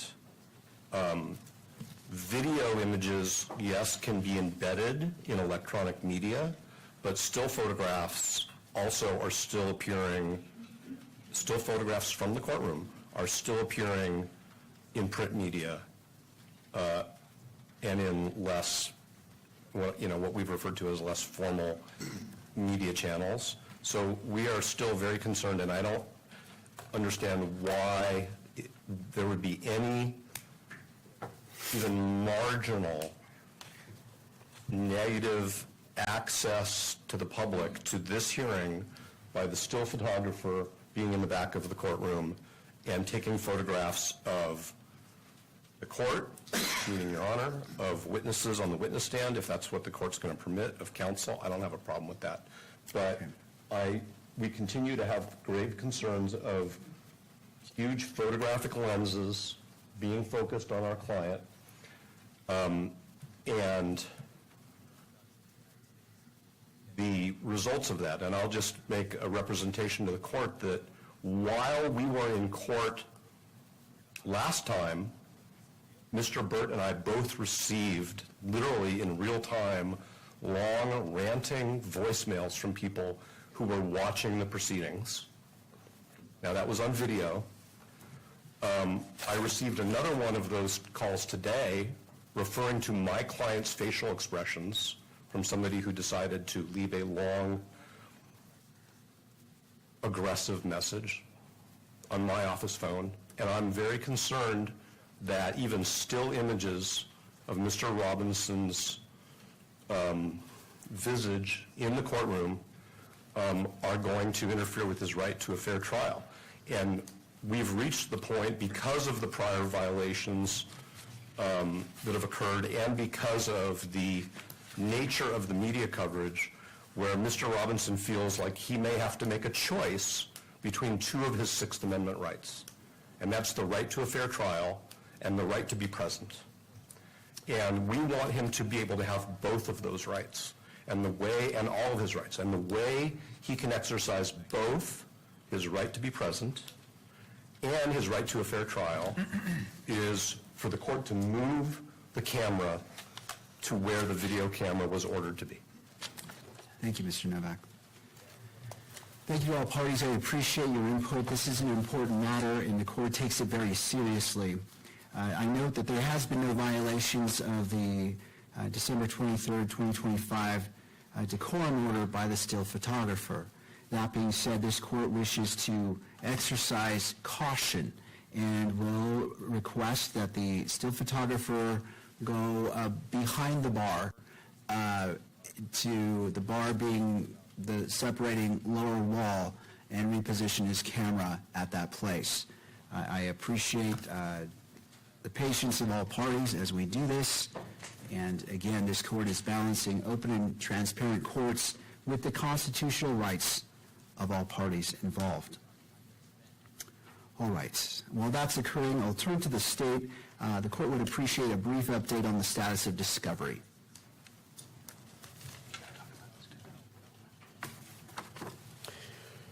Your Honor, Chad Greenender for the state. To date, we have shared with the defense 100% of what we have received from law enforcement. With that said, we have been informed late last week that there is approximately, there are several terabytes of digital evidence from phones and other digital devices that the State Bureau of Investigations has in their possession. We are collecting a 20 terabyte hard drive to two of them, one for us and one for the defense. We did receive a letter, I think, this morning from the defense outlining their expectations with respect to how that would be received, original form, and more specifics as well. So we're in the process of coordinating that download onto those hard drives of the digital evidence that's been collected, and we will provide that as soon as we receive that downloaded to the defense. We are still working with law enforcement on the download of approximately 30 days of all of the surveillance video at UVU. We were told it was approximately 300 terabytes, and that's being downloaded 24/7, so that is still in process. So we're actively working on that and looking forward to collecting that and passing that along to the defense. It will need to be shared in some sort of similar fashion, I'm sure, with respect to hard drives. Thank you, Mr. Grunander. Does defense want to be heard? That is correct, Your Honor. Stacey Visser on behalf of the defense. We are in communication with the state about what we believe is missing at this point, and we are anticipating a large amount of digital discovery in the next few weeks that we will need to process. All right. Thank you. May I supplement this conversation, Your Honor? Briefly. Thank you, Your Honor. We've kind of divided up discovery responsibilities, and mine is to address what I'll call non-digital forensics. So there are many items of seized evidence that have been sent to various law enforcement labs around the country without getting into the details. We have some what I'll refer to as summary reports of those evaluations. But as the state attorneys know, we're going to need all of the underlying data, notes. These relate to things like DNA and other forensics. So If we haven't provided them with a very, very detailed list of the types of documents we need, we will. But I think, and Mr. Gornander could speak to this in more detail in terms of the status of that, but I think that's another big chunk of materials that presumably the state attorney's office has not received yet from law enforcement. And so obviously they haven't had a chance to give it to us, and we haven't had an opportunity to look at it or to have our own experts review those types of materials. Thank you, Mr. Novak. All right, before the, Mr. Gornander. We'll make a point to follow up on that with the law enforcement agencies. We'll communicate with defense counsel on that, Judge. I appreciate the cooperation between the parties.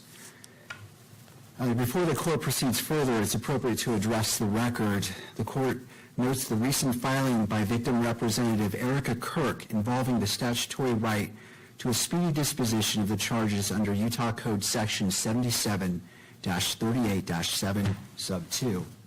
This court raises this issue solely to ensure that the record accurately reflects the statutory obligations governing the matters presently before it, and not to suggest any view regarding the merits or outcome of these proceedings. Under the statute, a crime victim has a right to a speedy disposition of charges free from unwarranted delay.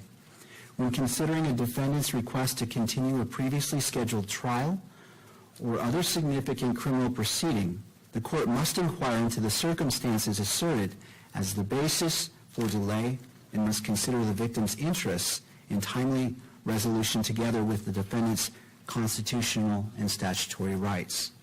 The court emphasizes that the defendant's rights to due process, to present evidence, and to receive full and impartial consideration of all arguments remain paramount and undiminished. The court's responsibility to balance these interests faithfully and without preference to any party. As previously stated on the record at the September 29th hearing, justice demanded that both of these principles, the rights of the accused and the rights of the victims, be honored without compromise. With that framework established, the court will hear briefly from counsel concerning how you propose proceeding today.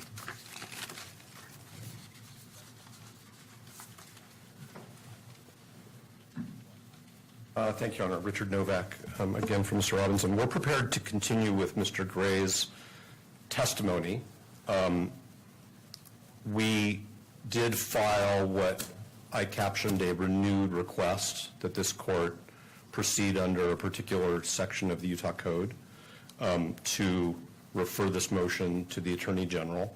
So it's obviously up to Your Honor to decide if the court wants to address that renewed request in writing now or at a different time. I do want, whenever it is the court's view that it's timely, to address the issue that the court just brought up, which is how the court, well, what I want to address is how the court will manage the question of whether Mr. Robinson needs more time to prepare for the preliminary hearing. So the court got an update on the status of discovery. The court noted Ms. Kirk's filing, which of course we are all aware of, and we understand her rights as the representative of the victim in this case. There are challenges under Utah law when the defense needs to communicate to the court the details of its diligence in terms of preparation for a hearing, because we're not going to make a public filing of work product. And I'm sure the court understands exactly what I mean. Yes. So what I'm saying is the court brought up the filing and the significance of that for future proceedings. We're going to need to have, if I may, what I would call sort of a case management conference at some point about how the court will manage our need to be able to share with the court the status of our work, which we believe is confidential and privileged, in light of the fact that every time we file something and ask the court to designate it as private, we have counsel for the media trying to unseal it. And we also don't intend to disclose to the state. Ongoing concerns from the defense attorney for Tyler Robinson, discussing their concerns about the attention, the media attention that this case is getting. You heard the talk earlier about how the pool camera no longer allowed to show a close-up of Tyler Robinson sitting at the defendant's table. This hearing is continuing. You can watch more coverage right now on Live Now from Fox. We're out of time, though. Going to hand things off to the Storm team for Fox 35 Weather Plus, beginning right now here on Fox Local.